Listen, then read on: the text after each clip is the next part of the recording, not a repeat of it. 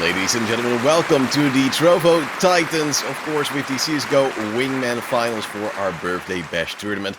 RJ, we're of course now going in towards the second day here of the Wingman Finals. We've had quite some interesting and very close matches, we have to say, yesterday. So I'm thinking that the further we go in the tournament, the closer they will get, right? I mean, that's the logical sense of, direction, right? So far, what we saw yesterday was incredibly captivating. I don't think we can stress it enough. The teams were so well matched with each other, and they just provided spectacle upon spectacle. It was insane to see how close almost every match ended up being. It was only towards the end that we maybe saw like one or two 2-0 results appear, but for the rest, well, these teams have just been, neck to neck. They have absolutely been at each other's throats. Well, of course, let's take a look at the format of this Wingman Finals, as of course you might be a little bit intrigued by what we have. Well, we have 10 maps which the teams might get to play. They don't decide it for themselves, as we have a magical chicken to decide that. It is in a best of 3, with of course the map machine to decide the maps, and the first to 9 in rounds will win the map. However, we've also seen yesterday that there is that odd chance of an overtime, and that of course makes it even more special, even more close, and even more scary for the teams to be in. Absolutely, and that provides even more spectacle, like I said earlier. And yeah, I think overtime is most certainly a possibility. You said it yourself, perhaps today will be even closer than what we saw yesterday. So honestly, I'm just really excited to see how it's going to happen. And now you can also see what these teams are playing for, obviously. If they manage to nab that first place, they will get 160 Titan points. And, well, obviously, that can result to 16,000 euros in cash. It's insane what's up for grabs. And honestly, I mean, these teams, I think they know what they're playing for. And this is easy money if you know how to handle a wingman tournament. Oh, definitely. Of course, those Titan points will count up towards the end of the year and could actually net them a beautiful extra reward in the end. But of course, the straight-on money is decent. Let's take a look at the bracket so far, because of course we've lost some teams as well in the process, and we're going to see the quarterfinals first. Only Aim, No Brain, taking on Speed of Darkness will be the first match on this stream. Then the second match on the stream, as we're only broadcasting 2 out of the quarterfinal, will be Cringe against Nutiki, and that means Esportal Talents and Wayne's Party will have to face for the Polish Pride earlier and off stream, and then Ines and Pobeda. I'm not really sure who we will see in the semifinals, but both of those, of course, will be viewed entirely. May the best win, I would say. I'm very excited to see what these teams are going to bring to play. Only Aim No Brain, for example, of course, they really provided some interesting matches yesterday. So, that's one of the teams that I'm going to look at. Let's see if their Only Aim strategy will get them even further in the tournament. And for the rest, honestly, all of these teams that are participating have proven themselves so far. So I'm just really excited to see how this all is going to pan out. I actually can't wait to get into those quarter and semifinals. Yeah, same for me, but RJ, of course, it's gonna be quite a hefty battle for them. I'm expecting the weather to be as nice outside with their places as it is with ours, so we might be getting a little bit on the hot side. RJ, are you also hot and ready for the viewer game? Oh, absolutely. I've been enjoying the delightful weather outside. I've been reading a book, so I've just been having a lovely time. And speaking of having a lovely time, there's also a viewer game available. Yesterday, we were quite terribly beaten, and if you think that you might just be the person, along with, of course, one of your friends, to beat us today as well, then just type !caster bash in the chat, and enter for the viewer game, where you can play against us, and where I can only hope and dream that Charek will carry me to victory. Yeah, of course, we also have a referral code you can use to sign up to be a referred streamer, which will earn you gems as you level up. The higher the level, the more gems you get, and those gems are actually worth some cold hard cash. 100 gems equals $1, and when you're already level 1, you already get 1,000, and that stacks up all the way to level 4, so that's pretty decent, RJ, I'd say. And our good friend Chameleon is also quite fan. You also said, weirdly enough, I hope we're not being beaten as hard as yesterday. I'm not sure where you get the we from, because I did pretty decently, got some decent 1v2 clutches. Oh wow. How did you mentally prepare for this match? Because of course it's a different day, it's a new life. Did you have certain supper which made it easier for you to also be ready for this sick viewer game later on? I mean, I had a bacon burger, and everyone knows bacon is, the food of champions. So I'd say that is definitely going to invigorate me to actually, perform and show everyone at home that we can actually play this game, or that I can actually play this game, I guess I should say, because obviously I have something to make up for compared to yesterday's performance. Let's just pretend like yesterday didn't happen, like that was just a one-off. Today, I'm going to be at the very least, be trying to focus on being a valuable team member and, a valuable other half in our duo, I guess I should say. Well, I believe in you, RJ. I just remember that the moment I give you the bomb, you just do whatever you need to do, and that is try to plant and hopefully go for a better play. So if we do win the night, we'll go for the T side. I think that's probably the safest option right now. Are there any other strats you might pull out of your head? Because we've seen quite some crazy strats before. Would you say if we play pit stop, you'll just throw tires at the opponents? Oh, that's a solid chance. Or maybe I'll get into one of those Formula One cars, I figure that I might have an easier time hitting my targets like that. It really depends. I think I want to use the map more. I feel like yesterday I felt a little bit clueless, so I'm going to try and counter that this time around and actually, play around with the assets, the elements that are there, so that I can perhaps, draw enemies out and try and get the drop on them. Because whilst I might not win in an aim battle, maybe I can just use my brains to try and overtake them like that. Well, I'm just hoping no one tries to knife me again, because that cost me a few years of my life, and as you can see, more of my hairline, which is already pretty much Oh, gone. So let's just stay on the positive, RJ. First, of course, we'll see Speed of Darkness once more. The Bulgarians, not Hungarians, I made a mistake there yesterday, yep. were pretty strong. I'm curious to see if they can once more bring some heat to the table. Who knows? Who knows, right? I'm very interested to see those Bulgarians perform, and really all the teams, to be honest. I think we've also seen some really strong performances coming from our Polish friends so far. So I think that every country might just have some really good things to bring to the table, to be honest. Really excited to see what spectacular aim battles or just tactics all around might be brought to the table today. Yeah, after seeing those matches yesterday, of course, we said before, Train and Inferno were our preferred wingman maps. Would you say after seeing some different maps being played, there might be a little bit of a shift in your preference, or not at all? I mean, a shift in my map preference, not all that much. I'm sticking to my guns, I would say. Definitely just, playing what I feel comfortable in.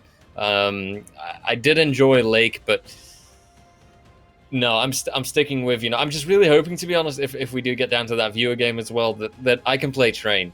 That I feel like that's my best bet. That is honestly my best chance. That's the one I feel, that's one of the maps I feel the most comfortable on. And maybe then I'll get a chance to shine bright like a diamond. Yeah, just wait in the corner and hope they walk past without spotting you. That's a very good strat. Talking about maps, of course, we have our magical chicken sending by with our beautiful map machine. Just a simple bash on the rod, and then we'll see what free maps we'll be seeing on this first series of today. Of course, we have a 10 map total in the pool, and it will be Terrain, Nuke, and Lake. So actually, Okay. some interesting and nice maps. Terrain, of course, we know and love. Nuke is a little bit hectic with it just being the lower bomb side, and Lake, well, RJ, you're the expert now, right? Oh, absolutely. We played on Lake yesterday, and what an adventure that was. I do wonder if in Lake, we'll see a team, playing a bit more around, I guess, the map in itself, because I think Lake offers a lot of possibilities with the rocks, for example, and if you are on that CT side, you can really just hide out and kind of force the Ts to go on a hunt for you. I think that it definitely offers some chances in that regard, but I wonder if it's going to get down to that. I could equally just expect the CTs to be playing around that lake house, I guess, position, and to try and make the best out of that, to just prevent the bomb plant altogether, for example, or just wipe out the Ts from the get-go. Yeah, of course, first we're going towards Train, a more longer range map where the AWP is actually an option. It Hmm. also has pretty much the highest height difference, or at least the most high difference you can play around with, of course, Pop Dog having quite a high ladder, but the same goes for Heaven. You have all those trains you can go up upon. But there's also some room for aggression from both parties. Are you expecting a lot of deviation from the A main area? Because, of course, we haven't really seen much teams actually go for the Pop Dog push. Or are you saying, well, Ivy's still on the table as well?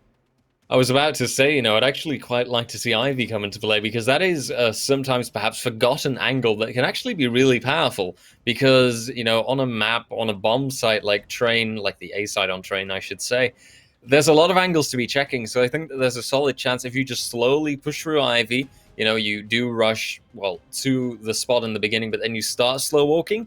You could be getting the drop on them, perhaps try and even go and push it further. Go via CT, then through connector, and actually get on the bomb site like that. I think that as a T, your best bet is actually to play with the surprise element. See if you can completely, well, overrule, I guess, or surprise your enemy and take over like that. I think that's the best tactic you can play at. Well, at least the CTs will know what side it will be, so that's a little bit easier than the usual Train experience. Then the second map will be Nuke, as we saw yesterday. I believe we've only seen it once.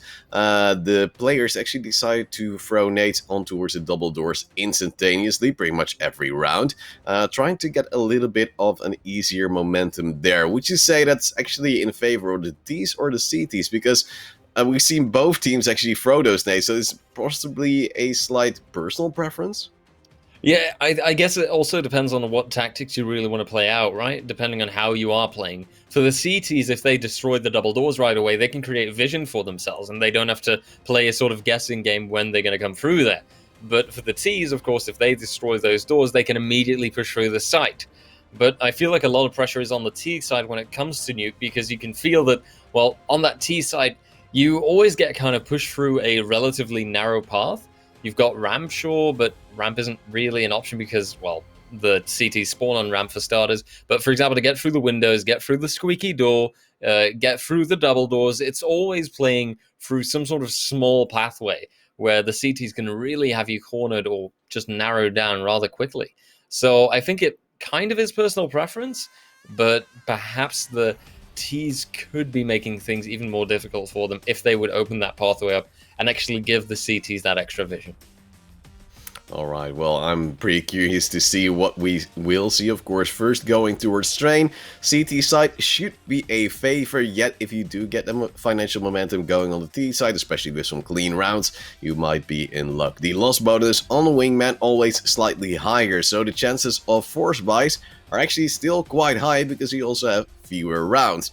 So that is always a little bit of a debate between a teammate or two, because if you lose a round, an Eco will net you an M4 or an AK. Yet you do also not want to lose too much because a half only has 8 rounds. So it's always a little bit of a fight. RJ, are you saying lose a pistol, force buy, or are you saying lose a pistol, then save and possibly have the better weapons? Lose the pistol, but force buy anyway, due to the loss bonus that you get at the start. But for starters, let's actually get into this. It's only Aim No Brain versus Speed of Darkness, where it looks like right now, Speed of Darkness know how to play a speedy knife. They take that round, and with that, they get to decide where to start. And seeing as it is Train, I would expect them to go for that CT side. At least that's what would make sense, I think. But we'll see that in a moment. Honestly, yeah, like you asked me, I think the force buy, especially in something like Wingman, I think that the force buy is something more important to play with, and that the force buy will net you, well, a bigger chance of preserving and creating momentum. Well, we do see only Aim No Brain going over towards the T side, as Speed of Darkness has now swapped over, I believe. Gosho and Light Dice have been quite a strong duo, as seen before, and I'm curious to see if they can make it work once more. Of course, Gosho known for his sick flexes of the abs. RJ, are you also flexing sick abs, or are you just flexing bacon burgers? I try and do both, but the thing is, when I try and flex my abs, you just, kind of see a bit of a belly and not a lot of abs. So I'm working on it. I do exercises, I swear.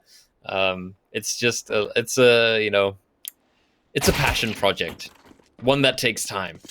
Just like sometimes some good USB one taps take time. Light Dies not with the cleanest shot, and Gosho shooting a flying duck out of the air, comparatively speaking, meaning that the Speed of Darkness can grab the pistol around and only aim no brain, are not off to the greatest start. Well, it is Speed of Darkness once more, just trying to bring a heated debate, as we said before, RJ. Of course, there is a little thing called the speed of light. We don't know the speed of darkness because it's the absence of light, but then you said it might be the same. But sometimes light might remain if it would be a particle. So that's a Wow. little bit awkward, as it's also awkward as Gosho tries to peek in towards the pop dog area. Now gives over the single M4 they had and leave only Light Dice with that FAMAS to fight. By the way, people at home, if you want to flex your aim on towards me and RJ, you might actually be able to if you put in ! Caster Bash in the chat. Maybe you will be selected to have that viewer game. You and a other random viewer might be making €100 in total, which you will divide between the two of you after you would take us out. But of course, RJ and I were primed and ready to bring you a pretty hefty fight. Oh, absolutely. Have to make sure that people don't get a free €100. You have to fight for it and you have to work for it, as they say. But we'll see how that all comes down. Like you said, ! Caster Bash to get a chance at that shot. Just like right now, it looks like only aim no brain. It gets a chance to come back. They take a round, and now full Speed of Darkness into more troubled waters financially, as Light Dies is seen with a deal in hand, and Gosho decides to go for the scout buy. Very curious to see how that scout will work out. Of course, he is on the CT side, and he does have the distance between his enemies, so it could work, depending on where he might be scoped into. Well, we do see Sego trying to move up with the M4, deals some damage on towards Gosho, takes out Light Dice as well. Well, this seems to be a clear-cut victory if the nade flies in, and that should be the end of Gosho. He's just far enough away to survive with 18 HP, only to be peaked by Itsuo in the end. 2-1 for only aim no brain, and despite the loss of that pistol round, which was pretty clean from the side of Speed of Darkness, now we do see quite a big turnaround. RJ, we also see a distinct lack of trying to save on the Speed of Darkness side. This might actually snowball out of their control. Well, you know what they say, saving is overrated, right? But let's see how those Deagles work out. I'd hope for them that they can still make it work. At least their utility play is working out well enough. They've significantly damaged Sego, and it looks like Gosho can work those Deagles. He gets a delightful double kill, and so Speed of Darkness also gets back on those double rounds. And well, there you have it. I don't know what you were worried about. Clearly, the force buys and the, continuous force buys, I guess, just work. Well, it's now 2-2, and apparently just going full ham might be the solution here. It's Sego, however, now with an AWP as well as an AK for Itsuo. Some decent util, but some light aggression coming in from Light Dice, as Sego has been light up by the Molotov being thrown in towards a main.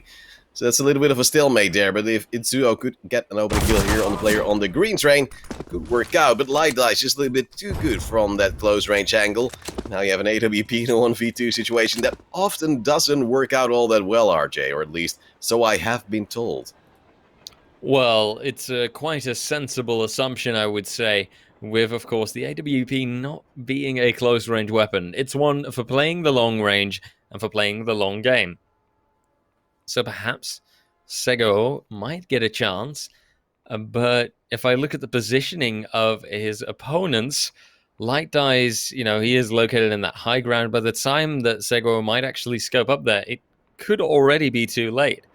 And with 20 seconds remaining, he is going to have to start sooner or later. So I do wonder what his plan is going to be. He is still very patiently moving up, P250 in hand, but is even looking towards heaven. Can he spot anything? It doesn't quite look like it, and now with 8 seconds remaining, he might just plant it safe. Oh, never mind. No, he won't. He goes down by the hands of Light Dice, and Speed of Darkness grab their third round. Well, that means they are now building some momentum for themselves, as we do now see a slight comeback, of course, but with the opening kill on the AK, it's a big hustle for an AWP to get that clutch in. And now, luckily, only Aim No Brain had enough money to get something for themselves. Those are 2 AKs and 2 flashbangs, but the lack of head armor on towards Sego makes it a little bit harder. AWP on towards Gosho makes the initial engagement for the CTs slightly better, but if it will be some close range contact, whew, it might get slightly more scary, RJ. It all depends on the initial fight. Will it be Gosho taking the win, or will it be one of the frags for only Aim No Brain? Well, that's the question, right? What might it be? What might happen right now? I am really interested to see how it works out, because Speed of Darkness, they do have that one-man advantage, but AWP is going to have to work wonders in the hands of Gosho. And it looks like so far, well, he is definitely got the capacity for it, I think, but I'd like to see more of him to actually be convinced. Now, though, he misses an important shot, and suddenly a lot more pressure lies on Light Dice. And sadly, he goes down by the hands of Itzuo, leaving only his teammate left. Sego does have to fall back, and now Gosho with that deagle. He doesn't need that AWP, because he just continues with the sick 1-digs, but sadly, he can't even succeed in that.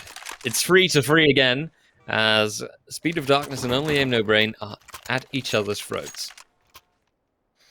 Yes, and that does mean that now we do see Speed of Darkness being able to buy in. Luckily, both teams having AWPs, but still a lack of utility now on both sides. But also still that lack of head armor on towards Sego. Of course, being the AWP, it's still quite scared with those M4s in hand. It's going to be Gosho, who might be on that close range, on that prowl, and looking for that initial frag. And oh, he almost gets an opportunity, but the shot from Sego is just slightly too good. Just a teeny tiny bit, right? But absolutely, that was a beautiful flick, and Sego with that opens up this round. Only Light Dice remaining, and well, suddenly he's gonna have to try and make that AWP work himself, where he's now playing his positions. He is circling around. He knows that his enemy can be appearing from just about anywhere, and Speed of Darkness are waiting it out. They are playing it patient, and they are taking their sweet time. But the time is mounting. 30 seconds, give or take, now remain. And Light Dice gets the first spot and the first frag. Now, he can start playing time. He can wait until Itzuo has to plant, and he's actually rotating around. This is, I think, a very smart move, but then he hears the plant, and the problem is he isn't even close enough, and the smoke obscures his vision, and this is almost guaranteed to go wrong, but no! Light Dice with the AWP manages anyway, and can commit to the defuse, getting his team Speed of Darkness one more round in. It's going to be a very slow defuse, as you would expect, but a very, well, quick hype call, I would believe, from Light Dice to win that round and once more take that lead for Speed of Darkness. The Bulgarians doing the work, and it's going to be only Aim No Brain on the back foot with now a Galil. Of course, this being the last round of the first half, they'll have to force in their way to possibly victory. But now I'm slightly intrigued, RJ. Sego has gone without head armor for multiple rounds now, and he then picks up a Galil with head armor and little utility. Yeah, and I have to say, you know, that utility is something I really miss because it means so much. But then again, you see moments like this where Sego seems to prove that he doesn't really need it. Then some clumsiness sadly leads him to lose his life, and Light Dice can't battle it out with the AWP. Itzuo takes the frag, and now as we go to halftime, things are on equal footing, 4-4 on both sides. And, well, it looks like these teams are well matched once again, and who knows, with this kind of performance coming from both sides, this could just as easily go to overtime. Well, it's going to be Speed of Darkness, hoping to at least get that pistol round in to get that momentum building, because now they're a little bit in the mix. It's either a yes or a no question every time they get close, but then also lose it in some awkward duels. And it's going to be, well, still a long way to go, I dare to say. And with those USPs, well, only aim no brain might have a decent shot, especially with two men stacking in towards that pop dog position. Something I would personally, as a team, not expect, especially this early on in towards this second half. Indeed, and well, it is the early part of the second half, we should say. Itzuo makes a good spot here, has seen some feet, and is now, I assume, making the assumption that this is the both of them moving ahead as one unit.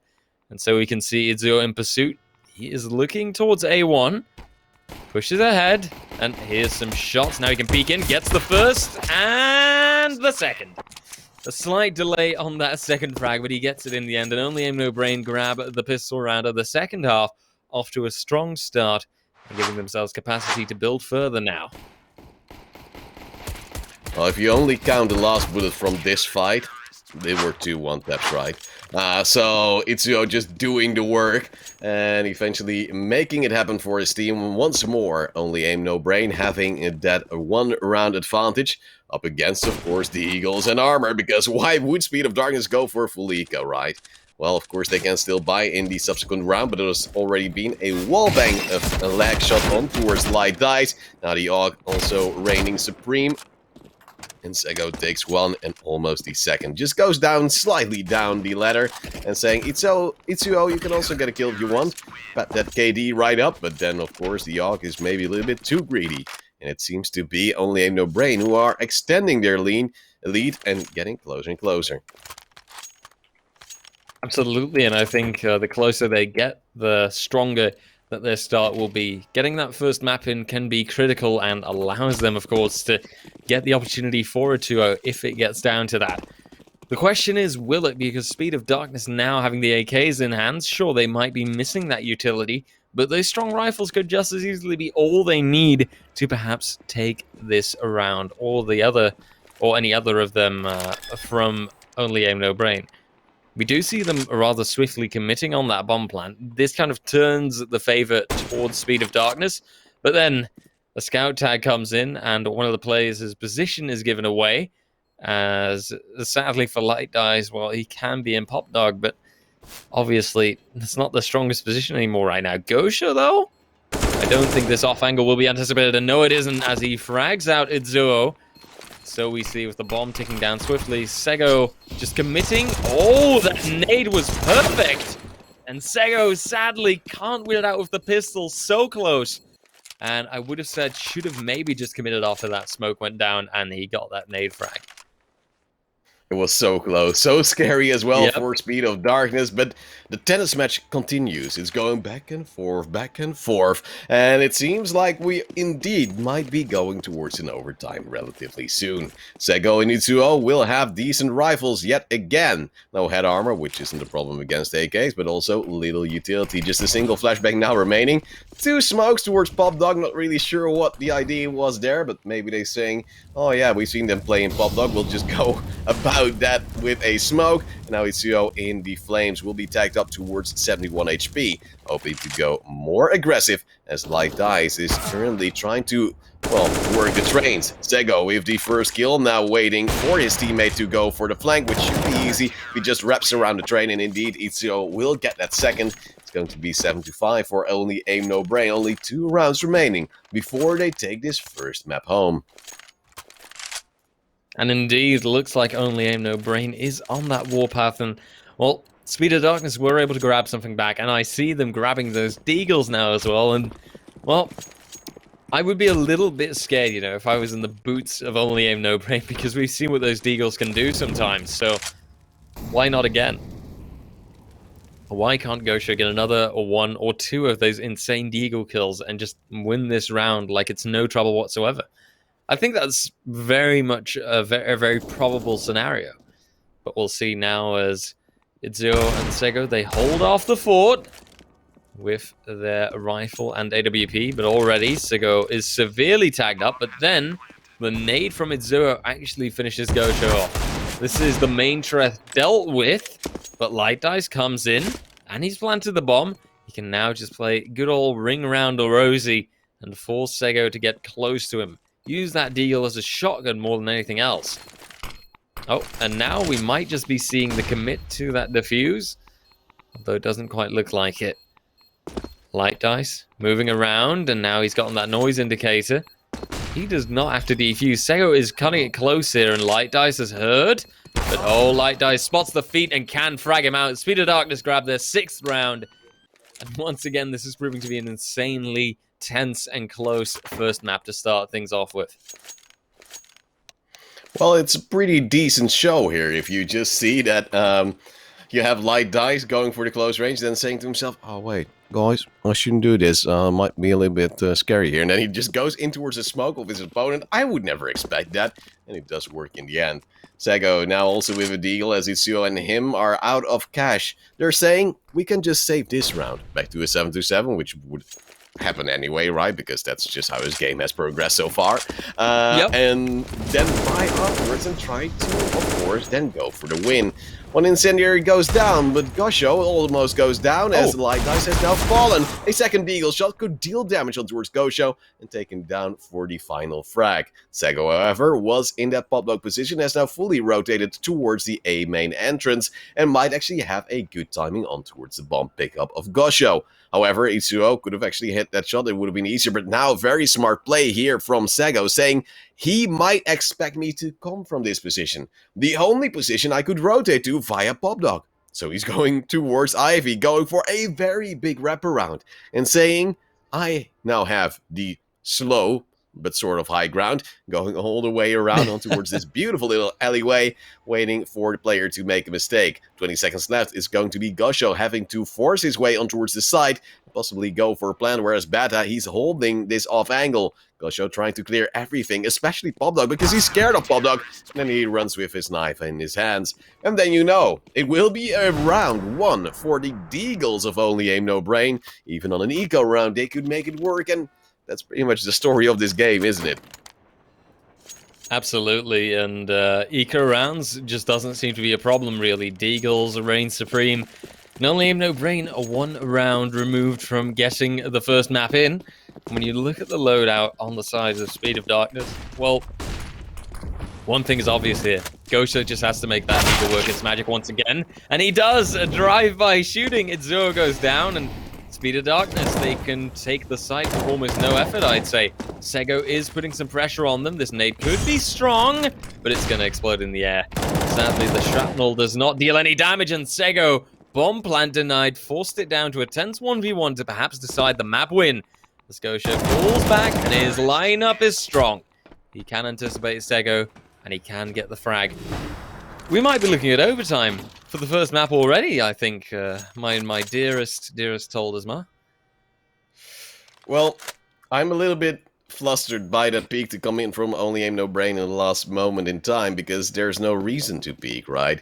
You have to wait for that bomb to either go for a plan once more, then you at least know he's on the side. And then, well, you might have a better shot at least knowing where the opponent will be. Now they're once more on an awkward round, this time a force buy. With a scout and a deal, yet that early frag this time, it's lacking. We see Sego trying to move across towards the connector position as the plant is coming through. It's going to be Itsuo from that A main position, who is of course also way too late to actually do anything about this. Sego might have good timing, spots 1 player, gets another spot in. He knows 1 will be in A main, that's an AK recovered. For, of course, the secondary player of Only Aim No Brain, but they don't know where Light Dice is. They haven't the slightest clue. They're actually worried he might be more towards the backline or IV position, due to, of course, not really having an angle on towards Pop Dog. Now he will be flamed off. Just go for the defuse, indeed. And now they might actually have a hunch. Itsuo just needs to hold off this angle. Of course, not peeking. Should make it clear that he should be in this position. It will be the body block. It might not be in time. 8-8. We're going to an overtime in the end. Just a millisecond too late there on the defuse, and just a millisecond on time there for the shot in the back. My lord, I never ever saw that going the way it did. So strongly played, and in the end, we see Light Dice holding things off, pushing things to overtime. Look at this. I really thought, okay, this was done, but no, Light Dice manages anyway. We go to the first overtime so far. Well, you know, kind of I told you so, but it isn't, you know, the wildest prediction. I think both of us could have seen this one coming almost. And it just goes to show how well matched up these two teams are, I'd say. Well, in the meantime, we see them slowly going down the public position, a play they haven't made before, so they might actually get a good call on towards Sego here, who's in the open, basically.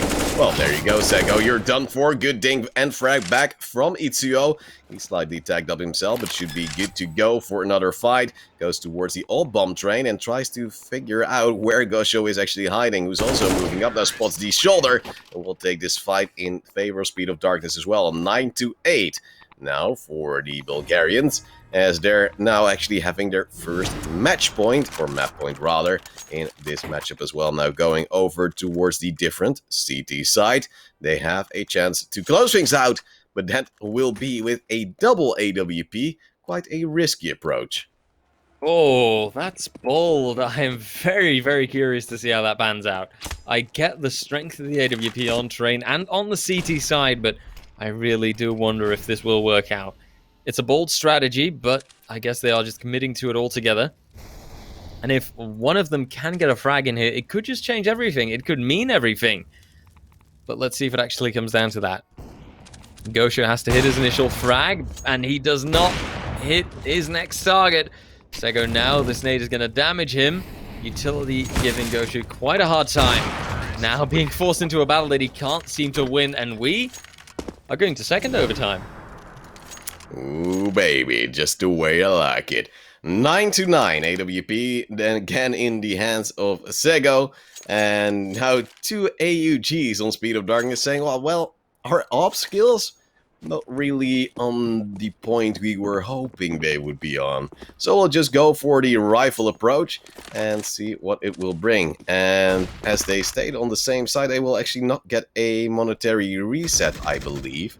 So that also puts pressure on that possible AWP dream. Good damage done on towards Itsuo. Now that double op for only aim no brain, with most likely a secondary AK standing by, which they were now, of course, swapping to. Yet I dare to say Sego might be the better option to bring that AK on and then have Itsu on the AWP, because a single shot is probably easier to hit with the AWP rather than a headshot with that AK now in hands. Indeed, let's see if that AK can work its magic against the double AUG, aka, of course, the AUG setup. Because at the end of the day, I think we all know the AK is simply the better rifle. But let's see if it can work its magic. Gosho now, using that high ground. And right now, I can't really even say anymore which of these two teams is favored at this point. I'd say that both of them seem to have equal chances. For Gosho, the high ground ends up working, and he does grab bomb control through this, but then he gets caught out. Gosho rotating around, but then fragged out by Itsuo, and that means Light Dice is going to have to respond quickly to deny the bomb recovery, which he does. Well played to get this round win in. And so Speed of Darkness do in the end actually manage to get the map win. I have to say, this was incredibly tense to start things off with. It was quite grueling and quite interesting to see that turnaround. First going for two AWPs. This looks like a solid strat. And then eventually, oh no, it doesn't actually work out. So we'll just go for a double AUGs. And well, apparently everything with an A is A-okay. And they make it due in the end. Again, just an initial tag, often a little bit too much, putting too much pressure on that AWP that has to force its way in. Going solo, going down, losing the round. That does mean, however, we'll go to Nuke with a map advantage for the Speed of Darkness side. So they could shut it out in a 2-0. But RJ, let's be honest here. How many shutouts have we seen? I think 2 out of 8 matches. So the chances of that happening is actually rather low. Yeah, I was about to say, I just don't expect it happening, to be quite honest. I just think that this will actually go to that 2-1 situation once again. And to who that 2-1 will go, I don't dare say. I mean, at the beginning, I might have thought here, okay, only aim, no brain is doing very admirably. They should have this map in the pocket. But then Speed of Darkness managed to turn it around completely. And honestly, that just goes to show, how well matched these are. And I mean, I'd be surprised if now it actually ends up being a 2-0, to be quite honest. I think that this should just be crystal clear, clear cut, another 3-mapper, maybe even more overtime later down the line, to be honest. I wouldn't be surprised for another overtime or two, because especially going on towards another more custom map that people are actually known to will be Nuke, of course, now only going for the lower bomb side rather than upper as well, just to make sure that the CTs won't have a definite advantage of always being on the rafters. This might actually mean that we'll see yet another very close and tense match, because the last time we saw Nuke, it was of course also very, very close. So I'm really expecting a chance of overtime with a slight bit of salt for a team that will be losing. But I also say there's a big chance of getting in towards a third map, and well, that will be slightly different entirely. Absolutely. I think that going to that third map, when you get into that decider scenario, it almost feels like the teams just play a little bit different, you know? That momentum is also a factor, as always, to see who really ends up on top and who ends up deciding really where that third map will go. We've seen that now in many of the previous matches, actually, where the team that actually does go for that reverse sweep, the team that wins that second map and then manages to tie stuff together on that third, is usually the team that managed to preserve their momentum in the best way possible. And, well, which one of these two could that be? Is only Aim No Brain going to come back here? Or is Speed of Darkness actually going to preserve their own momentum to perhaps make it that 2-0 anyway? I really don't dare say. Well, RJ, let's be honest here. What momentum? It's been a ping pong battle all the way, going back and forth, and it does not really seem as if there's a clear cut favorite here. If we, for instance, have a double elimination bracket, it would have been a possible final match, because I think this is truly the closest one we've seen so far, with both teams, of course, having some fan favorites in there. Yesterday, we called him a Banjo because he's apparently chat banned. Today, we call him Sego on the side of Only Aim No Brain, but also Light Dice has been playing, well, lights out so far, so I wouldn't be surprised if he has a chance at the victory as well. Who knows? Who knows, right? I think that the chances are all up for grabs. And with those chances, of course, a beautiful prize pool. You know, not to forget, bless you, of course, Thank you. that it is a very, very important to know what these teams are playing for. And of course, if you'd like to play yourself, there's still that exclamation mark Cast the Bash in chat. If you think, you know what, I might not be playing for the 1,600 euros that the number one team will get at the end of this tournament, but I do want to have a shot at those 100 euros for beating, of course, no one other than us, the most wonderful casters in the world, I dare say.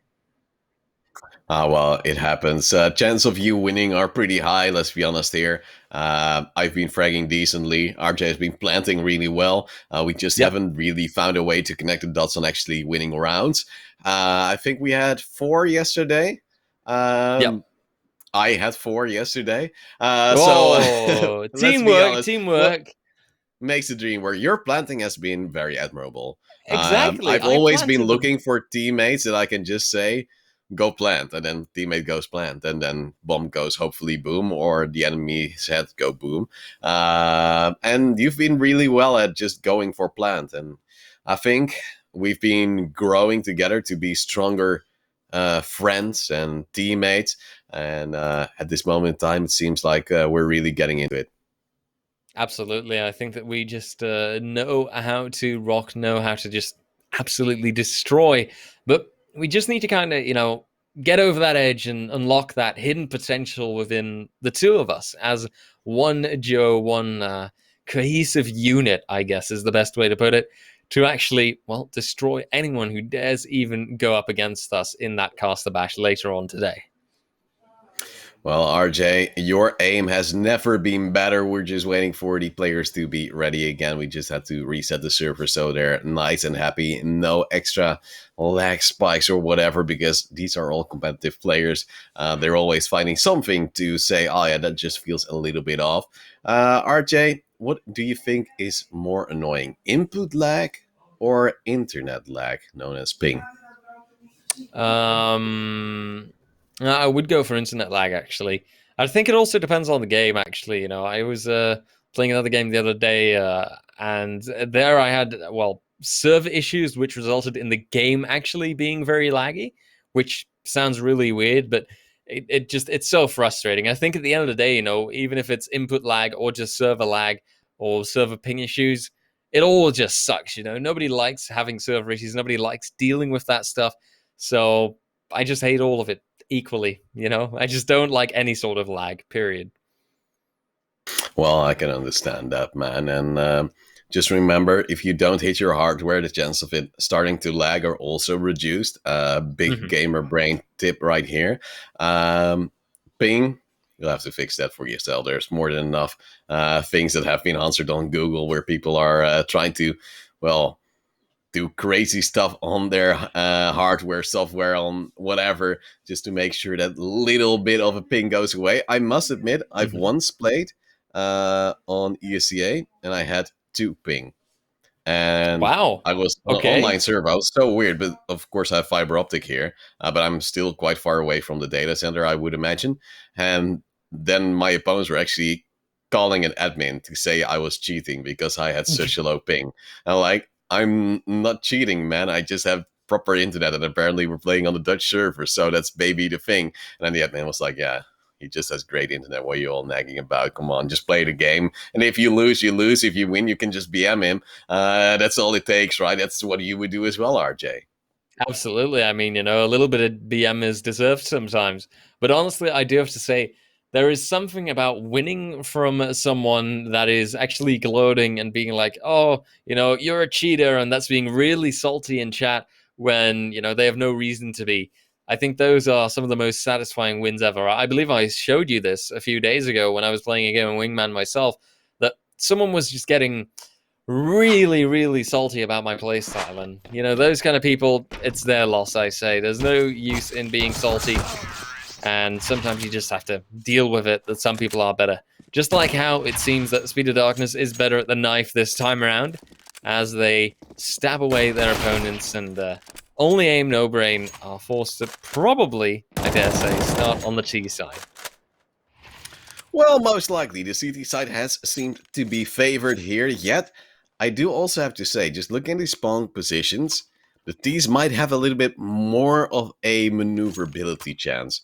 They can go for the single door, they can go for window, they can go for double door, they can wallbang via defense. Whereas on the CT side, you can play ramp, maybe be a little bit earlier in the window room, but that's a little bit 50-50, or just go on the rafters. That's pretty much all you have. So that's a little bit scary. And if you want to go for the window room, you have to make noise. So that's also a little bit of an iffy play. Now we do see Gusha with a USP looking for an angle, but that angle is just a little bit too small. However, Light Dice already took down Itzio, and as now Sego goes for the chase on the roster player, it will be Gusha to take him down via a beautiful headshot. 1-0 for Speed of Darkness. As you said, they might have some momentum from the previous map. And it seems like they've already put it to use now with that 1-0, and hopefully more to come with 2 M4s in hand. Indeed, that should give them the solid boost and the momentum to continue with. Those M4s are always strong at holding off a side. And case in point, it seems as Light Dice and Goshu both get 2 clean frags. Well, 1 clean frag each, and they get 2 clean frags together. You get my point. Speed of Darkness also put in the second round just like that. And now it's time for Only Aim No Brain to come back with 2 AKs in hand themselves. Whereas Speed of Darkness, well, I would say that right now there is still some utility coming up there in a moment after things are going to get going again. Well, maybe they're saying, oh yeah, my aim, it's not there, my brain, it's also gone. I need some help, I need an adult. And maybe that will just be whatever they need. It's going to be 2-0 for Speed of Darkness. This might also be something that only Aim No Brain is talking about, because they have never seen such a lead. But of course, true esporters, RJ, it's a common thing. They Yeah. sometimes need to go to the toilet really bad. So Light Dice just What? felt that pressure physically, mentally, has now gone to the toilets, as of course we can't really let him wet his seat. And if No. he's back, we'll be coming back in towards this match. And then hopefully he'll still be rocking lights out. But sometimes, hard, I have to say, I've heard it from other people as well, when you are in need, your frags come with speed. Really now? I see the logic behind it. I get what you're saying. But yeah, I do think it would be a little bit more comfortable to play when you don't have the feeling of a full bladder that is just pressuring you all the time. And I have to say one thing, at least he's probably drinking lots and lots of water, which I can only cheer on because it's important with this kind of weather to stay hydrated, folks. So don't forget to grab a bottle of water when you can. For now, though, let's see if Speed of Darkness is going to grab any more frags as Sego and Itzo slowly but surely inching closer. But only Aim No Brain are putting down a very decisive hold on this bomb site. Light Eyes looking to windows. And Itzuo in the vicinity of Squeaky. Sego is going to have to get that initial frag, but now you can see what the difficulty is for the T side when you are playing against the B bomb side. Every time that you go out, you're going to have to go completely exposed, and you are basically offering yourself up for the CTs defending the bombs. Ooh, they're walking out into a crossfire. Light Dice with a beautiful spray down, going for another round for Speed of Darkness, 3-2-0, and currently 0 deaths on the side of the Bulgarians. So I'd say that's pretty decent. So far holding on strong, and they're looking at each other like, we just have overtime in the previous map and now lead by 3-0. Well, don't you worry, Speed of Darkness. There might be a little bit of turnaround coming on the second half, as of course the CT side on this map is quite heavily favored. Now the initial frag might be going on towards Sego, but he's running away. As Nate will chase him soon, but he'll be long gone. Going for sanitation to open the door and maybe open the round. We'll see if that works out. Right now, I'd say most of the, thing that has been opened is Speed of Darkness. Their chance or potential to get a frag or two, seeing as Sego is already significantly tagged up and he's only got that deal to work with. Now we see it happen. Light Dies, even with a wallbang at the end there, to take out Sego. Kind of yoink the frag from Gosho, I'd say. But hey, he still gets an assist. And at the end of the day, you know, if you're playing with your go-to teammate, if you're one solid duo, then it doesn't matter if someone takes your frag.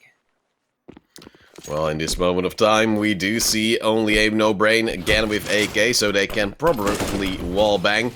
Open the doors, goes the wrong way. Classic, because there was a smoke on the other side. And we see Gosho now playing on the deeper ramp position, hoping that there might be a cheeky peek to follow.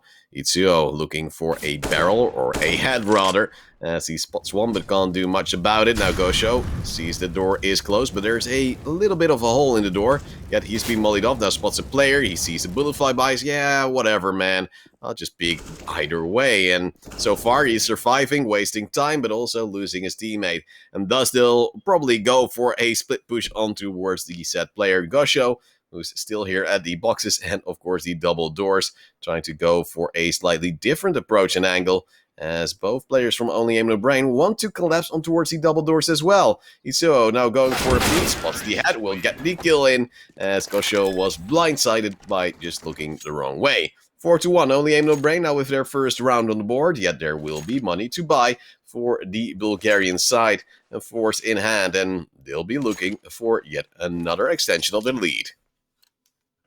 Yeah, that's their main focus right now, and luckily they did have the financial reserves to work that lead out with. But we'll see if they can extend it. It could be Only Aim No Brain that have actually found their turning point now, and have found a place, or a angle to work off. So, if they can now push through, and if they can make this work, get their utility lined up well enough once again, then maybe there's a chance. Maybe they could actually secure the bomb site just 1, 2, maybe 3 more times. Perhaps get that similar 4-4 result that we saw at the end of the first half in the previous map. But right now, Speed of Darkness does seem to be favored. But let's see if they can hold on to this advantage. That is the main question right now. And, well, the way utility is being used by Only Aim No Brain, they are at least eliminating one of the 2 players rather well. Well, it does seem like some damage has been dealt, but that's not everything. We might see some more beautiful things to come, and it would be around for Only Aim No Brain to once more make this match a little bit closer. A smoke goes out, a player moves in. It's Gosho actually mistiming himself.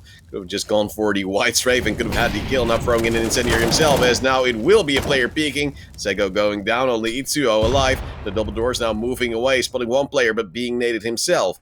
Going with only 10 seconds and no bomb in hand. It's just a matter of surviving for Speed of Darkness, and so they know, but Gosho, he's running away big time, just going as far away as possible, and it's going to be 5-1 for the Bulgarian side, as Itsuo will just be insulted even further, and losing his AK, meaning he has a lack of util. Painful, painful, and now, an AWP in the hands of Sego. I am very curious to see how this will work out, because honestly, if there's a weapon that I would not use in this location, in this situation, then it would be an AWP on the T side. I can get the idea behind it, I guess, but it feels like a waste, honestly. You don't have really, really ridiculously long angles. Most of the people that you're going to see are going to be close and right up in front of you. Case in point, as Gosho eliminates Sego, actually thanks to his AWP with his barrel sticking out. Itsuo at least not tagged up as he frags light dice, but well, Gosho can just wait it out and he can play positioning now. He just has to be patient enough. He can't risk exposing himself too much, because otherwise Itsuo will be able to catch on to him. Well, it's going to be Itsuo just in the fence, expecting someone to push on towards him, but Gosho is saying, yeah, how about no? As we're going to just be a little bit of a slower approach. Double doors now for Itsuo, as Gosho is still on the rafters, might be having a good timing, but as he hears some noise, he gets the peek, he gets the spray, and of course that means he gets the round. 6-1, Speed of Darkness now quite heavily in the lead. Only on towards the last round of this first half, they're looking for the 7-1. A nearly clean side to be on. And we're going to be, of course, only aim no brain, looking to bring it back on that T side. Let's see if that T side will make a difference, because right now, Speed of Darkness, their CT side is looking just, well, about as decisive as we've seen them the whole match. Right now, Itsuo takes that initial frag, so at least eliminates light dice, and they do have Gosho stuck in quite a difficult corner. Utility is working well to put him down. Gosho now using that utility himself to actually eliminate the Windows position, but he's getting double peeked and he feels that pressure. Can get the one frag though, and now play that time. He knows Sego is close, I think, and he can fall back, and indeed Sego does go for the fight and end up winning that. The halftime score is 6-2. Speed of Darkness with a considerable advantage right now. And only aim no brain with quite some work ahead of them if they do want to come back from this. I'm still so confused as to how we actually managed to win that battle, but we'll just take it, RJ. We're not complaining, we're accepting it. And now we're going to see what this match will further bring, with now Speed of Darkness on that T side. The pistol round is most likely the easiest round to get, as you are forced on that close range engagement. And those Glocks will shine with more bullets, higher rate of fire, yet a little bit of a lower accuracy. Running out of the window, we see Gosho with the opening kill. Itsuo will get one back, but this is close range, as I said before. Itsuo might have the better angle, but might not have the better aim. It's Light Dice now with a 7th round for Speed of Darkness. And that means the better buy will be in favor of Speed of Darkness with the Galil for Gosho. And Light Dice, he is still doubting. MP9 on towards only aim no brain. And a Deagle for Itsuo, and that might just do the trick as well.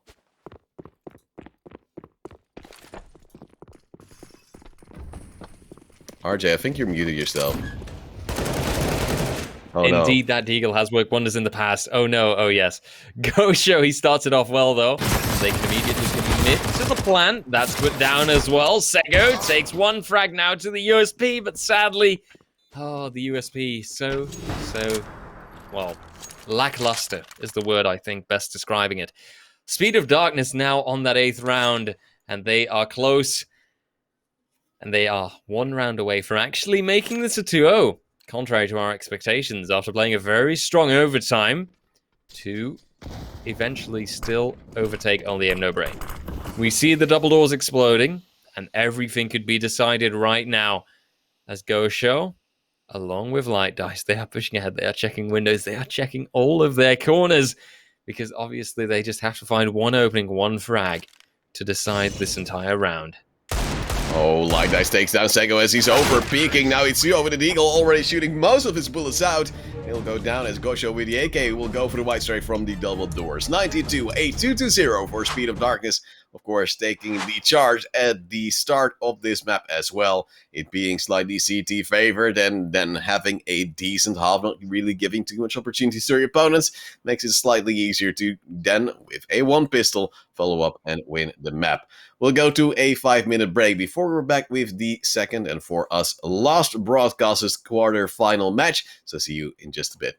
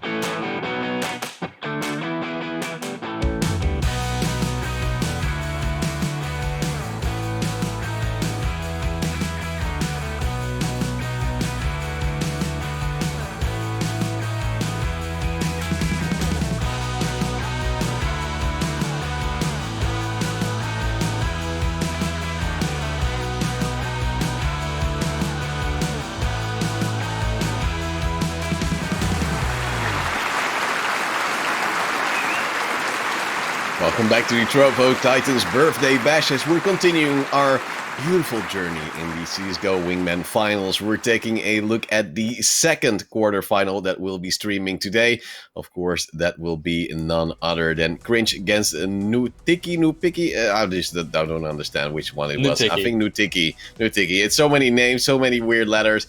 It's not even Dutch, so my brain can't handle it, RJ. We've seen Nutiki yesterday as well. They were a pretty decent team. I believe they took out Fixtinho's party, if I'm not mistaken. So just being able to take them down, well, you must be a pretty decent lineup. Oh, absolutely. They've proven themselves yesterday, but the question is, will they do it again? Because, well, honestly, you know, there's a lot up for grabs here, and the closer they get to that grand final, the closer they are to a delightful prize to be playing for. So, I'm once again very curious. Perhaps we'll see overtime again in this matchup. Everything is possible, it seems, in this Wingman tournament. Everything, you know, to make that Trovo Titans Birthday Bash a little bit more special. And, well, talking about special things, there's another special thing coming up after this first game, isn't there? Oh yes, casters can't play, you might ask yourself. Oh, we can, darling. We have a viewer game after this quarterfinal, of course, that means after this best of 3. And you can enter to win 100 euros with another random viewer that will be selected after the match. Type !casterbash in the Trovo live chat to enter the draft, and maybe you will be chosen along with a random teammate to destroy us, or maybe be destroyed. We never know, RJ, as the opponents will be random. Our skill will be as well, unfortunately. Very much so. All decided by, you know, well, figuratively speaking, the toss of a coin to see who will win and who will get up there. Honestly, I'm very curious, and I'd say that may the best win is the best thing to say. Just like, you know, may the best results come out from the map machine. We have a beautiful chicken that, for us, is going to hit the lever and then decide what maps we're going to be seeing. Any quick last-minute predictions? Cobblestone, maybe? No, it's going to be Vertigo, Pit Stop, and Inferno. Okay, well, we've seen Pit Stop before yesterday. It was quite a CT favorite map, if I'm correct. Yes. Due to the maneuverability early on in the round that the CTs have. Vertigo is a little bit more of a difficult one because the T's can force, of course, that close range issue what might be a slight favor for themselves, but still there the CTs might have a little bit of a maneuverability advantage. And then Inferno, well, we like that map, so to say. There's a little bit of a chance to throw your normal executes if you know them, and of course, well, then there will just be a lot of mayhem going around with some player in pit which you can't kill, but he can't kill you either because he's trying to jiggle peek and it doesn't work. It's what we've all seen many times in matchmaking.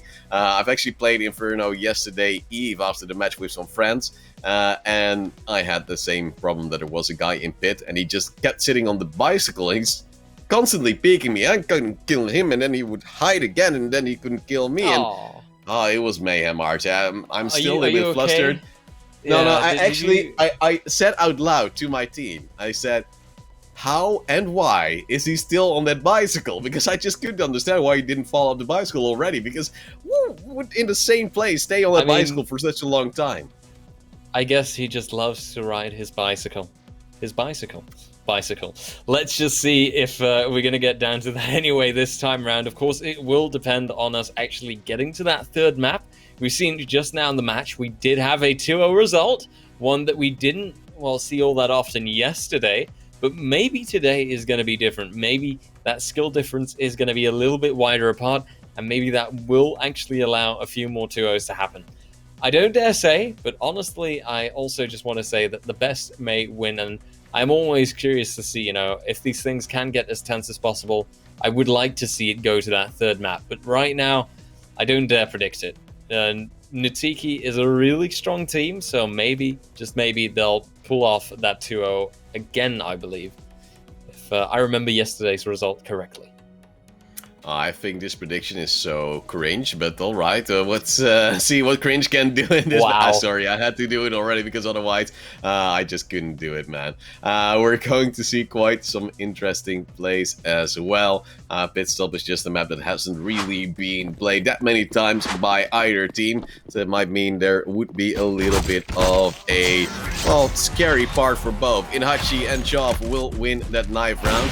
Chop actually already joining up early in this stream as he joined the chat quite early, and that's just the dedication you want from a top player such as Chop.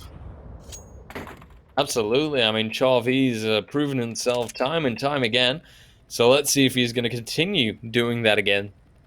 If I'm not mistaken, Chov also the player that really proved himself with some insane deagle skills earlier as well yesterday. So, well, I'd just like to see it happen again. I love me some 1-deags, so the more 1-deags, the happier I get.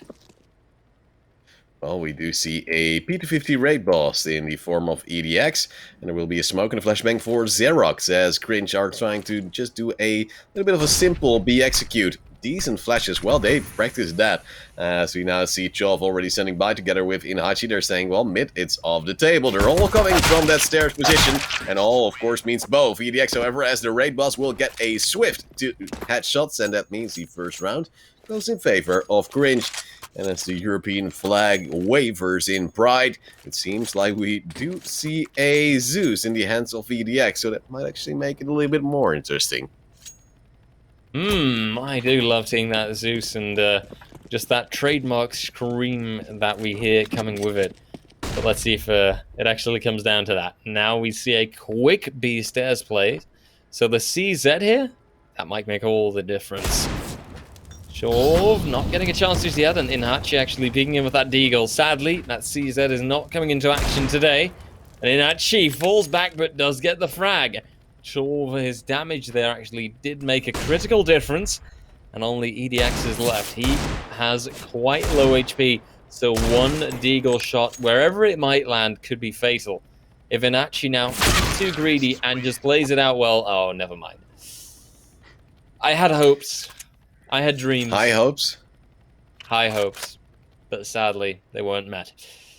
Cringe, though, they are doing it rather well, and maybe maybe I just like that team a little bit because I can see my own initials, in their name, and I can see RJ in there kind of, depending on how I look at it. So I like them.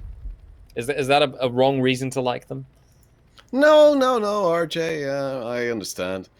Just find it slightly weird and cringe, but okay. Wow. In the meantime, we do see Xerox standing by with his Molotov in hand. He'll just, of course, molly this close angle, just to make sure there's nobody behind the wood, yet the wood does not burn. So, workplace safety actually really good here from Nutiki, as the CTs are holding it off properly. It's going to be a very, very slow approach, but once more from that B stairs position. A little bit of a flashbang coming in for a peek to follow by Chop, but it doesn't work as Xerox was just a little bit too early and too quick with his response. Counter smoke coming in, however, as Inhachi, he has been smoked off slightly, and there will be another smoke to follow. He's still a little bit scared of a possible flank. Now there will be the push coming from EDX, who's trying to move past that smoke, or at least on top of some boxes, and possibly then get an angle as the dink comes down onto Xerox. It's going to be quite awkward, but still a win nonetheless for Cringe. And despite us trying to hype up Nutiki, I think we might have seen a stronger challenger here. Yeah, absolutely. It seems like Cringe just knows how to handle things a bit better. And, well, they're proving that so far, but maybe it is also just that T side, or CT side. Wait a minute. Yes, tell me more. Yes. No, I was a little bit... I swear the UI just switched there, or I'm going insane. No, you're going insane, obviously. Oh, okay. That T side is working out well for them. EDX also starting off strong again as he gets a frag, and Inhachi now last man standing. The aggressiveness there on the Nutiki side not working out all that well. Well, Inhachi is looking. He's looking! But despite his beautiful catsy eyes, he's not really able to find. On the other side, EDX also has a cat logo, so they are in sync, yet on the other side. Which cat is more cute? RJ, give me a number out of 10 for both cats, please. I'm gonna give Inhachi his cat a solid 8 out of 10. I just love the expression on the cat's face. It looks completely startled, like it just saw a cucumber, if you've seen those kind of cat videos before. EDX a meager 6. I'm not all that impressed by the digital design. Sorry. His nades are good though. Oh, sometimes you just have something going for yourself, and it seems like those nades are doing the work, as well as the reverse 007. EDX now with 7 kills, 0 assists, and 0 deaths. Only Xerox has got a 1-2-1, so that's not bad either. That's just not as great as his teammate. And sometimes there has to be a difference. 4-0 now for a Cringe. You just have a very solid difference here for the sides. This, well, regarding the round score, as Chav wants to go for a little bit of peek because they've noticed they're only really coming from the B stairs. Let's just try and contest that. They're just waiting, flashbang in, try to get some control again, and Chav, he is now standing on top of this wood, which is always an awkward angle to clear, but also to contest. And that means that now EDX will go down as he's more looking towards the staircase itself. Chav, he might go for a little bit of an over-aggression here. Head of Inhachi not spotted yet, so that's lucky for him, but maybe a little bit unlucky for Zarek, who now has to be the man of the hour, and just when he needs to, he will step up for his teammate. Solid indeed, and Cringe so far, showing that there's nothing cringe about their performance.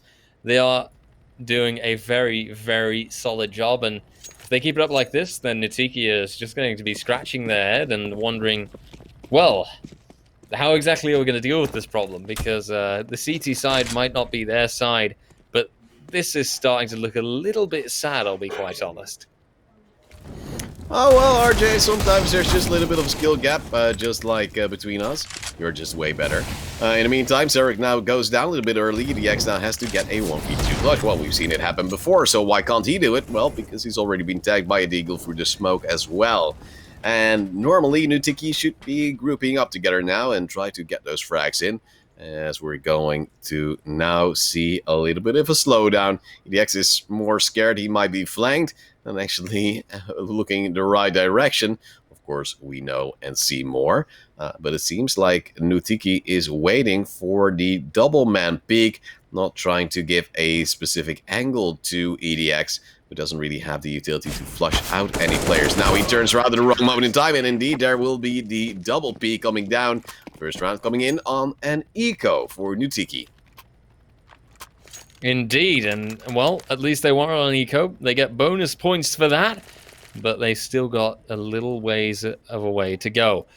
Still 4 rounds behind. That means that, well, Cringe is, well, Nutiki still has quite the work ahead of them. And see?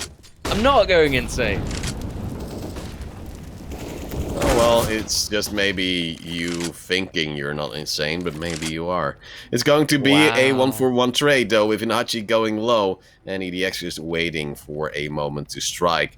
Inhachi actually going for a very long way around, and he knows that EDX plays these kinds of things slow. And that's just, well, a little bit awkward now, because EDX is still waiting, doesn't really have the bomb in hand.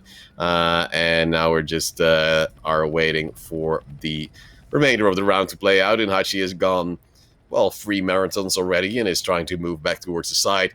He's just living life and enjoying the moment. As well as EDX, who's clearly not afraid of heights, sitting so close to the edge. RJ, would you be able to do that in real life? Oh yeah, no problem. I don't really have a fear of heights right away, so I think I'd be okay, but I would play it safe, you know. I'm not necessarily going to just bangle my legs over the edge if it's not necessary. Oh well, in the meantime, we do see Nutiki actually losing the round, and Cringe will bring it home for a 6-2-1. EDX once more, stepping up when he needs to. It's Inhachi and Chav who are now in the last round of the first half saying, oh, wait, mate, I only have money for an AWP and a Deagle for my buddy. Well, good luck with that one. If you get the opening kill, you might make it work. But the last 2 rounds, they've had the opening kill, only won 1 of those. So statistically speaking, not really the real thing to bank upon yet. If Inhachi takes down 1, why not be able to take down the second incendiary moves in, as I believe 1 player's already crossed. Yeah, that is EDX, and that is the opening frag in favor of Cringe. And that means that they now have a good chance of finishing this map as well. Inhachi, hello? Hello, you're being shot at, man. He's so crazy. This madman, he just is not paying any attention whatsoever, and I expect a double peeker soon enough. Inhachi falling back now. I believe that was a leg shot there, if I saw it correctly. Xerox only 15 HP left, and now Inachi, he's struggling, and he should be feeling the pressure soon enough. As Cringe, the team is slowly but surely getting closer and closer.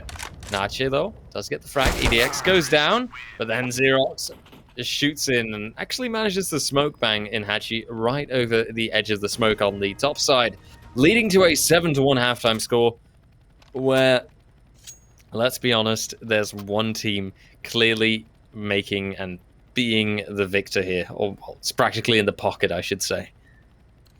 I'm a little bit flustered though by EDX moving in a little bit more aggressively than his teammate, not going for a double peak, so to say. So if you just go in a 1-by-1 like this, you give 2 chances for the Opper to get the frags in. Xerox now here's the players move in. That's a cute headshot on towards Inhachi. Now tries to get the second on towards Shove. And there's no need for EDX to step in himself. 8-1 map point here for Cringe. And oh, what's happened? Oh no. What did he do? Oh no. Is that a tilt factor just going in? I was just going to say, one of the Nutiki lads just deciding early on, nope, I'm done, whatever. Chorv has already thrown in the towel. I don't know if this was an accident. I can't say if Chorv tried to maybe make that jump, but I think don't know, because the round didn't start yet. It was in the freeze time. I have no idea. Maybe he already quit the server. Maybe for him it's already a lost cause. Oh, I guess we'll see what... Yep, I guess we'll see what Inhachi is going to try, but right now his odds are looking anything but favorable. Well, glitch or kick, it's the only thing I can say out loud right now, as we're going to see a little bit of a slow play from Inhachi, going once more all the way across the map. And his MP9 opponents are just mainly focusing on that B stairs. Because Inhachi now pulling him out, will be dinked up and will be finished off as well for that 9-1 to come in. Cringe now taking that first map with a decent enough lead, and they'll be quite happy to continue that on towards the second. But RJ, we have to say, the second map is a little bit of a curveball. It's going to be Pit Stop, which is a map maybe not being played as many times by the players before, so they might have a little bit of time needed to adjust. I think that the, knife round is going to actually decide everything there. Anyone who wins the knife round is, at least sensibly, I hope, going to start on that CT side. And, well, if Cringe in this case will actually get the chance to just once again reign supreme, get that 8-0, perhaps even halftime result, I could see it happen, to be honest. Or even if it's, 6-2 or 7-1, that's still a massive advantage to start out with on the T side. And all they need is a few lucky shots, and it's in the pocket. They make it a 2-0, and that would be the second 2-0 that we're seeing today, contrary to, I would say, what we've expected so far. Oh, definitely. Well, Pit Stop always a weird map to see. The CTs have a lot of maneuverability, as said before. They can go towards the side, try to camp there with many options for cover. They can go upstairs, try to cut off deep Ts on their initial rotation, but they can also go for a very quick flank. Because the Ts, they have to choose between 2, 3, 4 options, and they choose one with the 2 of us. They'll just be leaving 2 or 3 more open for flanks to come in. So the CTs, they might be once more in favor here, so that knife round is ever more important. Something not really won in the previous round by Cringe, but well, maybe this time they can just say, oh, we'll just stab them to death and go for that CT side in our favor, and then just rake in that 2-0. Then we'll have 2 zeros done and dusted already, RJ. That's a little bit contrary to what we've seen yesterday. Oh, absolutely. I would be very surprised, but hey, who knows how this is all going to turn out. Let's dive into that second map and see how the knife round is going to go. If Cringe can win the knife round as well, then things are going to be very positive for them, and they do manage, all by the hands of EDX, who gets those 2 knife kills in. And that does, well, most likely mean that they are just going to stay on their CT side, the side that they're on right now. Like I said, cannot imagine them actually deciding to switch to that T side. There is no possible way that they would do that. But we'll see. Maybe they surprise us, but no, doesn't look quite like it. They start off on the CT side, and with that, they take a massive advantage with them. They're closer to the bomb site, and they have so many angles to play with. The T's are in such a tough spot to actually get the win in this case, but we'll see what they try and manage. Well, here we do see that CT aggression coming in quite early. They might actually face off each other a little bit earlier than they expected. Xerox again in that CT pistol doing the work. EDX not really necessary to step in once more. 1-0 for Cringe. And this could have gone either way, let's be honest here, RJ, because that close range, those Glocks should be in favor. But if Xerox just steps up like that and he can get those two beautiful headshots in, there is a good chance for the CTs to get that lead. And now second round, Tech 9 and a Galil being bought up by Nutiki, going for the exact same angle. EDX this time overrun. But Xerox only able to take down one, as that early frag from Inhachi was enough to seal the deal as well. 1-1. Nutiki doing well on this CT side map to keep it close. Yeah, I'm very surprised that they would go for that aggressiveness once again because, well, you can kind of, you know, try it once and then it's nice, and it was a battle that they already shouldn't have won, but to try it again is, well, perhaps not the smartest strategy, I would say. But we'll see now what they make of the pistol round, and it doesn't seem to be all that much. Nutiki get another round thrown in their lap, and they take the 2-1 scoreline right now. And so Nutiki leading with an advantage. This is what they are looking for. This is what they want. So let's see if they can actually keep and hold this advantage this time round. Well, AK Galil against two M4s. Nutiki are looking for the chance here to bring it home in their favor. Pit stop might be their map. It's a little bit too early from the Cringe side, but that timing is, of course, quite hard to get accustomed to if you don't know the map. And Xerox actually out-timing himself. Talking about timing, darling.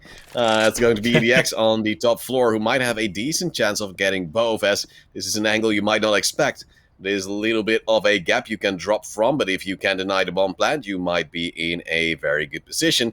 But he's once more maybe timing himself, as the bomb is now returning towards the side. They're doubting, but they're considering this position. However, Inhachi is now on fire, taking another kill, and now a first round for Nutiki. And indeed, that is just Cringe kind of losing their grips of this map altogether, and that on the CT side. We were hyping up them starting on the CT side, but it seems like, well, for Nutiki, it is no problem whatsoever to actually be on that T side. They're managing perfectly well, so I do wonder what exactly Cringe is getting at right now. But we'll see. Maybe they have some crazy tactics in mind for that T side. Maybe they are just taking it slow to surprise us. I am very, very curious to see how it will all pan out. In the meantime, Xerox is trying to go for the 1Ds, gets one on towards Chov, and that's maybe a very big one to come in towards this map. Goes for a second peek, now will be dinked himself, but luckily that door is quite hefty. It's going to be Inhachi going for the peek and will take him down, has probably hurt EDX as well, and this is now a fourth round for Nutiki already. I really thought this to be a CT-sided map, but maybe that small, well, test sample might have been wrong, RJ. Maybe. I guess we were just completely tunnel-visioned on the one time that CT side went ridiculously well. Because right now, it seems to be far more challenging than you would have expected. Nutiki is, quite frankly, just, well, dominating Cringe at this point. They are playing far better than they did earlier on, and I'm glad to see that they have seemingly learned their lessons, but I will say, Cringe, I wonder what suddenly happened. Is it just this map that they do totally not feel comfortable on?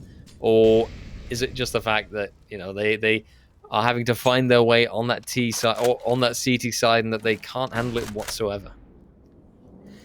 Well, of course, it's rather hard to play on a map you don't really know all the angles from, trying to learn it from the get-go. Xerox now standing behind the cover wall, I dare to call it, because you can be wall-banked. At least you have a decent amount of cover where you can fully hide with your barrel as well, unless if you maybe have like a very big AWP, which might be sticking out. But even then, you could still be safe. Inhachi now on the top floor control, looking for this overview. Will not spot a player behind the side itself, but now will be spotting out EDX as he's peeking from one angle, and then a very good re-peek from Xerox to bring at least a second round in right now for Cringe. They're coming in slightly, but still a long way back, because they're 2 rounds behind, and there's only 2 more rounds in this first half as well. Absolutely, and I do wonder what our, halftime score is going to look like, because right now, one thing is for certain, it can still go to that 4-4 scoreline, but I would not be surprised if it ends up being in favor of Nutiki anyway, considering how strong their performance has been so far. This time around, though, it looks like we are finding Crin J having found their power, so to speak. It looks like they found what to do, and oh dear. Oh, EdX here, his position could be very strong. He gets one frag, immediately knows there is going to be a second, and Xerox is double peak. Well, his, rotation, his peeking is perfect. That gives Crin J their third round, and now, okay, slowly but surely, we might be seeing it going to 4-4. And then from that point on, well, Crin J is going to have to put down a very, very strong Teague side. In the meantime, EDX is slowly getting his groove on, now throwing an incendiary to slow down at least a single point of contact. Shelf now looking at a fire on the other side, and, well, it's a fire exit, so it's a very literal translation there. It's going to be Chalf moving up with his AK in hand, looking for a initial frag, but knows there's a player behind his side, but he doesn't really respond in time. EDX also with the high ground, but Xerox just gets another double and brings it back to that 4-4 scoreline. As you said, a very decent stride towards an equal score. But now it's quite interesting. EDX was the big fragger earlier on for Cringe on the previous map Vertigo. This time around, it is pretty much Xerox just pulling his weight and also pulling EDX together with him. Absolutely. I guess, Xerox just doesn't mind carrying his teammate every now and then, and in the end, he knows that his teammate will come in clutch when it is really necessary. And EDX, maybe he just needs his T side. Maybe he'll feel a bit more comfortable on that side. Although it doesn't quite look like it just yet. Xerox gets the frag on Inache, and now Chauve, well, is in a tough spot. Forced to rotate around, but now going for a close angle battle, and Xerox not paying enough attention and spotting Chauve way too late. And EDX, if you've got a Glock, going for a long range fight is not the most clever approach to play against a USP. Nutiki get their 5th round in, and Crin J are struggling. They should have gotten this pistol round if they would have wanted to hold on to that lead. And sadly for them, they didn't. Maybe this could be the start of that lead slipping away. Start of something new, RJ. It's going to be Chov with the MP9 trying to at least get a little bit of an angle for himself. And actually on the top floor here, there is a player. And is Chov expecting it? Well, EDX wasn't. He was first looking the right way, then going for an anti-flash position, which doesn't work out. Now you have Xerox once more in 1v2. Look at the tilt he has in his eyes, not really knowing where to go and just walking into a wall. And that's, well, always a little bit of an awkward position to be in. He's looking for just 2 single fights as Nutiki is leaving the side. Something you wouldn't expect as a T player, so you most likely wouldn't go for the plant yourself. But this could be awkward if he actually gets the plant and then forces 2 1v1s. Absolutely. I'm very curious to see if he could actually pull that off, but right now, looking at his positioning, I think that will be intensely difficult. He's going to have to commit to that plant soon enough, though, and now he's going to get caught out, sprayed down. Chauve is fast and relentless, and Xerox goes down. 6-4 for Nutiki, and right now, the way things are looking, we might just be seeing that free map happening in no time. Well, now we do see Inhachi and his boy trying to make it work with the MP9s again against 2 AKs. And that means we now will see possibly a gunfight, well, advantage here. VDX getting the first one, his second frag of this match. And then luckily also a refrag on towards Inhachi. Back to a 6-2-5, a decent score now. But still a long way to go for either team. But with Nutiki actually saving up quite decently, they are now able to go for 2 M4s. AWP, not something I would expect to see on this map. Something that could work, but there's too many elevation changes and different small angles you have to move across. The chance of you messing yourself up are maybe a little bit too big. Absolutely, absolutely. But we'll see how they play that out. Oh, Chauve. That's a strong frag to start things off with, and a frag on Xerox. And once Xerox goes down, well, my hope in Crin J is pretty much destroyed. I don't like to BM Edix too much, but we have to be honest, he is underperforming severely. and really can't compensate for his teammate Xerox. I think the only way that he might still get a win out of this is if he gets the drop on one of the Natiki lads. And even if he does that, he still has to win the battle against the other that will undoubtedly roughly know where he's going to be coming from. Well, CDX trying to clear out every angle, but you can see how over peaky he is, just going further than the angle actually exists, that he doesn't really feel comfortable on the map. Looking to slowly get into every angle, now knows that Shaw will be there, gets first kill on towards Inhachi, but then Shaw with the wide strafe, of course, and picks up the AK, and then makes sure that the following round might also go in favor of Nutiki. Will be enough for a drop for his teammate. There will be no real money on the side of Cringe, and that means that there will just be a Deagle and a Tech 9. But the difference is, of course, how can you go for an aggressive play if you don't really know where your opponents will be? Like, this isn't as clear-cut as a cobblestone would be, or an overpass. There's so many angles the CTs can play that just that usual, just run and gun it, doesn't work out that well. No, exactly, and Xerox, we do see him trying, but now EDX being the teammate that Xerox was perhaps hoping for, as he does get that second frag in with the CZ. But you are absolutely right, there are so many angles, so many nooks and crannies to watch out for. And we'll see now if, in the end, things end up being successful for Cringe anyway. Right now, Natiki are rocking those Deagles, which make things quite difficult. And this is decimating. That nade was incredibly painful. 43 and HP. Yeah, I wonder how they're going to recover from this one, I'll be quite honest. One nade from EDX could end everything, depending on where it lands. Oh, well, definitely. We do see Xerox and his teammate playing it slow, trying to play the smart game, which I sometimes try but fail. It's going to be Inhashi and his trusty friend Chov now split up, however, as they're slowly coming back together. Something that wouldn't be said in certain songs, because we're never, ever, ever getting back together. In the moment of time, still low HP on those two set players, but Deagle Headshots, of course, can make everything change quite rapidly. But bomb is still to be planted, 30 seconds left. One player on the high ground, one on the low ground. And now shots being fired on towards EDX. But he turns around easy as can be. Also good headshot from Xerox here to bring it to a 7-7 RJ. Overtime? Overtime?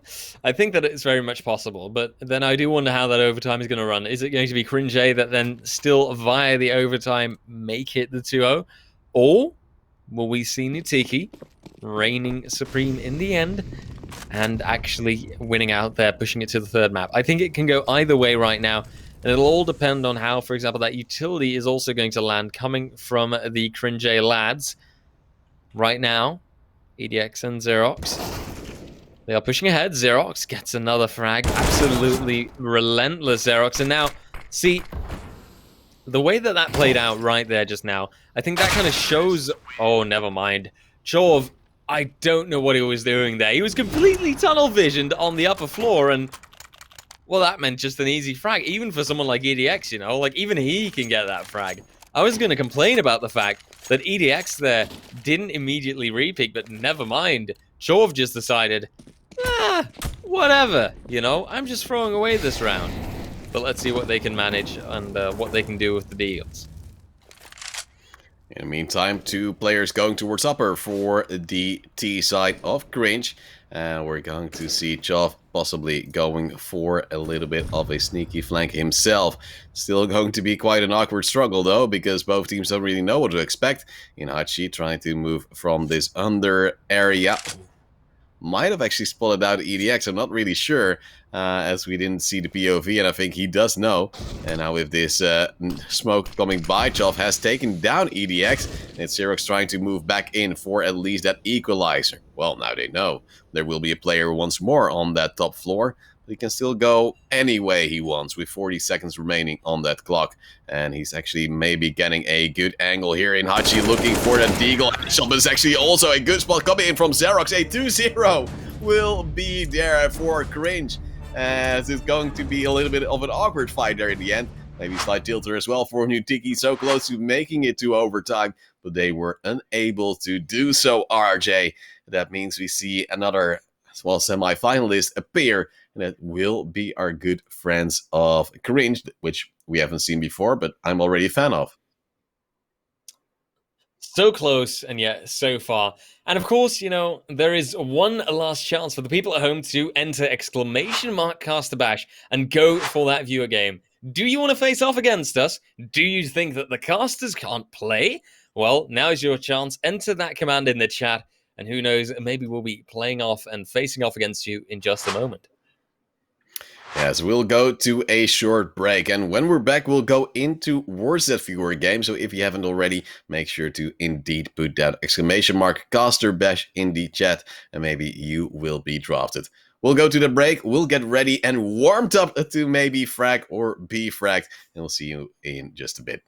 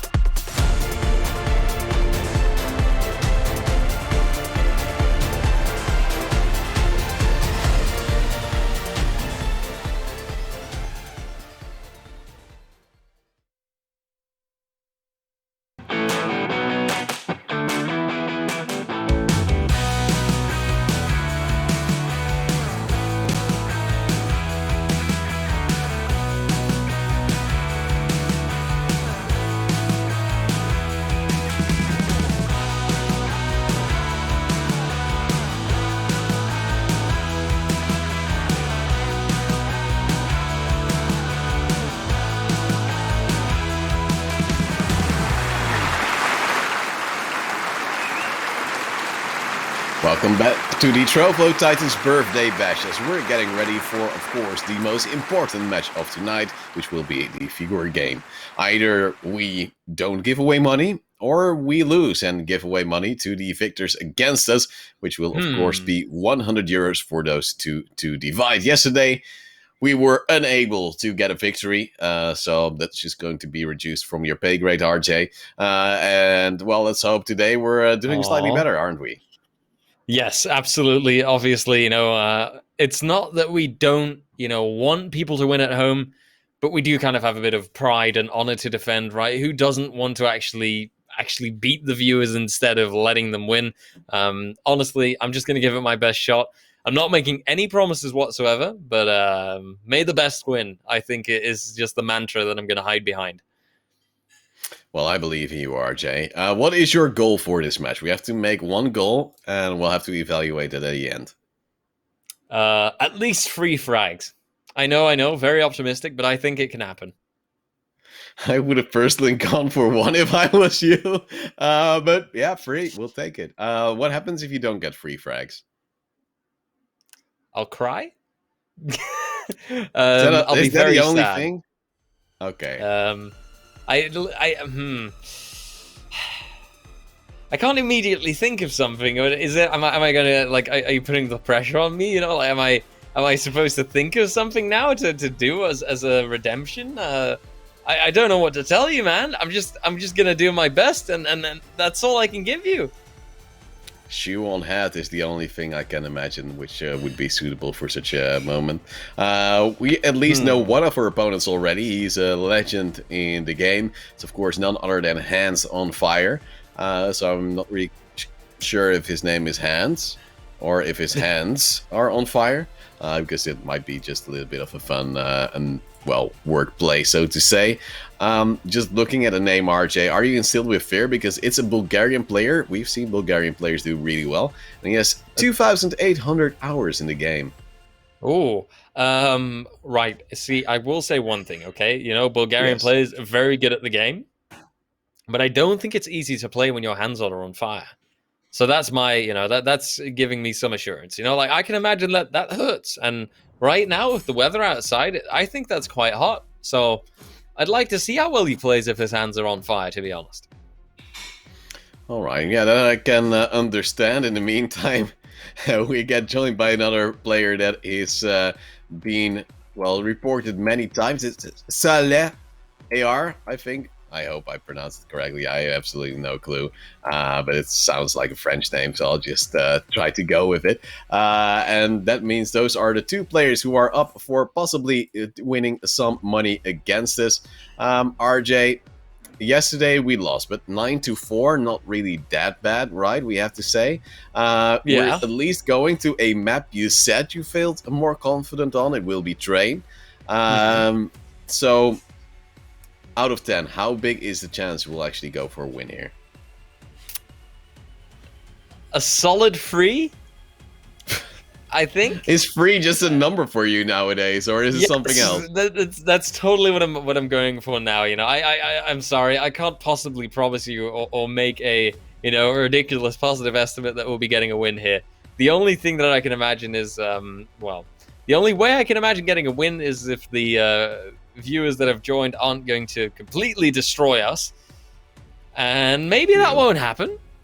But yeah, fine. Wow, here he goes again, ladies and gentlemen. This man, he is so incredibly confident, I guess I'll just say. Always so certain of his RJ, case. I don't want to boast too much, but I do.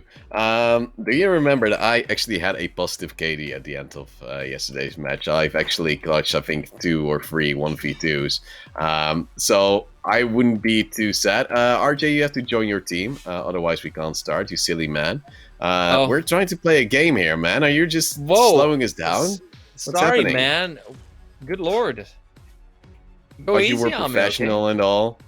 No, I won't take this anymore. But I think we're pretty much ready to go soon in towards this, of course, all-important match for 100 euros. RJ's target is 3 kills in total in the entire match. If not, he'll go for Shoe on Hand. We're going to one of his favorite maps, which will be trained which is actually out of the normal active duty pool. So Aw. this should be most likely the closest match we've ever played together, right? Yes, absolutely. I mean, I'm still very sad that I'm going to have to miss train now. It's most certainly one of my favorite maps, actually, to be quite honest. I actually really like train, and I'm still very sad that it was replaced by a map like Ancient. I'll never, ever be able to forgive Valve for that decision. So, yeah, I'm just really excited to see what it's going to give, you know? Well, we're heading in towards the knife round, RJ. This is, of course, the most vital round ever to be played. If you win the knife, you at least get to pick the side, and you'd most likely want to start on that CT side. Some good luck and funds have been thrown out because we're all sportsmen-like here, and I'm losing my knife battle. Oh, I got Wait, one. How didn't you get him in one stab, by the way? I have no idea. I hope no that I idea. didn't. No, yeah, I hope that I didn't. You know, I hope that I didn't miss my shot. But well, your knife. oh Well, RJ, it just happens. We'll be stronger in the end. We're now going to start. We'll be on the T side. It's no problem whatsoever because our T side golden. RJ, this time around, I'm considering not going for the full 100% go planned. Okay. Okay. We What are actually you have thinking? to fight here. Just go out of A main. Come on, man. Okay. There's the one strat that always works. 9 It's A main. times out of 20, it's out of A main. Non-close. I think behind. Ball one is heaven. Go for the plan. Go for the plan. You got this. One is Ivy. He's better than me. But you're better than him. You've already got 1 kill, RJ. This is not okay. Oh no! RJ, yes. That position you started to plant in, right? He could actually just see your feet and maybe your head as well. Really? Why didn't he frag me? I just got the Because, most insane shot on heaven, though. He probably didn't register. But RJ, you're already on 1 frag. You're out fragging me. Woo! Let's go! But is this a buy or a force or an eco round? You have to say it now. Obviously. Okay. Yeah. I'll go for the scout. I'll be the backline support. You'll go for the AK again, planned. Obviously. You'll get all the points, man. I'm not gonna do anything in this match. I'm just gonna wait, sit, and see you excel. Because that's what you will do. I'm gonna go for the pop dog play. You can go for Mang. Oh, really? Are you already bringing in smart plays? Jeez, I can't handle that. Man. I'm being naded, man. I'm scared. Oh, one on site. RJ, what did you do? I died. You gave him an AK, didn't you? Oh.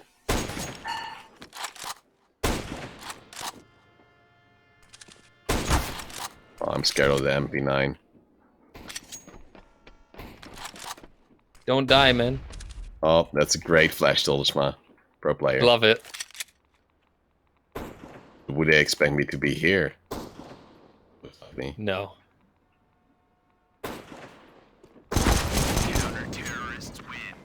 I believe, man. At least I did some damage. Not a whole lot, but some damage. Let's do 1 eco. I was just about to say, I'm feeling an eco. Upgrade 1 pistol, maybe. 9 Ivy rush? 9. Yep, I'm feeling it. And Tech 9 I'll Ivy buy rush. a flashbang so I can flash you in, alright? Love it. I like it. Okay, that's very good. As you can see, we're a professional team. We have the communication on key. And we're going to see... you're going to run in. I'm going to flash to the left of you so you can focus fully on the right side. And go, go.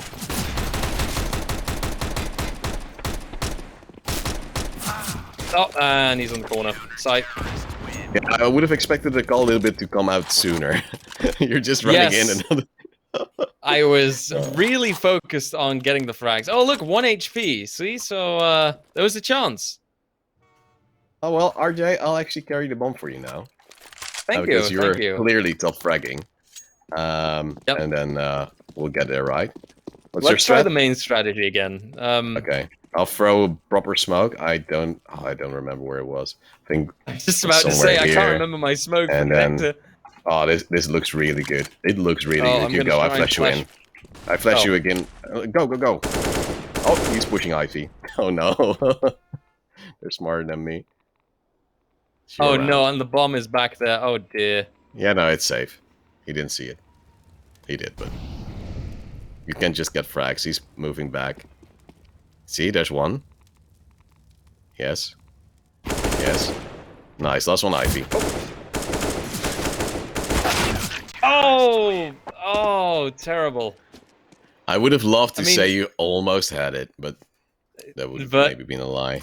Oh. Do you want to buy? Man. We gonna buy? Yeah. Yeah. On ego play, man. I'm gonna go for Pop Dog. You can go for main. We're switching around. Okay. A really good spawn.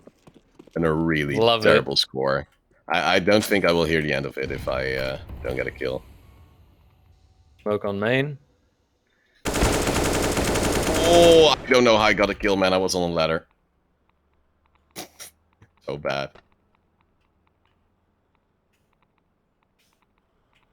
Clear? Oh, no, he's on train. Yellow train. Jump to red. On train. Okay, I see.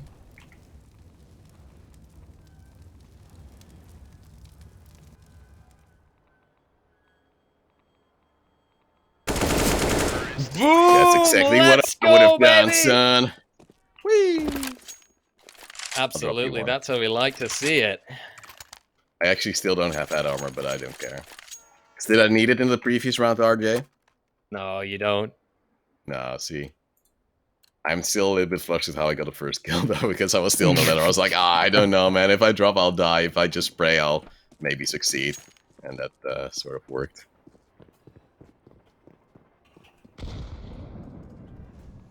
Were those two nades on main?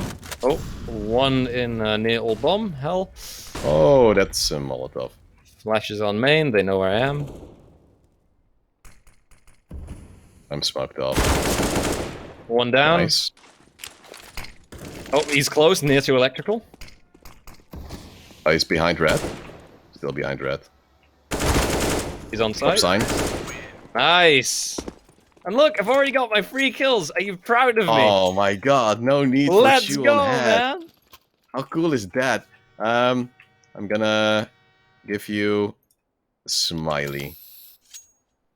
I don't How's have that? a spray. So sad. Oh, Jesus. Okay, I'm just gonna run out of main now because I'm tilted because of that, man. You ruined my day. Yeah.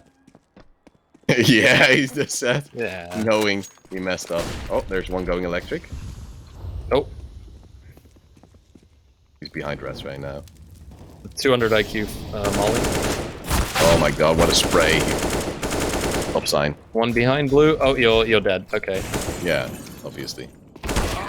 Oh. Yikes. It's the last round. You know, we just...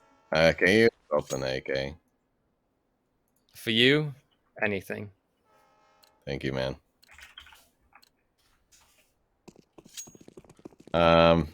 I'll just go. Nah, pop up.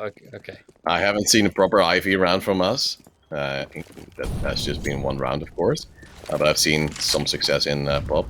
I've just broken my ankles, and he's close. Peek him, you'll get a kill, I believe. See? Now. He's probably pushed Ivy. Let's be honest here. Yep. Oh, yes, I even give you the call, RJ. Yeah, Come and on. I switched, okay. Hey, who's bottom fragging, right? You have no right of speaking. Oh no, are you pulling this one? Yep. This is my, 200% improvement, complete turnaround. You have no right of, And I have a mutual thing. For the people that, of course, can't read the chat, I said, Hans, you're really good in German. And he said, I don't speak German. And I said, me too. And it's honest. I don't speak German properly. You have to be honest every now and then, RJ. I don't see anything main. Oh, they're out main already. One on site.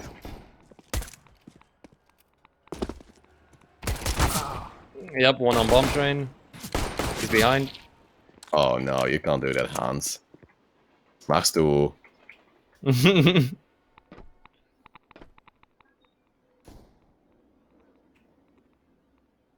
Oh wait, that's a bomba. Oh, that's Hans. Nine! I liked the just the mental progression there. Oh, that's the bomb. Oh, that's Hans. Oh. Do we want to equal one so we can actually buy in the next? Yes, I am gonna buy. Nate stack on T250. towards main. Okay. Oh.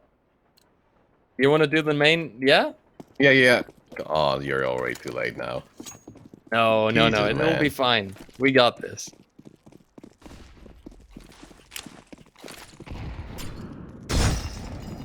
Oh. I'm not sure how he's not dead, but he's in A main. Wow. Okay, that was a sick drive-by. Damn. Okay. I'm not sure. Oh. I can go glass cannon AWP. Do you feel? Do it, might be a good man. play? This is our only tactic. Pew pew. I believe. I'll play connector.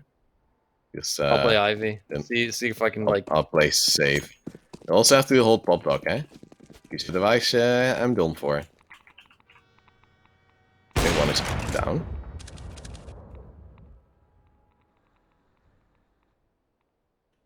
Pop dog. Okay. Electric already? Yes, he is. I'm mollied off. I can't help you.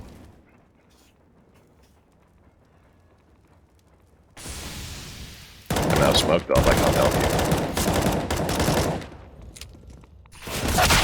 I went for the play. He's still behind the side.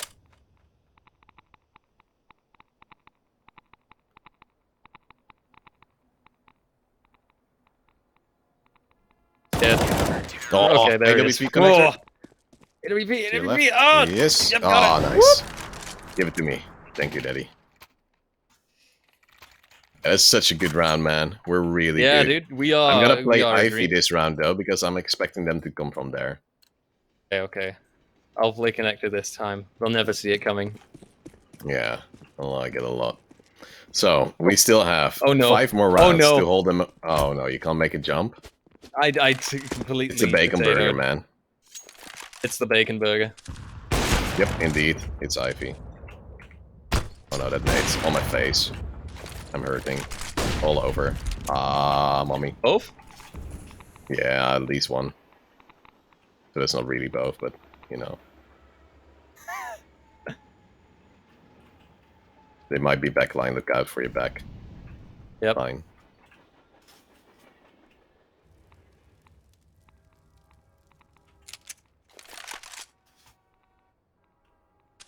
I'm going heaven. It's heaven and hell. Oh, it's A main. Oh my god. My heart. Oh, you saw him. Yes. Where's the last? No, side most likely. Space. Oh, Jump. no.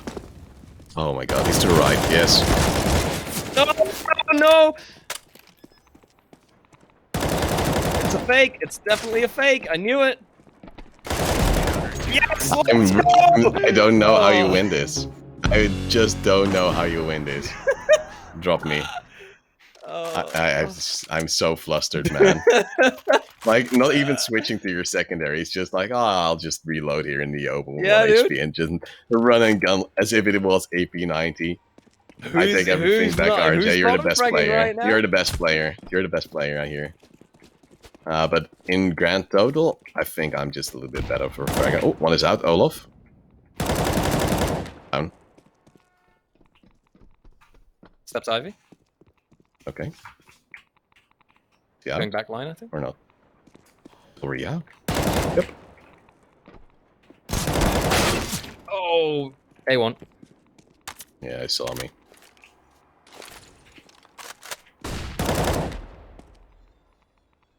Got him there.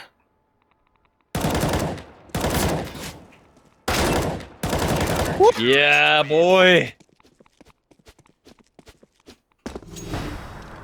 Now I'll drop you. Oh my god, that we are is what such a friends good team. do.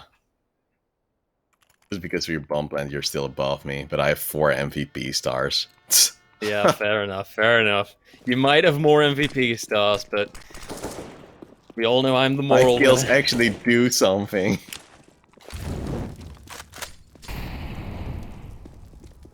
Hot dog.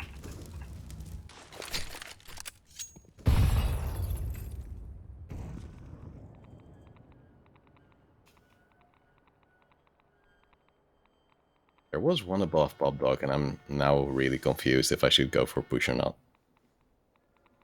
Play safe. I'm so tempted, man.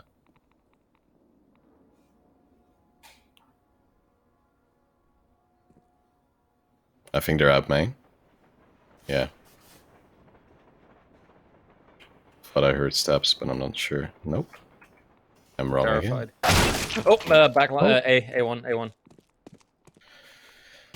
Oh, baby.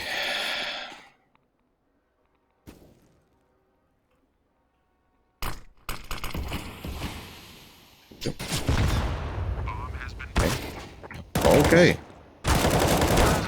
That's an interesting place to pre-fire, but I'll take it. Okay. Well, RJ, at least we're kind to the community, right? We're giving away money left, right, and center. Yep. Wow. I mean, I'm very happy with the progression that I went through. You know. Yes. Let's be honest. Compared to yesterday, I see a very steady, rise in my performance. It was train. That's my excuse. But I just I did my best, but sadly it wasn't good enough. I couldn't carry you. Well, at least nobody tried to knife you. We actually have some highlights from this match as well. Oh. As well, you getting kills is of course a highlight. Here we have RJ throwing over the bomb as a confident man going through. This. And of course wanting to go for the spray, getting a good ding. But then you're shooting at the ground. I'm not really sure what the idea was there. I would have loved to have a actual call there where he was. This is RJ stuck on a ladder and then going for the craziest spray, then full reload despite him have been pushed, and then jumping, shooting, doing everything the Lord has forbade us. And then, well, that mic just works out wondrously for you. RJ, I think this is probably the peak of your career. Are you going to request a Wikipedia page for this? Yep, I was just about to say, this is Wikipedia worthy. I mean, honestly, those kind of shots, name me a caster who can pull those kind of shots off. I am, very positively impressed with myself. It was, I mean, come on, we all know that was pure skill, nothing else. Let's be real. Oh, wow. Yeah, I'm still flabbergasted. I can't believe the progression that I've gone through, from 0 to hero. Who couldn't quite make it because we still lost anyway. But at least we made 2 people in the community happy, and that's worth something too, right? Well, definitely. And, well, from 0 indeed. Yesterday you had a 0-0-13, so not a single assist. Actually, today you didn't have a single assist either.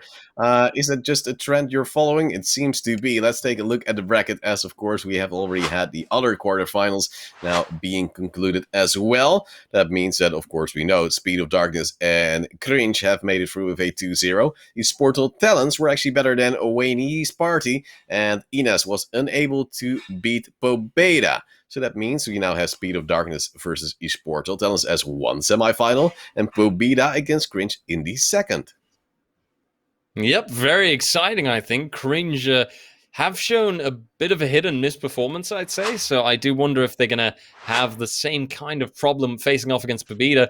And Speed of Darkness against Portal Talents, I mean, honestly, this one's going to be really promising, I think. This is really exciting. Yeah, I'm really curious to see what the level of play will be. Unfortunately, for the Polish community, one of their teams had to be sent home because they were so close together in that bracket, and Wayne's Party unable to do so. RJ, just looking at these teams, do you maybe have a favorite going forth towards the final slowly but steadily? Oh, that's a good question to ask. I mean, I do quite like Speed of Darkness, just for the name alone, to be quite honest. They are so strong, and they've proven themselves so well so far. So I really, really am curious to see what they're going to do and how well they can actually perform and what they can bring to us. All right, I like your Speed of Darkness, but I also like Cringe. They've really taken down Nutiki, was one of our favorites as well, and with quite convincing numbers. First, it was EDX just going massive on the frags, and then we actually saw Xerox stepping up later on. They also have a cat figure, and despite me being allergic to cats, cats are cute, so maybe they should be the team that should be winning the big bucks. Let's, of course, not forget 1,600 euros for the winners, but let's see what maps we'll be seeing in our first semifinal with, of course, our trusty trusty old hand standing by with the map machine, of course, ready to bump into it, and then it, well, roars into life. And that means that we'll see what maps soon. Maybe a overpass. I'm really happy to see that one, maybe, Nope. but we'll see Inferno, Calavera, and Short Dust. Oh, I do like me some Short Dust and Inferno too. Both give a lot of dynamic plays. Calavera, that one, interesting to see how the height difference there on the map itself will play out. Of course, a Day of the Dead themed map as well, in case you hadn't noticed that. Dia de los Muertos in Spanish, of course. Really excited to see that one too, actually. I quite like the map, to be honest. I think it has a certain kind of vibe that I can appreciate. I would just get lost and forget all the angles that players could be in, so that would really mess with my brain. But if you like the Oh, feel and vibe of the map, sure. It's also actually open for very early contact, something we've seen yesterday as well when it was being played. Just players going for at least the early peaks and then hopefully getting the advantage, but that's really a coin toss. It can go either way. So I'm not really sure if you should be banking on that for, of course, your playstyle. But it all depends, of course, on if you want to go and live on the wild side of things. RJ, going towards Inferno, are you expecting anything crazy? Do you think it is favored to a certain side of the spectrum, CT or T? Inferno, I do lean towards it being a bit CT favored just because of, that, well, bomb side. The A-bomb side I'd say it's a bit CT favored due to the narrow pathways. You've only really got, and especially in a Wingman game, you've only really got the short, long, and balcony angles to be playing with. And all of those are quite constricted paths for the terrorists to move through.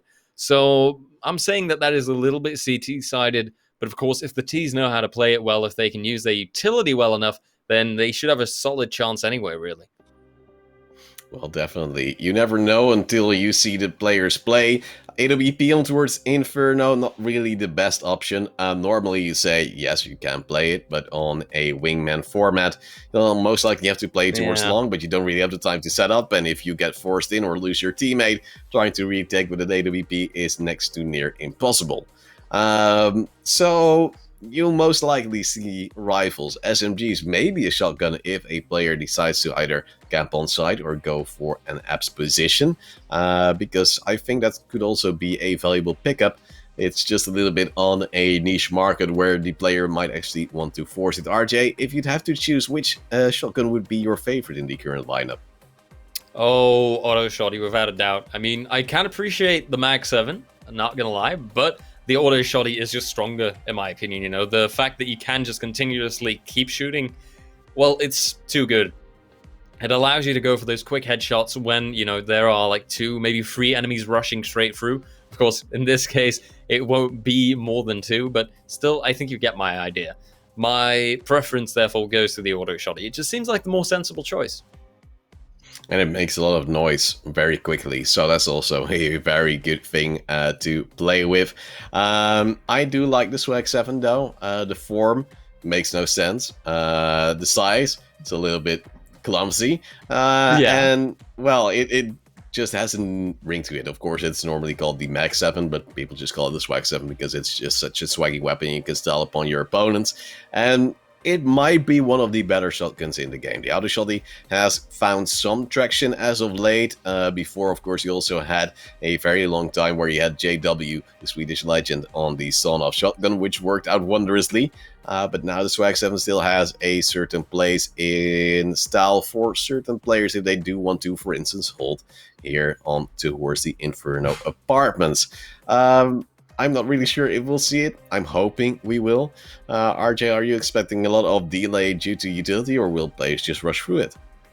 Oh, well, to be fair, it's still in the nature of the Wingman games for players to still play quite fast, I think it's really normal to expect that players are just gonna still rush through quite a lot and not even take that time for the utility, especially in those opening few rounds or in between when one team is forced to, well, only really buy a deagle, for example, and when they can't afford much else or when they have to save for the next round.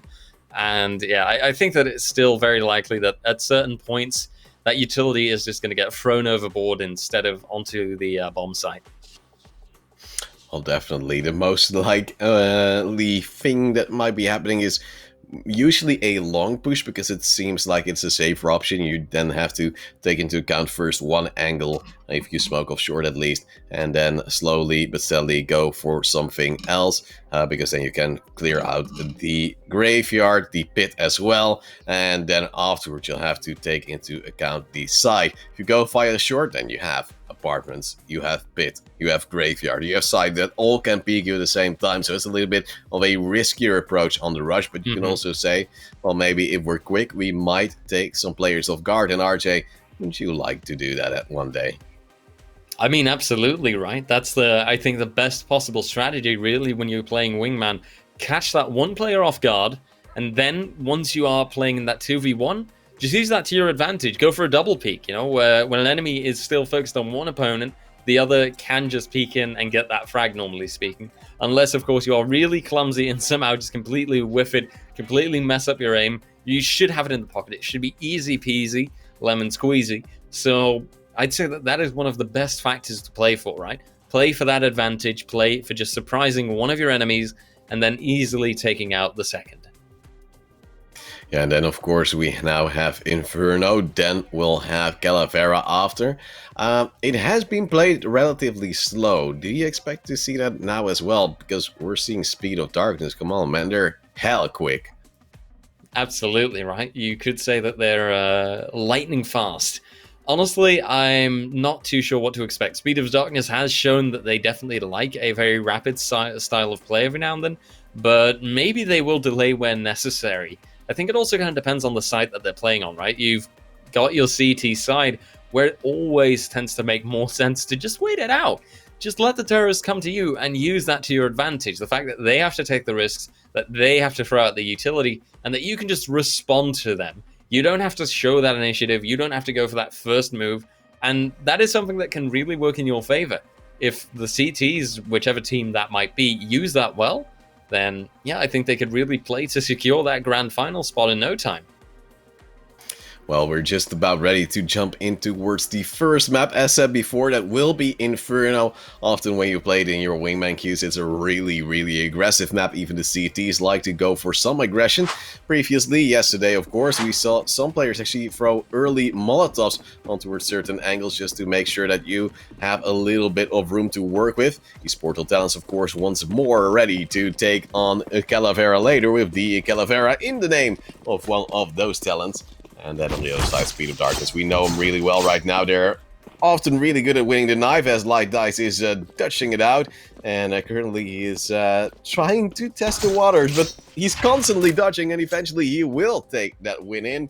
That means that Speed of Darkness will be able to decide the starting side, and that will most likely be the CT side, unless if they say, oh, you know what, I really want to control the momentum, and yeah, just go false, you know.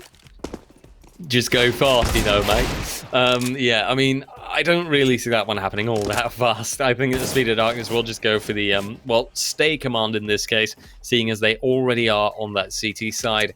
That seems like the most sensible decision, and case in point, that looks to be the decision that they're going for. They both buy some armor, nothing much more than that, and they are just ready to defend their bomb site. I expect one player to perhaps even, well, dive. Oh, okay, they are both playing it rather swiftly and rather closely here, but Calavera is relentless. He thinks, oh, you're coming close to me? Well, no problem whatsoever. Then I will just destroy you. That was actually insane. We've seen before that Speed of Darkness is actually really good on that two-man setup to be able to bring home the victory in certain situations. But Calavera just had the lineup, two beautiful headshots on that range with the Glock is quite lethal. Gosho quite hit up, as we now see. Of course, two players moving towards long from eSport Titans, as we said before. A little bit of flashbang, a little bit of delay, now looking for different positions of play, because they're saying, well, we have some map control on some places, so we can also try to eliminate other angles that they might want to play in. Smoke on towards the standard plant position, Molotov on towards pit, and then there's a guy on balcony. Uh-oh, that's unlucky. Then the other player from side will just go for the other spray, and Gosho takes him down and picks up the UMP. Not really happy about that one, and it's just in time to bring that MP9 in his hands. Indeed, and well, that MP9 could still work out really well. We've seen it work a charm in a close-range scenario, even if the other enemy might have had a rifle. So, for example, that AK in the hands of Ducky. We'll see if it works out this time. It is a solid SMG. Just the really strong rate of fire is a, I'd say, well, essential piece or essential part of the MP9's strength. Now, though, eSport All Talents are heavily delaying, they are just taking their sweet time in the apartments, exploring the nooks and crannies as they slowly make their way through the hallway to get close to the balcony. Now we see Ducky checking angle by angle, but of course realizing that he'll have to get onto that side eventually. Dice as well should get the chance for a frag here, but completely whiffs the aim and the shots. That's unfortunate, because that could have been a frag if it had been a decent enough head height and if there had been 1 or 2 headshots coming out of there.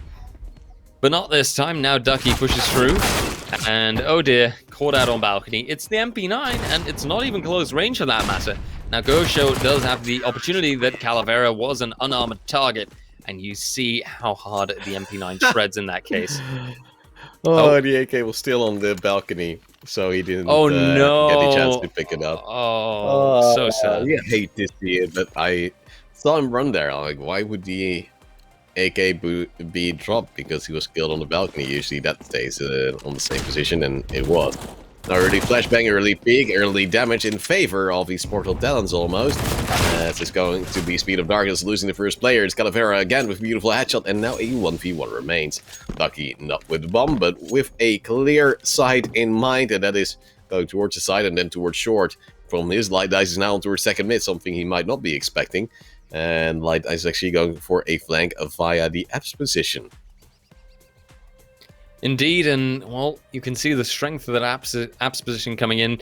It can be good for the Ts, but if the CTs know how to use it well, then it can be just as good for them. And case in point, Light Dice, well rotated around, manages to take out Ducky, and so gets the 3rd round in for Speed of Darkness. eSport All Talents are struggling a little bit, but right now, I would say that they are rocking the better weaponry, because I like the bold move coming in from Gosho, but honestly, an AWP? What are you thinking, mate? What is your plan? YOLO! As he's playing on the short position, the flashbang would ruin his day, and his opponents are already gone towards long. Hey, Light Dice, look towards long, buddy. It would be interesting to see if that AWP would work out. Now, Gosho has the opening kill and the bomb drop on towards Calavera, and will most likely be looking to relocate. And this moment in time is Gosho going for another peek, another kill, and that's a 4-1 lead for Speed of Darkness.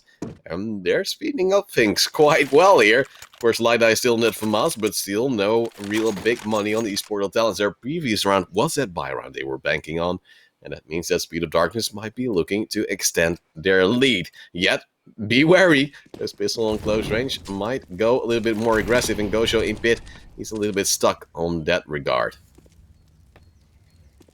Indeed, and being stuck is the last position you'd like to be right now. But we'll see if they can break out of it. Right now, I'm still seeing quite that Speed of Darkness dominance that we've seen from them earlier. So if they persevere in that, I can actually see another 6-2 or maybe even 7-1 halftime score ending up here. And that could actually be really decisive for the rest of this best of 3. Let's see, though, where those first frags are coming out. Ducky is weaving in and out of the library, perhaps still perusing a book to take home. And Gosho does actually make that AWP work its magic. The bomb now stuck on balcony, which puts Ducky in an incredibly difficult position. Oh, beautiful 1D gone towards Light Dice with Gosho with the AWP is apparently too good.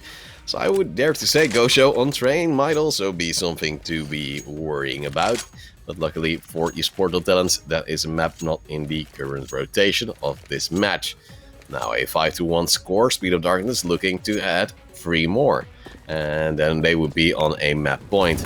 Ducky just with an early Molotov trying to look the other way, but he's seeing more fire in that position as well.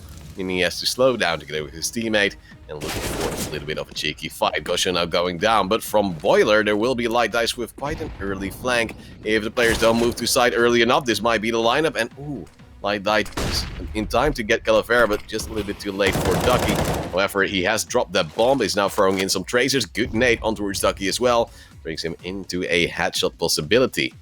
Now it's just a little bit of a waiting game. Will there be a plan? Then Light Dice has the defuse kit. Will there be a push? Then Light Dice has the angle. Indeed. Light Dice does have the problem, though, that obviously they need to commit to that bomb defuse, and that is going to be quite tough. I do see a smoke in their hands. That could work out well enough, and we can see Light Dice slowly but surely pushing up. But will he anticipate Ducky? Looks like he doesn't. God. Yeah, tunnel visioned on the bomb site. What a shame. Yeah, but the timing was just really awkward there because Ducky was just moving around the standard plant at the time that our good friend Light Dice was not ready for it. And here the replay of his flank. His timing just slightly off as Ducky went full sprint on towards the side, went for the full commit there, which is of course necessary there. But that's very unfortunate for the CT player. Now both players actually being tagged up by Util, going towards 63 and 81 HP. Now the AWP again in the hands of Gosho. He's sending an archway, looking for that frag. That AWP will be reigning supreme as the flashbang goes a little bit too deep. And how he has the bomb control as well, calling for Light Dice as a support. And Light Dice will just finish the job. 62, Speed of Darkness now actually in a favorable lead. To then, with a pistol win, get very close to a map win as well. Exactly, and this is one of those results that I, kind of expected to happen, right? We see Speed of Darkness just being dominant and really strong, overtaking eSportal Talents quite heavily. And that does line up the possibility for Inferno to, end up in a 9-3-4 result here. It all depends on how well that T side is going to go for Speed of Darkness. Well, Ducky has the opening kill towards Gosho. Clean headshot from the air. As it's going to be Light Dice taking one, but will be traded out once more by Calavera. It is 6-3, and it seems like the Polish side is really, really good at doing some pistol rounds. And then they will be on the MP9s on this close range. Of course, very lethal, especially against armorless targets, in case the side of Speed of Darkness would not be going for those armor upgrades. And, well, let's not forget this advantage they now have on the Bulgarian side can be diminished quite rapidly, as the rounds here don't take as long as normal. Exactly. And sometimes that is just what you need. A quick round to get a quick win in. But let's see if it gets so far. At least these eSportal Talents have made that strong start, and we saw the MP9 trying to reign supreme, but Light Dice does make a difference even. Light Dice and Gosho now 2 versus 1, but that 1 HP remaining on Light Dice is worrying, to say the least. Well, Calavera, he's moving for a flank, as we've seen before from Light Dice as well. Light Dice is just a, Lego brick away of dying. And then maybe he'll be crying while he gets a headshot there from Calavera, who's out of bullets, but still has a nade. And that goes on towards Gosho with a minor effect. 20 seconds left, the plant will be there. Gosho also with the MP9, so this might be a favorable fight for him as well, especially as he takes the high ground. 7-3 now. Speed of Darkness is slowly ramping up again. AK by 4 Light Dice as well. And on the other side, a Deagle and an MP9. Still, on this range, could go either way. It seems like Speed of Darkness is currently in favor, mentally and financially. Absolutely, and I'm really seeing Inferno going their way. But we'll see, maybe the turnaround is going to happen from eSportal Talents. They just have to find their way on this A-bomb site. Find a strong angle to play from, perhaps be a little bit more lenient. Although I feel like right now, the fact that they are holding back so much is playing less in their favor than it is playing in their advantage. We'll see, though. Maybe it does get turned around, as now Light Dice and Gosho both pushing onto the side again. Utility flying through. Ducky tagged up by that nade. And of course, Esport All Talents can't respond with any utility of their own. The Molly there brings the heat to the feet, but Ducky with the one dig brings some heat of his own. A delightful one-shot kill, and then Calavera manages to take Gosho a shot in the back, a few rounds in the back even, I should say, to take out Gosho and take another round for Esports All Talent. Well, it does work in the end. Beautiful shot here from Ducky, and that happens if you don't have the utility to clear the player, or at least they have the counter util as well. And have the crossfire in place, just really messes with Gosho's brain. Awkward thing though is they weren't able to recover the AK, and now the AWP of Calavera is gone as well. Lucky close range with the MP9, beautiful thing, but it is via the haystack itself. So that means that Gosho is able to fight another day, and another round goes in favor of the Bulgarians. 8-4, and that means they now have that map point to possibly bring it to, well, you wouldn't guess it, DE Calavera. Absolutely. You can't possibly imagine it, right? But it would be very fitting if Calavera then manages to get a win on Calavera. But we'll see. Oh, that nade stack. The idea was there, but in practice it was a little bit less, well, damaging, I guess I should say. Light Dice, taking a moment to look. Okay, has that AK in hands now. And a Molotov could work if it's thrown at the right angle. Light Dice, though, thinks, well, an AK bullet works just as well. Perhaps not thrown, but more fired. As he gets the frag on Gosho and forces it down to a 1v1. Where Ducky, clearly the lesser player of the half, I have to say. 5 kills versus the 11 from his teammate. Oh, but he's in such an awkward angle. Light Dice will have the pre-aim and pre-fire. 9-4 will be the score in favor of Speed of Darkness. Is going to be the Bulgarians taking the 1-0 lead, but then we're going to possibly a favorite map of one of the Polish side, as we said as well. It is Calavera, which is a really difficult map to grasp because there's so many nukes and credits players can be, and there's so many angles you can go through. Yet on the T side, you might still feel a little bit, well, how to say, blocked in certain respects because, well, you have a door at a certain place, which isn't really a safe bet to go through. You have to crawl up a ladder, which is always a little bit awkward as well.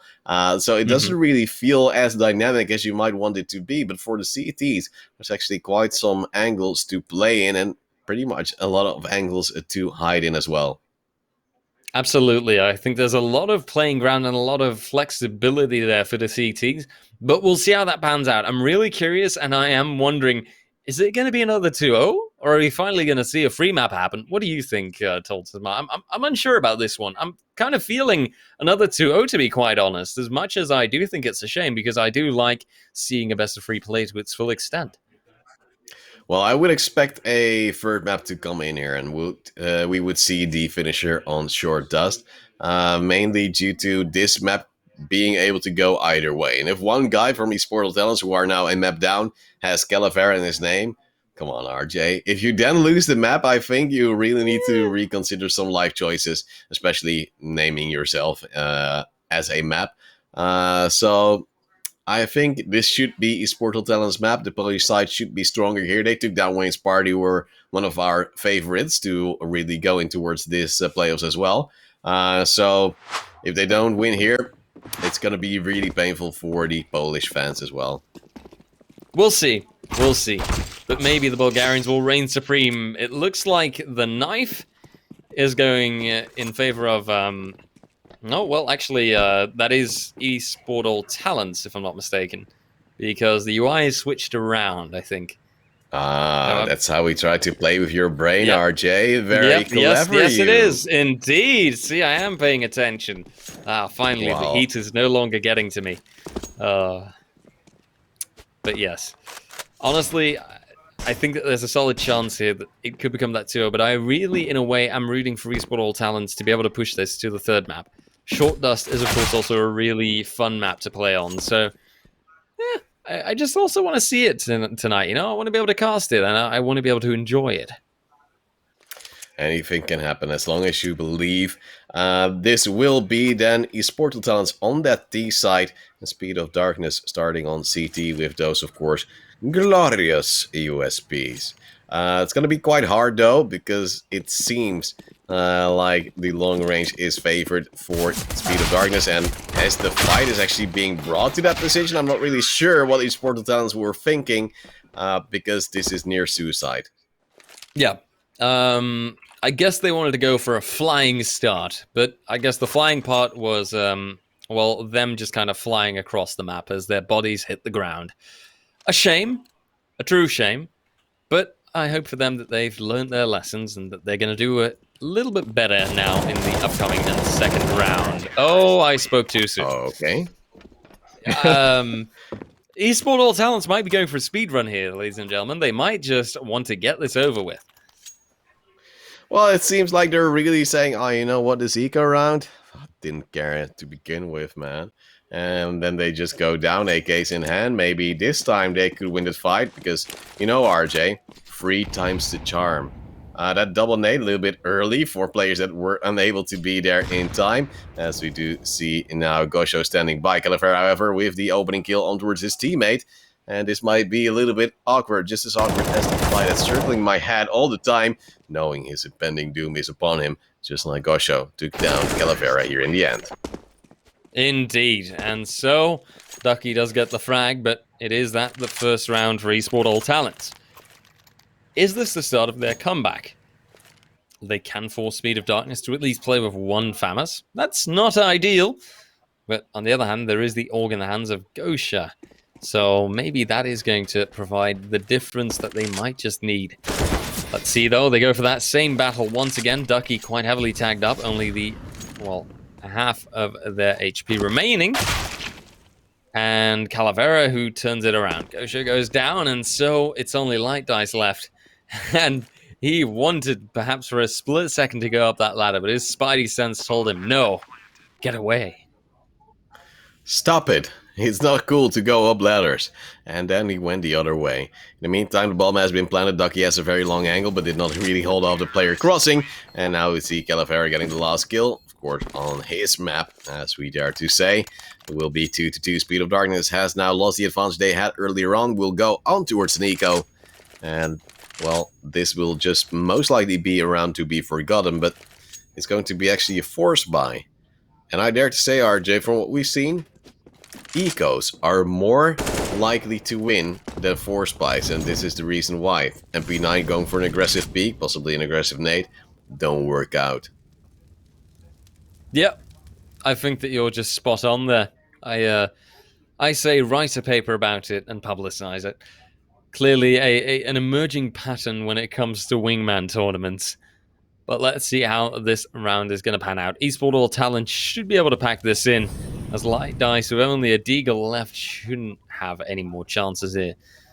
He is just really staring himself blind on one specific spot, but maybe, just maybe, a player could be appearing there at some point soon, although they could just as easily be spotted out themselves. And indeed, Calavera ends up seeing them, and with only 2 HP, does manage to survive, and so gets Esport All Talents third round. Yeah, we do know now that there will be, again, little to no money for Speed of Darkness, so the chances of them winning this round are slim. A Deagle for Light Dice, a Deagle for Gosho, and a bomb to be left out in spawn for Esport All Talents. Interesting. But you also see a little bit of a change in pace for Esport All Talents. They're going slow, but actually try to split up. As Speed of Darkness is trying to group up and try to play close on towards the side, saying we have the advantage on close range with our Deagles, and hope that that might actually work out this time around. Indeed. And will it this time round is the main question, I think. We've seen insane Deagle shots time and time again in here, but it seems that Speed of Darkness have lost their feeling for it for now. They are struggling. Can't quite find that momentum that they did in the beginning. Although I do have to admit, in the beginning, of course, Esport All Talents was quite plainly just running right into their aim. Well, Ducky will just throw some basic util to flush out players at the staircase. Now actually sees a bullet fly by and knows, oh, there's one, and then can't kill him. It's Gosho standing by as Light Dice is burning up, but he did get a kill on towards Calavera and still has 1 HP remaining. AK possibly to be recovered there for Gosho.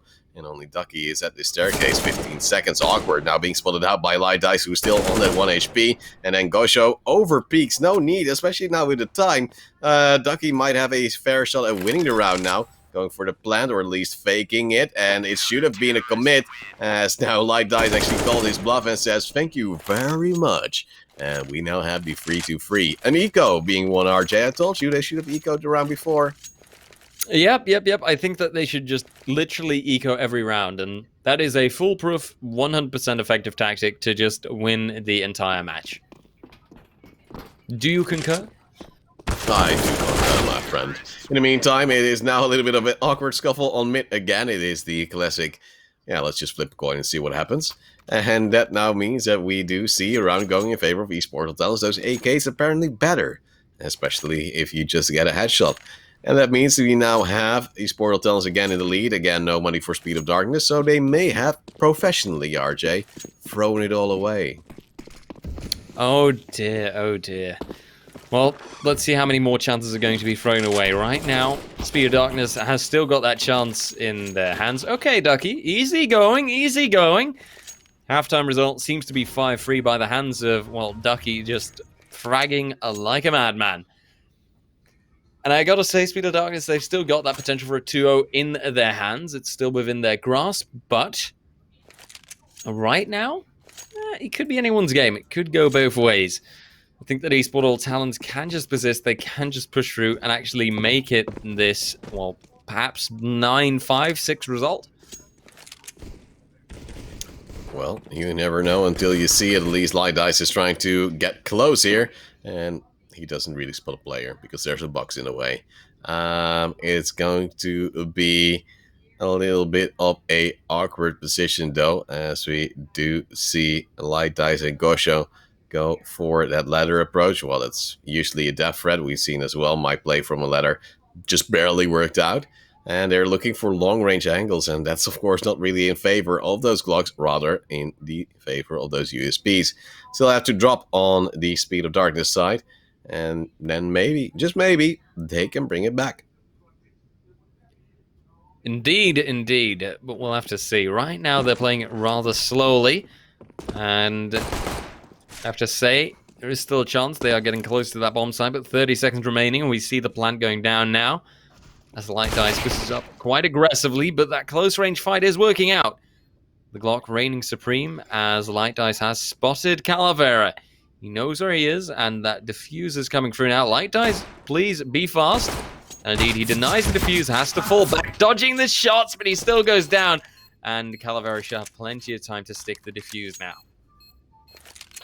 It's a little bit confusing there in the end, but it did work out there for the side of the eSportal Talents. Now having 6 rounds in total, trying to bring it back in their favor. And, well, it's going to be, of course, an awkward stride for victory, as they still need 3 more rounds. And their equipment is, due to that bomb plant, worse than that of their opponents. That's kind of the question right now, but we'll see. One thing I know for sure is that, well, I'm losing my faith a little bit in the lads from Speed of Darkness right now. They are getting further and further behind. Of course, the UI is playing a trick on us, as it does every now and then. It's Calavera, for example, reigning supreme on Calavera. And it is nice and consistent. I do wanna, you know, show my appreciation for that. In the meantime, some bullets were being fired at the staircase. Light Dice is going for the chase, but the player close by has already moved past. It was Ducky, with a FAMAS now taking a different angle, and Calavera taking the opening kill on towards a head armorless Gosho. They're figuring we don't need a lot of head armor because we just have sick aim, but that didn't work out too well. It now means that it's going to be Light Dice in a 1v2, and he doesn't know where the second player is. He now does, and he actually has taken him out, and now knows where this first one was as well, but the spray just not in point. And Calavera went for the juke, and that means it's now 7-3.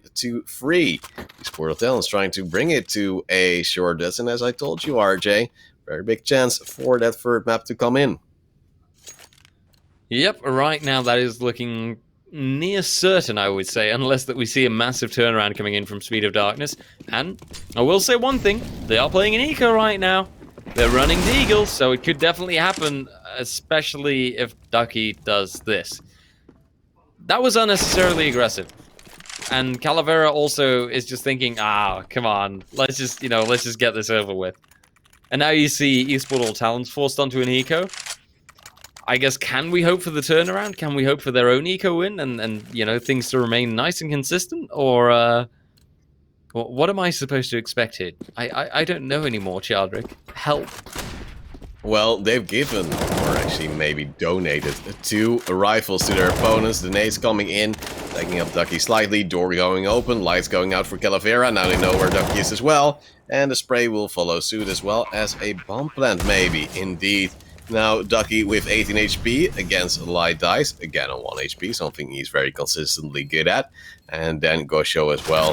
But this shouldn't be a round for Esport All Talents to win, and it won't be, with Gosho taking the last one. And indeed, it seems like it's a slight turnaround, because the money on Esport All Talents still isn't great. Calavera has too little to actually buy an M4, so he'll go for the MP9, close range, still decent. But that 2 rounds ago, it's still messing with my brain. I don't understand why you would jump so aggressively against an opponent that doesn't really have any money. Now we do see some pre-fires coming by, some nades as well towards Calavera. Slightly scared, slightly tagged, but not all too terrible. And that means we're still in a, well, relatively close round, with both teams getting a very good chance. Yeah, there's actually a really good chance for this to now go to that 7-7. All depending on how things go. Speed of Darkness have the financial advantage too, and oh gosh, he is just sacrificing his teammate to still get the frag. Look at that 200 IQ play. I'm assuming that in voice chat he did say sorry for that one, but it was a necessary evil. As you can see now, Gosho pushes that, gets the first frag, and then his teammate runs right in front of him, but that does lead to a frag happening regardless. Well, we do see Gosho now go for the aggression, but this time he'll be taken down by Ducky and the Deagle. Of course, it's a Deagle. And that means it's now again in a awkward situation with chances for both teams to win it. But Ducky with a second frag will just say, no, I pick up your AK as well. This round is and will forever be mine. Meaning we now do see, of course, an 8-6 in favor of none other than Esport All Talents now with that map point. Exactly. I think that things can be decided quite swiftly here, but we'll have to see how this round pans out once again. I do appreciate the fact that Esport All Talents this time round are not playing as aggressively as they did a little while earlier and not throwing away any more unnecessary rounds. We see Ducky playing the patient game, holding off and waiting for the enemy to appear. So there is a good chance here that with due patience, they might see the win appear. Light dice tosses out some more utility, damages Ducky just the teensy tiniest bit.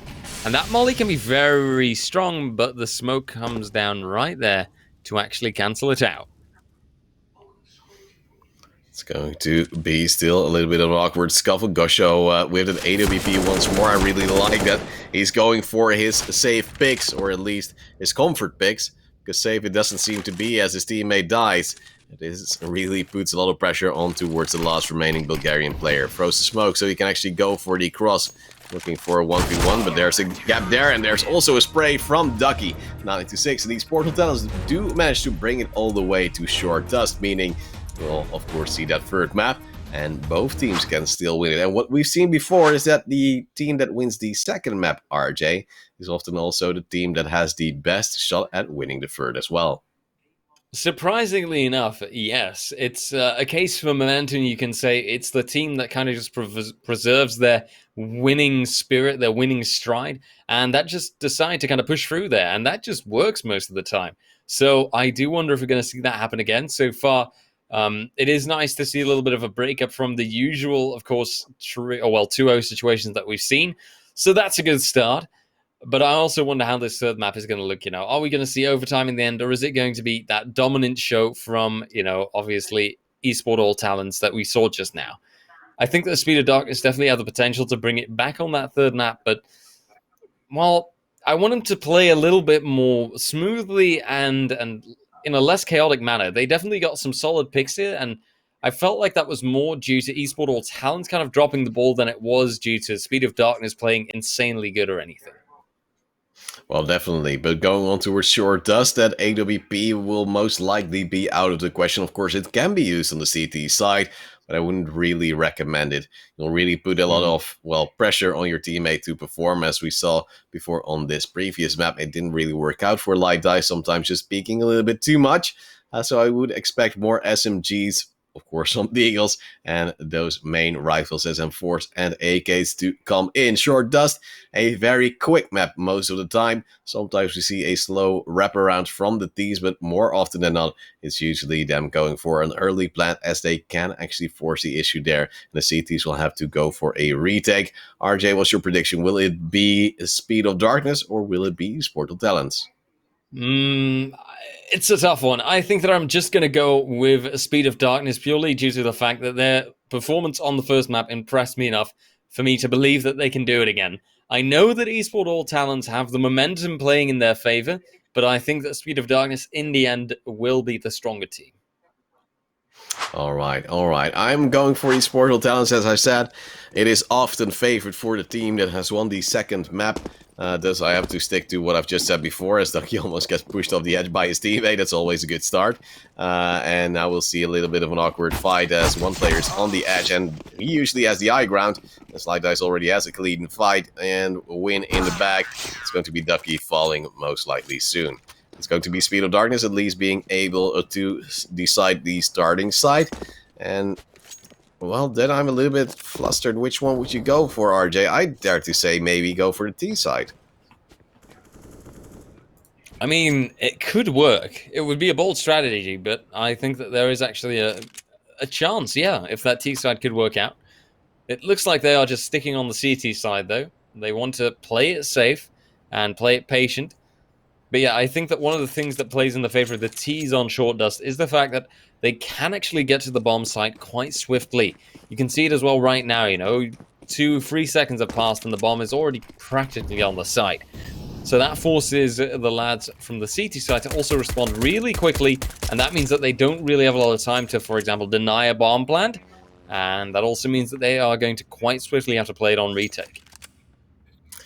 Well, Ducky, he has the money, of course, being gained by the bomb plant, so that, of course, makes sense that he still has 400. And then he actually hides really well with the first tap on the bomb to come in. They're going for different angles than you normally expect from, because usually where they were looking at, there's usually a player. This time, Ducky has the first frag on towards Light Dice, then just goes for a little bit of a hidey, speedy sense again, and then he also finds Gosho. 1-0 for the Esport Talents, and RJ, are you already considering changing your prediction? Oh, absolutely not. I'll need to see more than one round go in favor of Esport All Talents to change my mind. Perhaps if Esport All Talents manages to make this the 6-2 first half, then you can ask me the same question again. But right now, I completely believe in the capacity of Speed of Darkness. Well, it's going to be a lot of damage already coming down towards Calavera, but he also takes a kill as well as Ducky.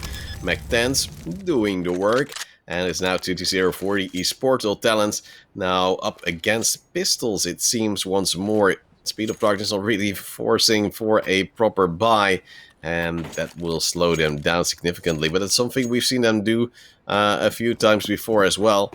So I'm not really sure if that's, of course, the best strategy to play in. Light Dice is looking to go quickly here, as the molly is already gone past. His spray is decent. He takes down Ducky. Very awkward to stand there with the util, thinking the player can't move in front of the molly. And again with util, Calavera almost goes down. Now he sprays with Mech 10, gets both kills in the end. It's 3-0 for the Esportal Talents, and I dare to say they're a little bit lucky to win that round in the end. Oh, absolutely. I do think that Calavera should have gone down there, but clearly that's not the case this time. Speed of Darkness still struggling, and I will admit, just a teeny tiny sliver of doubt might be starting to show up. But not all that much. I still almost completely believe in Speed of Darkness. Well, it's going to be some utility on towards Calavera again. He should maybe be taking some lessons from that, because it's happened before. Ducky now via the smoke almost, being tagged down by Light Dice. And there you see a little bit of dislodge in the communication from Calavera and his teammate. At least going for the bomb plant, so they might have some money, at least, you'd say. But, well, Calavera can drop and is actually moving via the crack in the wall. Might actually go for a big flank, something I wouldn't expect as a CT at this moment in time. But the longer it takes, the, well, bigger the chance of this position to be played is. There's a player holding it, and he has been spotted out, and he will be peeked by Light Dice, making it 3-2-1. The Speed of Darkness now with their first round win, and some decent economy being built. On the other side, of course, Calavera can drop for his teammate, and that would make it quite easy to then once more have a fighting chance. I say let's go Speed of Darkness. I mean, I didn't expect anything else. Let's just see now if they can manage to get it to the equalizer, though, for starters, because, well, I've seen them play a smoother game. Calavera well tagged up by the nade, though, to begin with, and maybe Gosho can get a frag out of this. Indeed, strong spray down takes out Calavera, and only Ducky remains, being completely harassed by all the utility flying his way. Well, we do see now Ducky getting a decent angle in. Smoke coming in, good spray, almost a second on towards Light Dice. So he's just 12 HP too short to get it. That means Speed of Darkness is close to actually equalizing the score. This might mean that these Portal Talents are losing the grip of this match. They have a little money, so they'll go on Nico with just a few pistol upgrades here. And that means that Speed of Darkness is in quite a happy spot to possibly indeed get a third round in.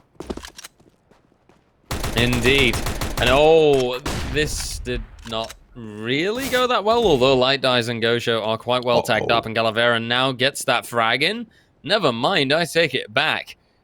A very, very rapid play from eSport All Talents. A very ballsy move, I dare say, but one that works. They get the frag, or one of the frag at least, and they get a bit closer to perhaps just taking this round in their favor. Gosho, though, just needs to make that AK rock supreme. And as we've said before, he is on the CT side, which means that he can play the waiting game. It's just a little bit of a beautiful walking point for the players as they're slowly but steadily going towards the weapon that was dropped. Ducky not getting it, as Calavera had the kill, so of course he is finders keepers. And now we do see, slowly but steadily, they're moving towards the side, and, well, slowly but steadily, they have to get a plant in. Because there's only 20 seconds left, and Gosho is, of course, standing quite safely by. He'll be mollied off, that's a little bit unfortunate, and then the player with the bomb will go away from his rifle, but will be tagged up and killed by Ducky in the end, who then finds a free AK. Free real estate as well, because it's now 4-2. Each Portal Talents now have that lead firmly in their hands, and have to fire away at the last bit of economy on the Bulgarian side. Indeed, and, well, once they can get this worked out, I think that there's a solid chance of them making that 6-2 results a reality once again. But let's see if they can pull that off for starters. Maybe it goes to the 4v4 again, where Speed of Darkness still has a lot to work from on that T side. Now we see the plant already put down. eSport All Talents committing on that plant every time, and quite quickly too. Now Light Dice slowly leans in, pushes ahead, tosses that smoke to take away vision from the middle of the map. And now Ducky comes into play. Calavera also gets the frag. Gosho goes down, but Ducky and Calavera both lose their life. I have to say, didn't see that one coming. I thought, but one of those players did get caught out with utility in their hand, if I'm not mistaken. So, in a way, well, you know, it's generally a bad thing to have utility in your hand when there's an enemy right next to you. I know that sounds insane, but, you know, take it from a pro. Top fragger, by the way. We had the same amount of frags, man. Who was at the top of the leaderboard? I think it was me. Who had the most MVP stars? I don't know what you're talking about. MVP stars don't count. Oh, okay, how much frags did you have yesterday? Just, please, remind me. I don't see the relevance of that. Yesterday is over. As the Prime Minister of the Netherlands would say, I don't have any active recollection of that moment. So I wouldn't know. Yep. Uh, Pretty Oh accurate dear. description, as we now see Ducky and Calavera going for the plate. Gosho goes down and Light dies. Ooh, he's been spotted out, but the hammer, of course, slightly improved. The windows aren't. Well, whatever. And then he'll be pushed in by Ducky as well. 5-3, Sportal Talents win the last round of this first half, and they'll be quite happy to continue on towards the CT side. And as said before, Speed of Darkness could have chosen that T side, which I would personally favor, but I decided to go against it. And that means, RJ, that we now do see Sportal Talents in quite a favorable lead. Oh, absolutely. You can say it is only 2 rounds, but I think that those 2 rounds can sometimes make a massive difference. The pressure is on Speed of Darkness right now to immediately win that back. If they don't, then Esportal Talents are going to get their advantage, well, multiplied or extended far too widely. And as Gosha goes down right away, well, I do worry a little bit. Light Dice decides, oh, I'll just come in on the plant anyway. And then finds himself in a tough spot as he's to fall back and now just play for the time, play around and play for these fights. And oh dear, Light Dice. That recoil control isn't the best thing. I like the idea, hiding behind the box and hoping that he wouldn't be seen, but sadly in practice, that did not work that well. Yeah, well, at least he did the same attempt as Esportal Talents had in their pistol, but oddly enough, it's really weird. Whenever we see a team copy the other, it doesn't work. So weird. Well, now Esportal Talents 6 rounds against 3. They have a buy on the other side. It's an AK and a Galil, so still not bad for Speed of Darkness. But they lack some utility which they might need to cover off certain entry points. Galil going for the upper approach, which is always awkward because you can't fall off. It's something I would do. And then you have the AK going for the close range fight.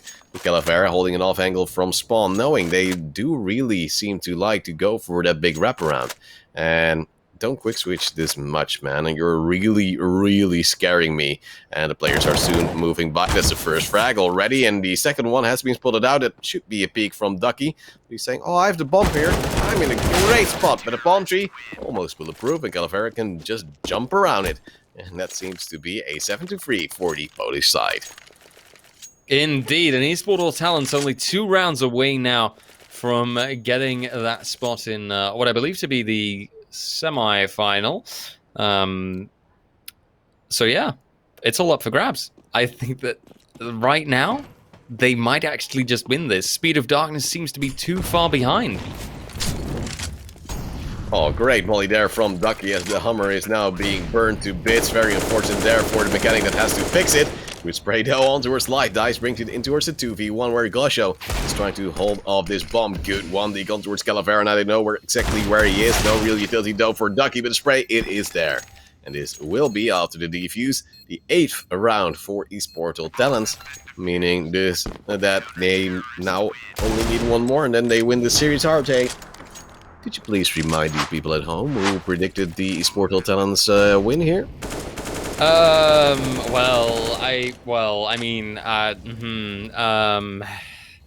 Fine, that was you. Thank you. Saw it coming. Yes, fine. Yes. You win this time. But maybe the turnaround will happen. Oh, Calavera, he's already gotten the 1 frag. Light Dice has gone down. Go show you're standing in the fire, man. It's way too hot outside. You do not need those extra flames, extra degrees. And as it looks to be right now, with the semi-final being played out, Esportal Talents might just be convinced or certain of their spot in the grand final, and indeed they are. Calavera takes the final frag, and with that, Esportal Talents secure their spot in the grand final. And who they might be playing against will be decided in the next match.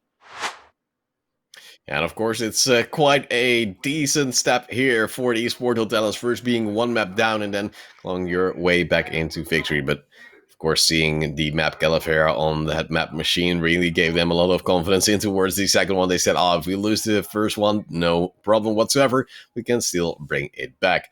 Of course, the second semifinal will be played soon. That will be none other than Bo Beta taking on Cringe. and we haven't seen Pobeda, so I wouldn't really know for sure what the level of play would be there. I do know, however, that Cringe is quite strong, so they might be able to do something in return.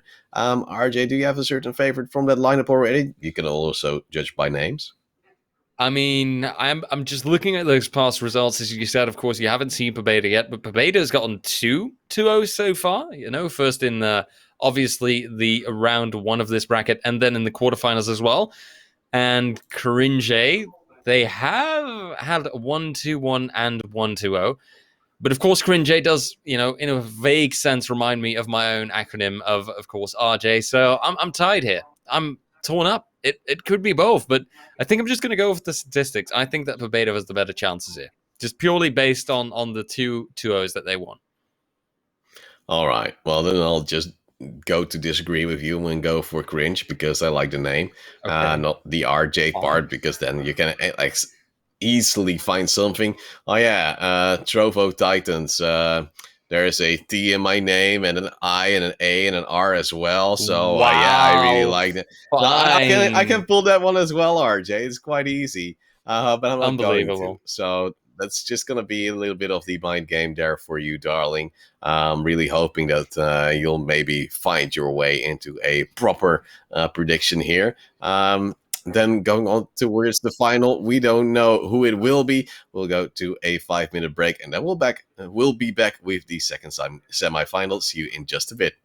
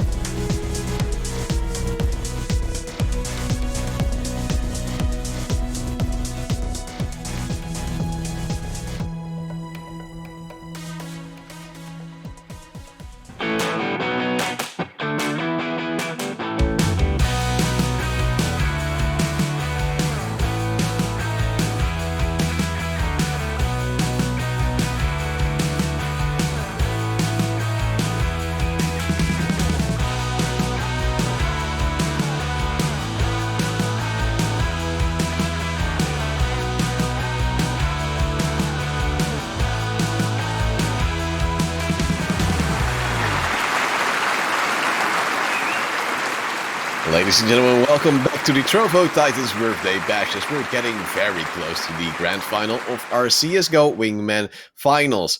Now, however, we still have to go through one semi-final still, and that is, of course, between Boda and then none other than our good friends that we've seen many times before, Cringe, who are really, really good. So, I actually say Boda, it's Beta. So I'm just testing you, RJ. You didn't correct me, so you sly you're not devil. really trusting your own team there, are you? Wow, fine, wow. See, I am just, always assuming that you're saying the right thing. And I just know that Pabeda or Paboda, whatever you call them, because clearly you don't care about them enough, will just win anyway. They will they will amaze and impress me as I can always expect from them. Au contraire to, Cringe, and I think the name says enough, to be quite honest. I think the name just says everything.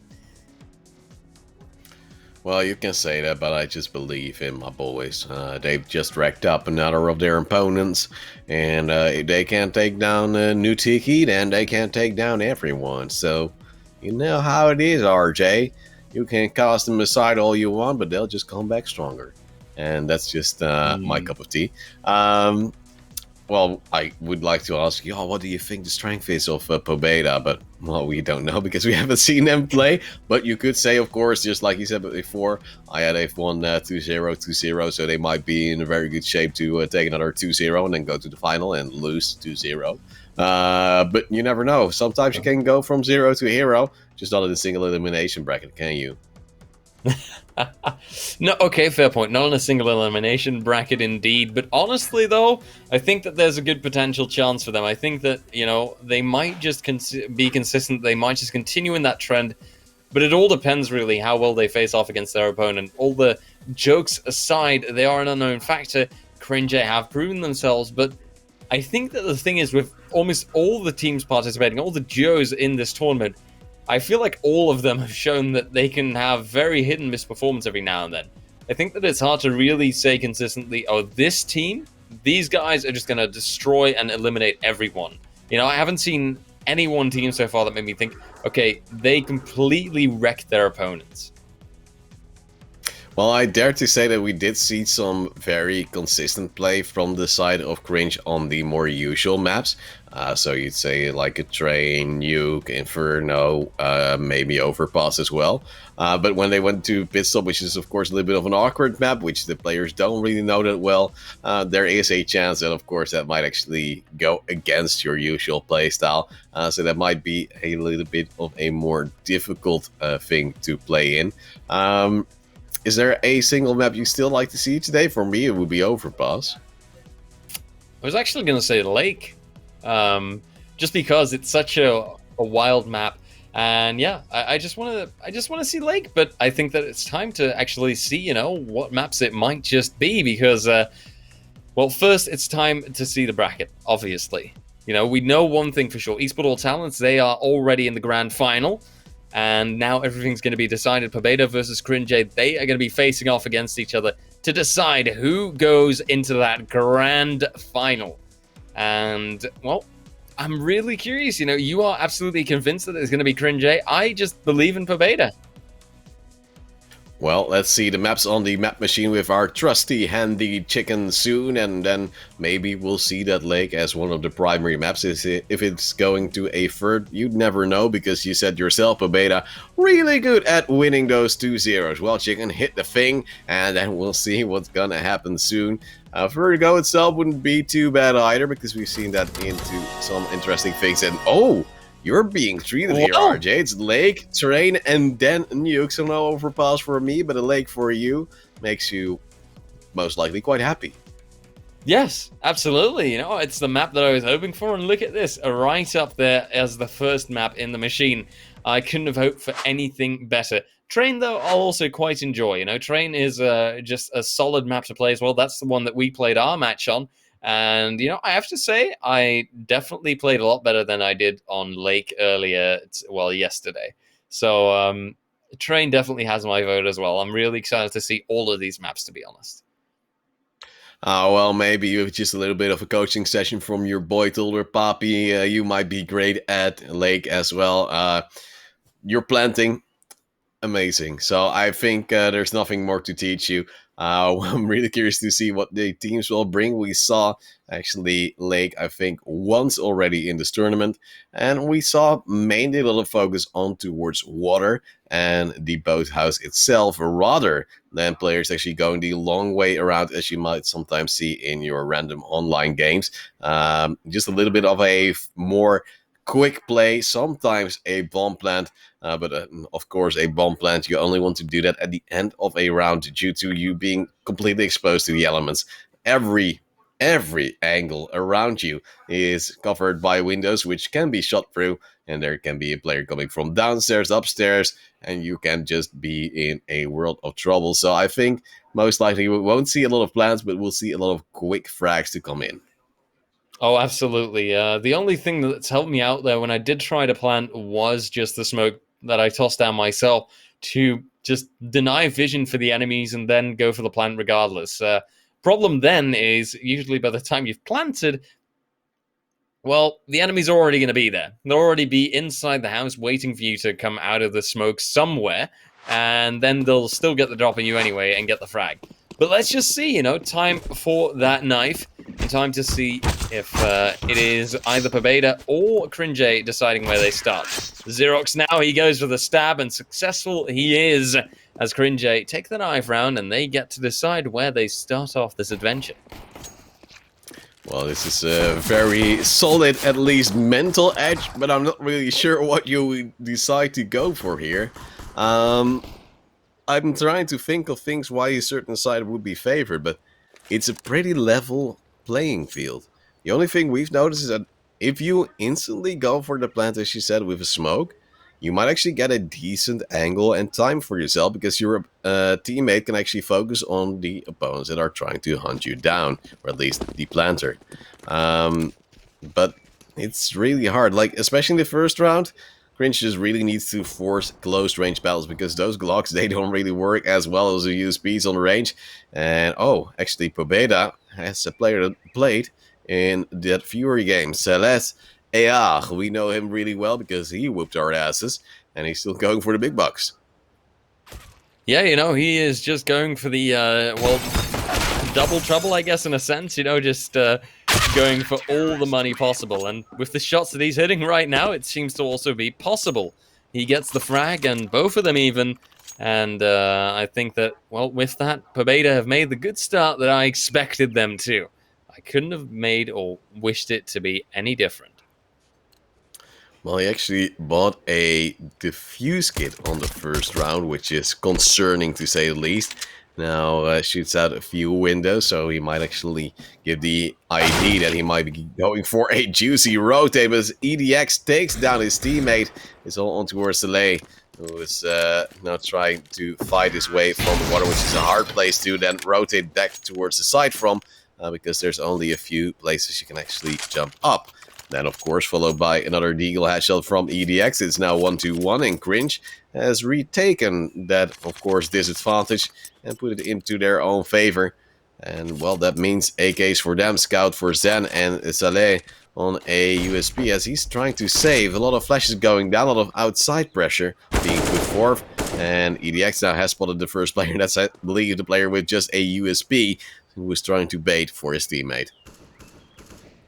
Well, sometimes you just need someone to bait for you, right? Sometimes you just need that player to kind of get those shots pulled out and get that intel so you can figure out where the enemies are hiding. But honestly, well, I have to say, sometimes even with the right bait, it just doesn't work out. EDX, though, in the meantime, he gets the frag, and so Saylas AR goes down, just like how we went down quite a lot when we were fighting against him. Only Zen remains, and I have to say, his avatar is looking positively cool, but let's see if he can get the frags looking so cool as well. Whew. Serge is spotting him in the corner of his eye, now seeing that scout fly by. He's figuring I might just save my AK, because there's no reason to risk it for a biscuit, as you'll only get $300, and what's that with deal loss and victory bonus that in this game mode. Attack comes down on towards EDX in the end, though, as it will be that 2-1 for the Cringe, no weapons saved, and onto a bye we go, apparently. Zen will go for the MP9, and 4 now for Sela. And let's see, that AR will help him out. Yeah, see what he did there? Ooh, very clever. I like it. I have to say, you know, that AR can work wonders sometimes. And the M4 might not be his favorite choice, of course. I think at least most people do prefer the AK, but I think he'll make things work anyway. Now let's see. Cringe so far, they are 1 round ahead, and Pobeda, they are still 1 behind. I still believe, though, my hope is not lost, not at all. And I think they just need to have a solid moment, a chance in the sun, and a moment in the sun, I should say. And here it seems to be Zen gets that first frag, and only EDX is left. This time around, though, it's not Xerox who's getting all the frags. EDX seems to have learnt from the last time where Xerox was definitely overcompensating. Well, definitely. It's now 2-2 Pobeda. He is trying to make it work, and, well, now knowing, of course, that Acela is in Pobeda, I can understand your guess that they might win. Because, well, we noticed he's a very good player. And maybe he's just moving in saying, hey, my guy, I'm going to take that money from you. As Senna takes the head of Xerox, leaving only EDX alive, who's now been spotted out. So Nate will fly in, and oh, that's insanely good. As Sen, also from another angle, will go in for the play and the headshot as well. 3-2, Pobeda has the lead, and that's just the way we like it. Absolutely, Pobeda is showing themselves from their strong side, and so proving that, you know, they might just deserve that lead. But I do wonder, it seems to be going back and forth quite a bit, so I think that these two teams are very, very well matched with each other. I really can't predict right now who is actually going to get in that grand final. The bomb has at least been planted. That is definitely in favor of Cringe, but you can see the entire rotations. It's Pobeda making use of the fact that there are so many vantage points, so many places to look inside of the house. But they are going to have to move quickly. The bomb is ticking further, and they do have defuse kits. Zen, in the meantime, gets the frag on Xerox. But now, come on, Pobeda. Get that defuse going already. Wait. He mollies the bomb himself. Why? I don't understand. Okay, so that has a smoke, so you might actually be able to extinguish it and then go for the defuse, but there's so little time. Knife coming in, and EDX is standing on top of his opponent, and he actually gets it just in time! And then the bomb explodes, they all die. It's a little bit of a weird end of a round, especially that volley. I don't understand why. And Cringe will be able to take a round back, but that shouldn't have been the case. This knife also very awkward from this race. Really hard to get the tag on. The defuse, it was so close to being gone. It would have been just in time there, but the cover was just not enough, which can be understandable because you don't want to shoot your teammate in the back of the head whilst he is defusing. Yeah, that was honestly one of the most chaotic defuse situations or bomb situations that I've seen so far. Xerox now very, very heavily tagged at the start of this round, and apparently his teammate also just taking the incredibly long way around. EDX going for the big flank plays. Of course, this is the kind of play I think you can only really pull off once or twice. Never mind, not even once. Completely denied. EDX and Xerox right now already very tagged up. Saylas now actually gets that frag, and oh, Xerox, pay attention. Whoop, there goes the headshot, but there's still one man left standing. And Zen is, well, the one with the HP advantage. He's got considerably more than Zen does, or he's got considerably less than, well, Zen does right now. Xerox really struggling, but we'll see what he makes do. 25 seconds remaining, so that plant is going to have to come through one way or another, and quite soon. Yeah, but the bomb is still quite far away, and as he makes noise, Zen will just be standing by, and he's just playing the cool game, you know, just chilling. You know how it is, RJ. He also chills sometimes.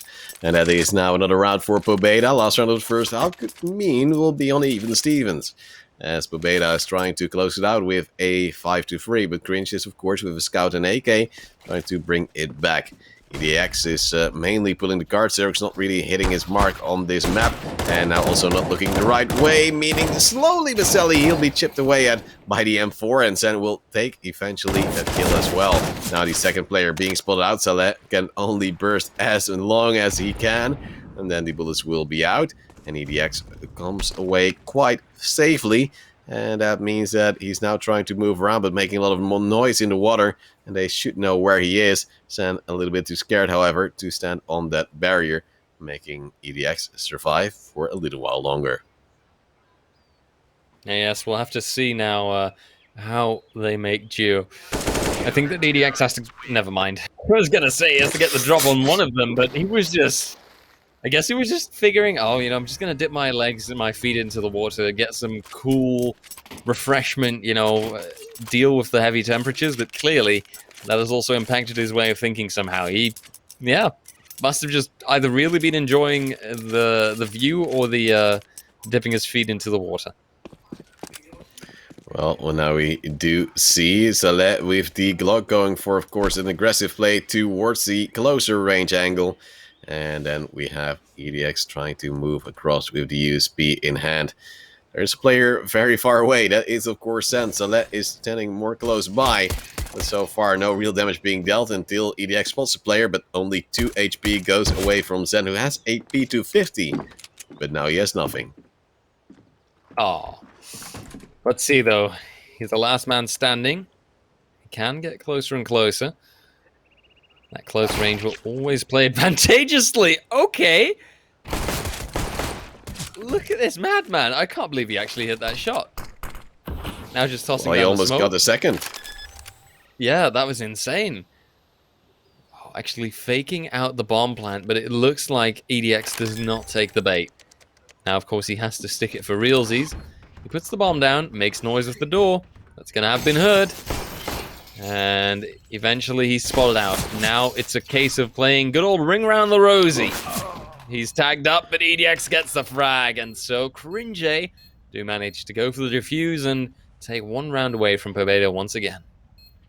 Yeah, but he didn't really have to fight all that hard there. A little bit of greed maybe. Because, of course, Saleh didn't have that armor. He was already in disadvantage for a firefight. Also got wallbang through the wall, which was something I didn't expect to be that strong, as of course these woods are made of wood. These walls are made of wood. Oh my god, brain. Hello. These woods are made of wood. Thank you so much, Toldesma, for that insight. What would I do without you? I come back tomorrow for another biology class, as we do see Xerox going for a play here, but Zen will take his heads clean off. Saleh is also spotted out a second player, so Pobeda might be coming back in towards this round, and they will. And that means it's now 6-4, they're getting closer to a possible map win. They still need 3 more rounds, and they are up against an Eco, most likely, with a P250 at least for EDX. Exactly, and, well, I mean, the P250 could work out a little bit, but to be honest, it's a tough one. I would expect a little bit better, but we'll see how this pans out. I think that sometimes a pistol round, and especially in these wingman tournaments, can be just as good as a full buy. Case in point, look at that Deagle working its magic twice. Okay, Cringe, take it easy. You don't have to do them like that, right? You don't have to, but they did. And I like it when they do it. Well, dirty, just nasty even. As we now do see, of course, a 6-5 Pobeda, not really in the best angle, but look at this real estate. It's almost like we're going to buy it, and we're seeing this from, of course, the sellers. As we now do see Xerox trying to move across on the outside, one player on the roof, which is bad for leakages, so don't start playing on the roof, guys, please. Also, not really good for your neck if you fall off. In the meantime, Saleh is trying to find an angle, but Xerox is already going for the big flank. As he's getting into a decent angle. Will be spotted out though, but Saleh can't hit the shot. And now we have Zen again in a 1v2. Getting close towards the map, or at least the bomb site. And then we'll go for that plant as well. Pre-fire's coming in, but Xerox, he's not standing when he's planting. Did you know that? Nope. He is just... Well, he just has that luxury of cover. Now, though, EDX gets the frag in, Xerox as well surviving.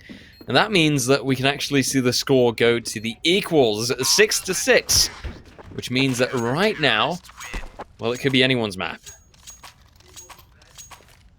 Well, now we do see Pobeda, and not really on the greatest economies, and could drop a Galil for his teammate, but he seems to be more favoring that CZ. So that might be a little bit of a dislodge in firepower, which they might need. But yeah, just the angles, of course, after a plant here, really awkward to fall back. But would have expected Zen to know that an angle was open because he already crossed it when the smoke bloomed. So now we do see Zen trying to play the outside control. That's a lamp, not a person. As both Cringe players are actually close to the side. Sees that working, luckily, on a close range. And he's actually not picking up the AUG. So that's maybe a little bit of a risk, because he's already expended one of his full max of the CZ almost. And he's now banking on the second one to work out well. Indeed, and let's see if it does actually. It's such an interesting weapon, I have to say. You know, I tend to avoid it a little bit. No, EDX! This could have worked out, but it didn't. That nade isn't really going to hit much either. Now, the sound of the bomb plant is there, but the smoke covers up, and EDX can go for the frag, drops down, and now just sticking the defuse. This might work out, because by the time that Zen gets there, it's too late. Cringe win the round, and Zen does not even get the frag. This is so painful to watch, man. Like, I saw that kill come in, and I'm like, why does he jump out again in the space where there isn't the smoke? Hoping that he would be away in time, so that would be. But he wasn't. And then we just see a very good, well, reaction, of course, from the Cringe player. Now also forcing the issue on his opponent, and with that smoke and a little bit of coverage from the kitchen counter, he'll be safe to go. Now another open kill on towards EDX forces Cringe in a disadvantageous position, but Zen standing by to possibly do something against a bomb plant. As now Xerox has killed one Saleh, now in a 1v1. And this is awkward. I'm not really sure why they didn't go for a bomb plant again. Maybe just a little bit of lack of utility played a role in that. And Xerox is, of course, now waiting for his opponent to make a move.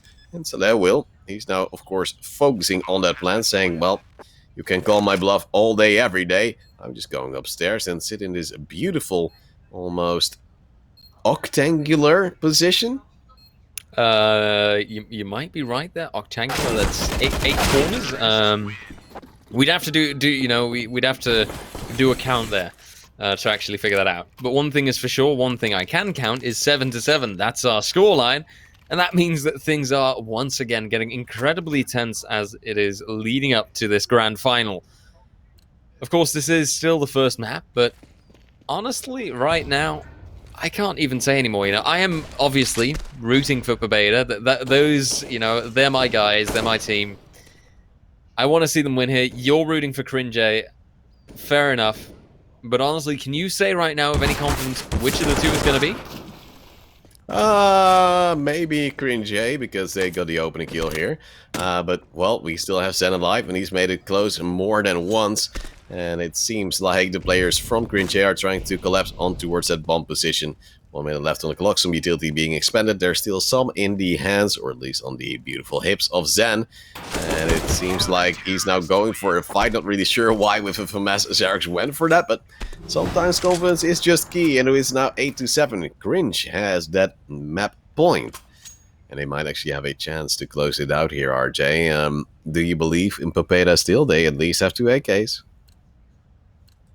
I don't stop believing. I think that they can do this. So I just want to see them perform. You know, they can do this.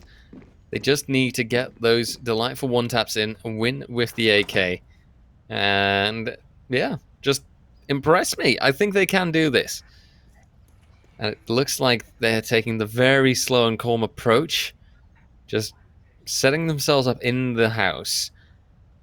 And it could work out. Of course, it's the T's that are going to have to make the noise. Just like Zen just did. He has just dropped into the water, and that has given away his position. Saylas here, in the meantime, could be making a difference. Oh, can you count the amount of corners? I've seen 2, 3, 4, 5, 6, 7. I think it's maybe 10. So then it would be a decagon, right? Decagon. Octo and Dexagon. Yeah, you know, I can do. Yeah, I know my Roman numerals. I think that's how it works. Anyway, though, you know what works as well? EDX apparently holding off the bomb site. Frags out Zen, and that does mean that Cringe is getting very close to potentially winning this first map.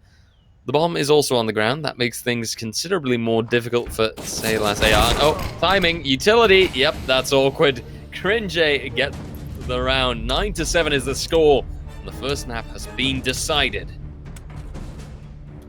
Well, that means that Green J is now on that map lead going forward in towards this semi-final, and well, they'll be quite happy about that one, most likely.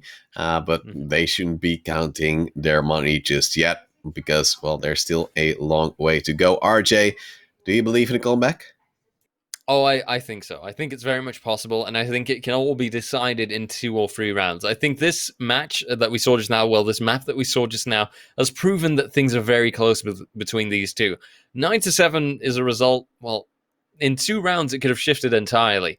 You know, that round needed to have gone just a bit better for Barbado, and then it would have been 8-8, and then it could have easily, you know, become that 9-8 scoreline. Honestly, well, 10-8, you know, obviously, over time. But still, you get my drift. I think that Barbados still very much has the potential and still has it in them to make this that 2-1. They just need to pull a reverse sweep, and we've seen that happen many times before. It's very much possible.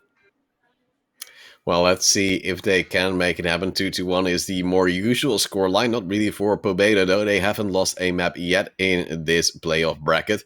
So they'll be in a different position than they're normally accustomed to. So it's going to be interesting to see how they can manage the expectations of their fans. And of course, the slight disappointment of losing a map. But then again, RJ, it was Lake. We've lost on Lake as well. Everyone then can lose on Lake, because if the Dream Team loses there, it's apparently a very hard map to play. It's cursed, you know, that's what I'm going for, and I think that really just Lake is maybe not as good of a map as I think it is. To be fair, I do still really like it, still really like it. I think the area is nice, and the rocks, the courtyard / garden, or call it whatever you like, offers a lot of options for mobility, but I do wonder, you know, it seems very difficult to play on, clearly. And the house is a very interesting position as well to play around. There are so many angles to be checking, so many windows that can always give away your position. And yeah, I do think that it's a map that I would in a way like to see more often. Oh, well, maybe we'll just see it in the final, RJ. You never know. The second map will be Train, of course, one we know and love, and we've just played in the viewer game as well. May have lost it, may have won it. We don't know. And then we'll see who will start here on the CT side, which should be favored, of course. First, a knife round, and then we'll see what will follow soon. Zen might be in a disadvantageous position, I want to say, but it seems like Pobeda, their knives, pretty sharp. Yeah, pretty strong.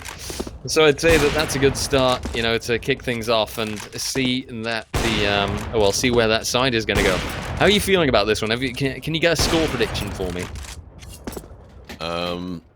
I'd say 9-6 for Cringe. Oh wow, okay. You're feeling confident, aren't you? Yes. All right, fair enough. Even when you do know that Pobeda is going to start on that CT side, you still hold on to that 9-6. Yes. Okay. I'm not doubting RJ. Like, clearly, sometimes you just need to be confident, and you'll just see after this pistol round. Beat 50 for EDX, he's just gonna tap him away. Like, tap, and oh no. It's going wrong. Oh, there you go. Pobeda proving it once again.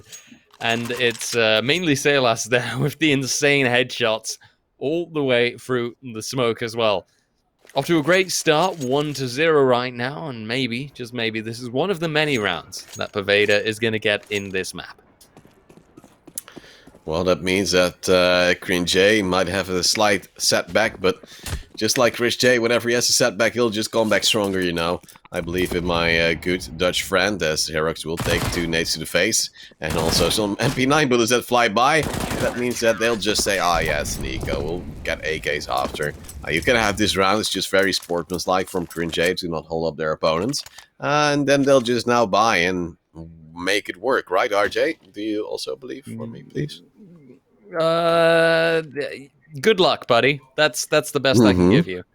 But right now, nope, I'm still believing fully in the Pobeda train. But then again, they started really convincingly on the previous map as well. So I want to see them get to like 4-0, maybe 5-6-0, and then I'll start to actually not, you know, worry like a madman anymore, because right now, Pobeda, they have some stuff to make up for, you know. They did okay in the previous map, but they didn't get the win. So now I want to see them come back just as hard. I thought that was Xerox's one tap, but it was actually EDX who yoinked the kill. Still very well played, so let's see if the MP9 from Saylas can work a little bit better as he dodges around that bomb train. He's got to plant it at one point, still got that full HP, and he is really playing with the lads. Of course, his best bet is to force them into a close-range engagement, but he also has to make sure that he's not pincered. Now the bomb plant goes down, and it's out of his view. He tags up EDX massively. 5 HP remains, but he can't know that.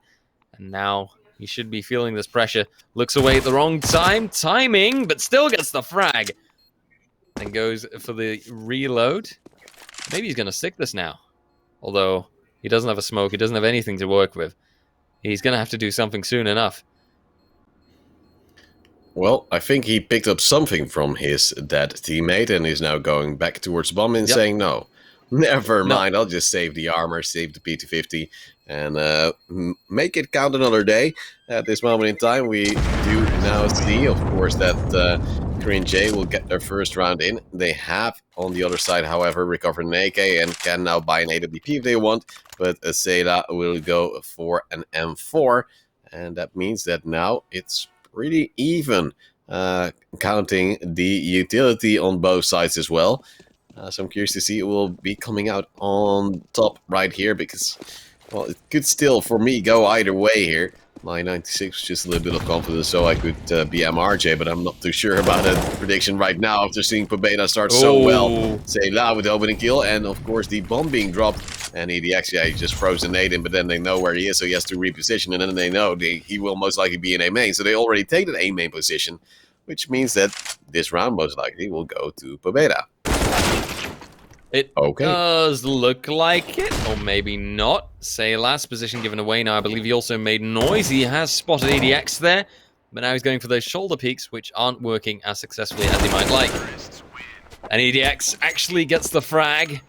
2-2. Cringe making a bit of a comeback here.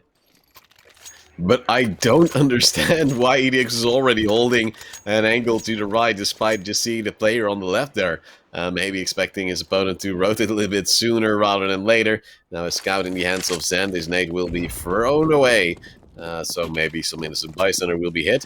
And there will be an M4 for Sela with no utility apart from a decoy. Just a little smoke being thrown in here, as there will be a slight push coming in from this Ivy position, and that means that Sela has a lot of intel here as well. It's something he did as well against us.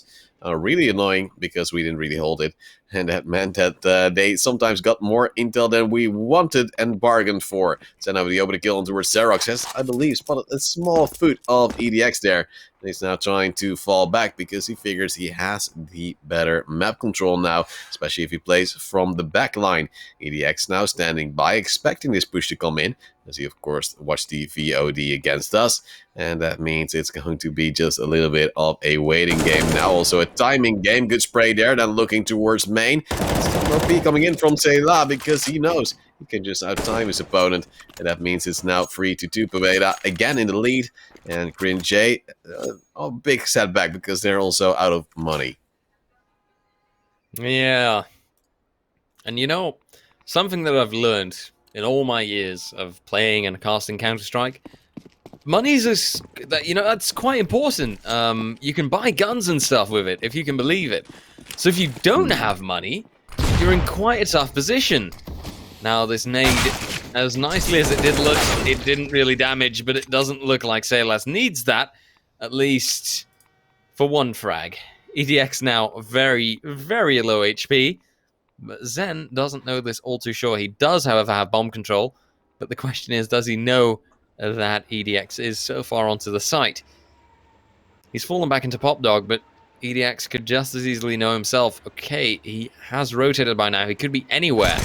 Now he looks ahead, but Zen did actually make the right call there. I assume Saylas did tell him. I hit him for a lot. So, indeed, Pobeda plays with that information and do manage to make it the 4-2. So far, their CT side is looking quite convincing, but Cringe are finding the little fault lines in it every now and then, and exploiting those when possible.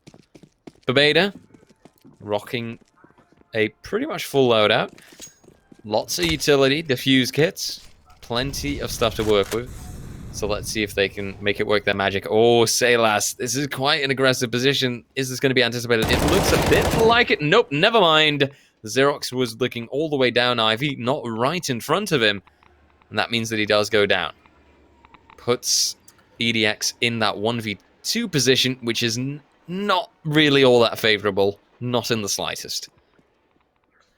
Well, we do see EDX now standing by, looking for a frag, and he turns just a little bit too late on towards Zen. 5-2 for Pobeda, and the CT side is working wonders. If they can also get that last round in this first half, they'll be in a pretty decent situation. And Zen, well, he's quite happy looking at how he's spinning. And, well, just seeing how slow he spins also shows that he hasn't got the highest sensitivity in the world. Now, on the other side is, of course, a force buy with the Eagles and utility, plus some armor for Cringe, needing some head armor against a possible M4, which is, of course, in play for Saleh. And then they'll try to make it work. Well, those Eagles, they have worked before. If you're just playing the same play every round, it's going to be quite hard, especially that main pressure not always working out, especially if you don't have any util support when you're running out of Pop Dog. Yep, and in the end, the result is clear. Zen takes that last frag, Xerox goes down, and that leaves Pobeda with a 6-2 halftime score. There was a little dent in Pobeda's defense there, but all in all, they take away the majority of this first half, and now, moving ahead, I think that they've got quite a solid chance to make this into, for example, an 8-4 scoreline, and then just play it out in those last few rounds to finish it off with a 9 to, let's say, 7 or 8. I think that Pobeda should be able to get the win here, but as always, it's not going to be a very decisive win. It's just going to be another close case, as we've seen many times before. Well, EDX is going for the aggression. A little bit of a split push coming in from Pobeda. The player drawing pressure from that Pop Dog, but also dropping the bomb. As Zen with P250 is coming from Ivy. They seem to have a hunch on the other side, as there are some players moving across now, also covering off the bomb. Just not knowing for sure where the opponent is, so just hold the crossfire on that bomb position. And then you're most likely being set for a life. And Zen is moving across almost at the sandwich position, going past the red train, and then he'll most likely see some players on his left and his right when he enters Pop Dog. So this is a terrible situation to be in. RJ, how panicky would you be, and already accepting the fate that you're losing a round? Oh, I would be... Okay. I would be frightened, but clearly making the best out of it. Zen now the close range angle and the wallbang headshot right through the edge of the door frame. Clearly, there was no reason to be afraid. Yeah, I RJ, didn't see that coming. I have to admit, this is the second time I said, oh yeah, well, this round is lost, and then they make it back in a 1v2. Zen is doing the work, 7-2 for Pobeda, cast a curse baby, as it's going to be 2 nades flying towards a main. They might deal some damage, and well, Zen goes to 77 HP, so that's pretty decent in the end. At a moment of time, it's going to be Xerox looking for a possible shot, but there needs to be a peek first, and Zen will get that headshot in the end.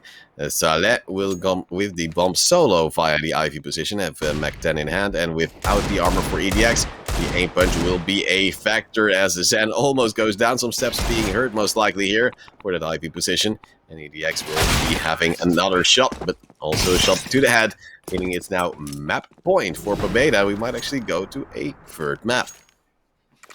So, seeing as, of course, I am rooting for Pobeda, you're rooting for Cringe, I should be saying now, oh, Pobeda is going to, perform terribly in the next round and in the next map to reverse psychology the caster curse and actually make them win. Is that how I should be reading this? It feels so wrong.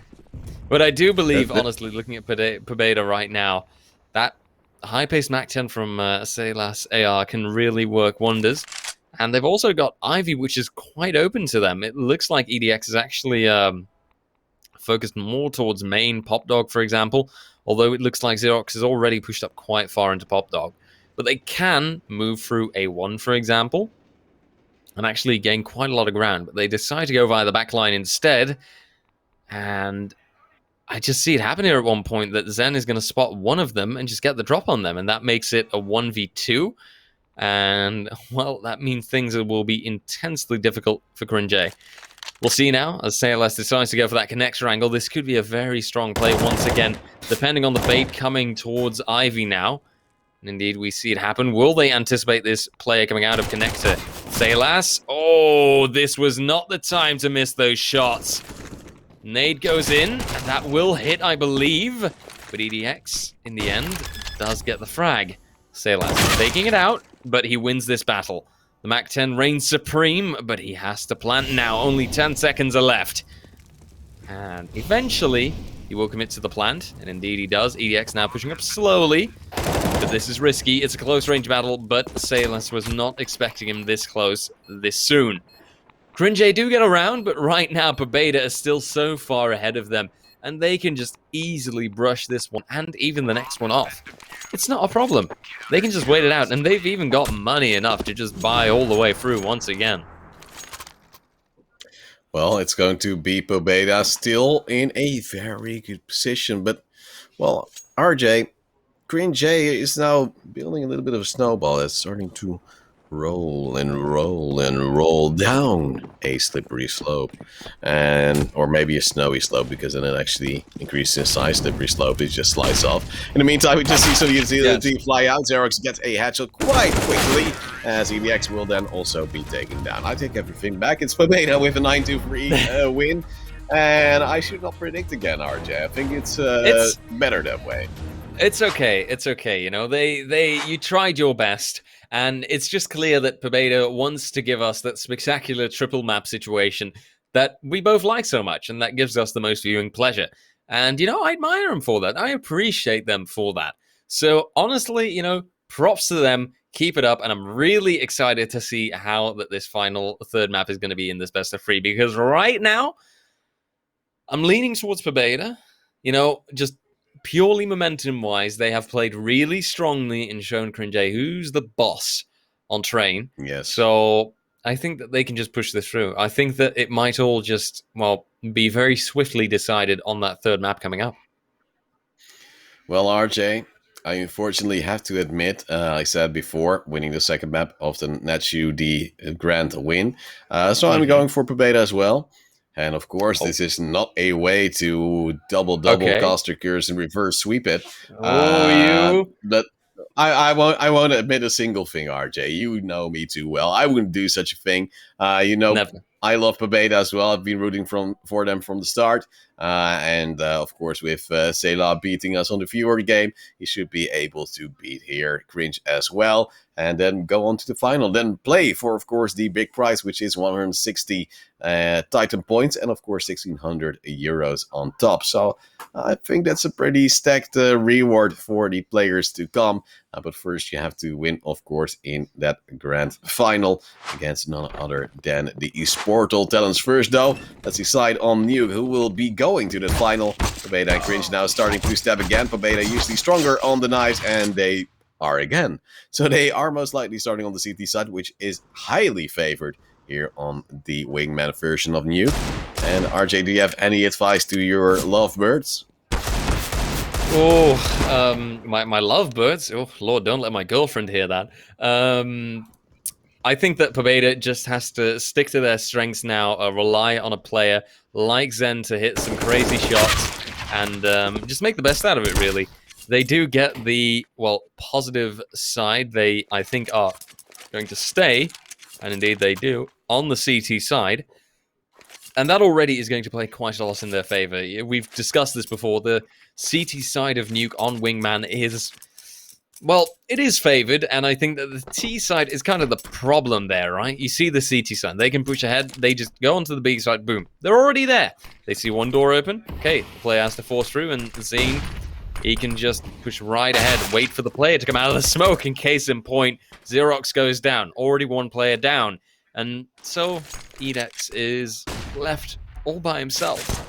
And of course he doesn't want to be all by himself. But Zane luckily retorts swiftly after that disgusting headshot that EDX pulled off against his teammate. Well, it was dirty. for at least one kill to come in for Cringe. But then, of course, that disadvantage really came through in the end. Pobeda now having the lead, MP9s as well, trying to force the issue on close range. And then maybe they'll just make it work again. You see actually the, well, team play as well, just the window being shot, Molly going through, but then the Molly goes too far, and then Xerox is there. Close range. MP9 quite well. Long range, not so great. But still, it's going to be Zen making it work. And now a 1v2 again for EDX. One dirty headshot would be great. Two would be better. But being stuck in sanitation just means you have to really wash your hands. Yep. Remember, wash your hands frequently and thoroughly. But yeah, in this case, I would hope that in a nuclear facility, they take things quite, carefully and they don't take too many risks. Although, and I've mentioned this once before in the past, that beautiful water that you can always see to the side of the B site is perfectly safe to swim in. You might not believe it because there are nuclear fuel rods stored beneath it, but it actually is. And it will be a comfortable 20 degrees centigrade. Well, we do now see Sayla, of course, again on the MP9, trying to save it with his bacon. And it's going to be 2 AKs close by. Xerox, of course, already being tagged up. Now tagged up slightly more. Zen gets the frag. I'm not really sure how. EDX, you might be flanked out by your opponent, but no need. It's just Zen going for the frag train. Both players get an AK as an upgrade, and then you have pistols on the side of Green. So, RJ, I'm not saying I do see a certain favorite here, but Pobeda doing well on the C2 side, yeah? Yeah, I know they are doing quite well indeed. I have to give them all the props that they deserve, because Pobeda right now, they are just playing Nuke to its strengths. And look at Zane time and time again, how strong he is. Sure, EDX here gets a solid frag, nothing wrong with that. But look at how this is being played out. This nade, incredibly damaging. EDX very low, and then Saylas, he can just come in and he finishes it off. Pobeda right now dominating, and I do hope for Cringe that they can get 1-2, ideally 3 more rounds in, because otherwise they are going to be far too disadvantaged. And they are going to be giving Pobeda way too much wiggle room. Well, it's going to be one unconnected that stands by, but he's gone already, don't you worry. Sayla standing close with the AK, having a little bit of a fallback position. And now we have that 2-on-2 remaining. Pobeda, well, it's still in a decent lead, but this is a very heavily CT-sided map. We should never forget that. As we do see and hear some utility to fly out. Sanitation will be smoked off once more by Zen in that ramp position. Actually having a long double angle together with Sayla if they do move out of the double doors. But it seems like Cringe is trying to split out slightly, holding some longer angles themselves as well, hoping for a mistake from their opponents, but there's no reason to go for anything aggressive unless if there's a Molotov here in shadow and they know where Sayla is. He goes for the fight. He takes EDX quite low. He's still not really winning the fight. Now Zen has to move in and maybe go for a refrag because his teammate just died, but he didn't really go for it. Does drop Xerox, however, with 28 seconds remaining. There might be more pressure to follow soon. Nate not going deep enough. EDX being spotted out here, and that Molly will force at least just a single angle to play from. And it will be a push coming in from Sam, but he didn't need to. The time was running out. No. EDX, he wasn't going for the plant. I have no idea why he decided to do that. That was absolutely uncalled for and unnecessary, I would even say. I mean, yeah, just a thrown around and an absolute shame that it was thrown like that. That was completely unnecessary. But, well, maybe it's just the one, right? Of course, I'm speaking from the perspective of my Pobeda. I don't want to say favoritism, but I'm rooting for one team. You were rooting for Cringe. Obviously, there has to be some fight there. But let's just say that this one round might not be the end of the world just yet. If Pobeda now continue playing it as cleanly and as strongly as they have before, then all is well, all is fine. Well, that's what you say, RJ, but I'm not too sure anymore. It's EDX standing by here, looking for an opening kill as his teammate is tagged up. And I believe he made some noise as well, jumping around, and with the spray, definitely. And it's Saleh just looking for the feed, and well, he'll get more than the feed, also the kneecaps, as he'll actually move into the fire, almost goes down, or drops into an aggressive angle. That's EDX with the opening kill. A little bit of a crazy play coming in here from the side of Pobeda. We've also the follow-up from Xerox. It's a pretty decent lead for a 2 rounds on the T side. And as said before, it's a very, very heavily favored CT map. So the more rounds Cringe now takes, the bigger chance they could actually win this map and go to the grand final. Absolutely. Things are suddenly looking very positive, and it seems to be a sort of turnaround where things have gotten so heavy now that Cringe just have an extra player, and it's gone. Thank God that it didn't get so far. But Cringe now 2 rounds in, and Pobeda still 2 ahead. There is definitely potentially, you said it yourself, these rounds that they win now are critical because that CT favor is so obvious. Oh my God. But then Sen pushes in and, oh, yep, he is relentless.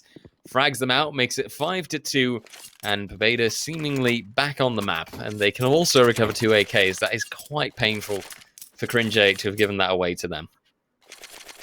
Yeah, but the weird thing is, Zen with the MP9 is just a different animal. He gets kill after kill after kill, and it just seems to work. Now, we do have those AKs on the side of Cringe because they did have the money to reinvest some util. But I don't really know where to go from, especially if EDX already goes down. Spray comes on towards Xerox, but he can't be hit up. That molly will be traded for a nade, and that's actually in favor of the Pobeda side. There's a casual reload in the open, and that comes to haunt you. Just a single bullet could, of course, deal enough damage for Saleh to go down.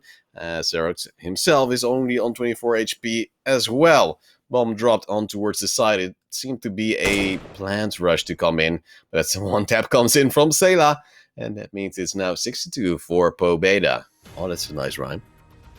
Oh, very well done, my comrade. And I'd say perhaps for Pobeda, they will just continue on that promenade. No, that doesn't rhyme. Oh, ruined.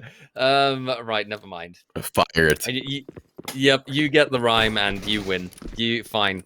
But anyway, Thank you. Let's see if this pistol round goes to Pobeda, and if Cringe will then be in very, very hot water. We'll see it in a moment. This can decide everything. Of course, I have to say that this is an interesting tactic. Pobeda actually taking it slow on the pistol round now, using a decoy no less. And Salas being that player with all the utility in his hands, flashing in what I assume to be his teammate. Although, nope, doesn't actually get moved on. He just flashes himself in. His teammate is working from that window position, and it's Salas who actually gets the frag. Then only Zen are left. 48 seconds, that's plenty of time. But then EDX, why were you leaving yourself exposed to window? You should have known there was someone there. No, like, definitely, because the reason Sela got that kill is because he baited out with that window being shot by Zen, and then, well, EDX says, well, there won't be a player there anymore, right? Right. Well, there was. And that meant it's now 7-2, Pobeda getting close to that possible match point, flashbang going out, and that's a little bit of pressure coming in, no damage being dealt. Deagles and some armor. EDX with the opening kill as well. Now Sela will be slightly scared because there's a Galil in the hands of EDX who also has armor. And the first shot accuracy of the Galil might be slightly better. The damage output will be significantly better. And then Sela is looking and he sees, oh yes, but Galil, it has been recovered. So now he doesn't really know what to do. Xerox is already holding a decent angle. They're both holding the same angle. So that might be a little bit of a risk for later on. Indeed, we'll see how that pans out, but for now, well, there is plenty of risk on the Pobeda side just purely from the fact that this is a 1v2 fight. Salas, he's still got time, he's got a smoke to work with, maybe he can get this bomb plant in, that would be a nice bonus, but the knife, oh, so painful. Diffuse comes through, Xerox can also get a knife kill, well, notched onto his belt, and that does mean that Cringe grab another round. Pobeda now starting to show signs of a struggle. Things not going as smoothly as you might expect / want them to. Well, at least they still have a chance to come back because they have a decent lead. And, well, now we know there will be better weapons on that CT side of Coringe. And when the machine and the wheels start turning, you don't know if you can stop it, RJ, because if you're not controlling the brake, things go out of hand quite quickly. It's going to be Zen standing by with Saleh, of course, trying to bait with the double doors, looking if he might actually get a cheeky bug out to peek there. But Cringe are just slow players, just enjoying life, you know, and waiting for the time to pass. And, well, time doesn't really pass all that quickly. No, time always takes its time. I know, I'm basically a philosopher. But what also seems to take its time is Pobeda going on a comeback now, as Saylas AR gets fragged out once again, and Sen has to peek in, doesn't really hit the craziest 1-digs, and with 35 seconds left has to rotate around, now play it differently, and get that frag somehow, but he's not checking his right side, and so he goes down by the hands of EDX. Cringe taking their 4th round now, and really starting to make a solid comeback. Only 3 rounds behind from Pobeda right now. Ooh, and well, with the momentum growing, still no rifles on the Pobeda side, mainly due to, of course, that bomb plant going south. There's a pretty decent chance that Cringe can get closer and closer. Now, with the utility being in the way, a rush coming down, the ball is not really hitting their mark on the Cringe side, or at least the Pobeda side, I have to say. It's going to be 7-5, still a player going down, but it was EDX who had that Galil. And isn't too sad about dropping that over for an M4 in this round, because he knows he'll be up against some AKs, and the pressure will be mounting. Oh, absolutely. It's rising, and it's rising fast. 2 rounds now being all that's left, and yeah, I do see the potential for either an overtime scenario or just a complete takeover even by Cringe at the moment. With the way Pobeda is seeming unstructured right now, and just not playing as strongly on the T side as they did on their CT side, I'd almost put down the fact that they won that pistol round to sheer chance. Well, it's going to be Sela, who's trying to find an angle to peek from, but it might actually come to haunt him if his angles are being exposed. And, well, Xerox is looking. However, good wallbang on towards EDX, who's now on towards 15 HP, something, of course, they don't know. But Innate will come in to deal some decent damage on towards Sela as well. Incendiary to hold him off, and he was smoking towards the double doors. But on the window position, it's going to be Zan, who could have actually taken down EDX with that wallbang. But he still has to break the glass in case of an emergency, so he will smokes off one part of the ramp. Now it will be killed towards Sela, who moved a little bit too early. Sen still had a flashbang to work with, and they seem not to want to exploit that. And Zerx also with the 2nd kill to come in, 7-6. Pobeda is losing ground quicker than they actually gained it. And now again on towards a pistol buy, possibly with some small armor to go with. But it's still a really awkward position to stay in. Absolutely, and not the kind of position that you'd like to be in, I should say. And, well, I think things could very quickly be decided now. That Tech 9 is a nice pistol to work with, but versus an M4 or an AK, it is nothing in comparison. We'll see how it pans out, as you can see the frantic sight hold being put down by Cringe, but it's working, right? They are covering their angles, and the utility is solid.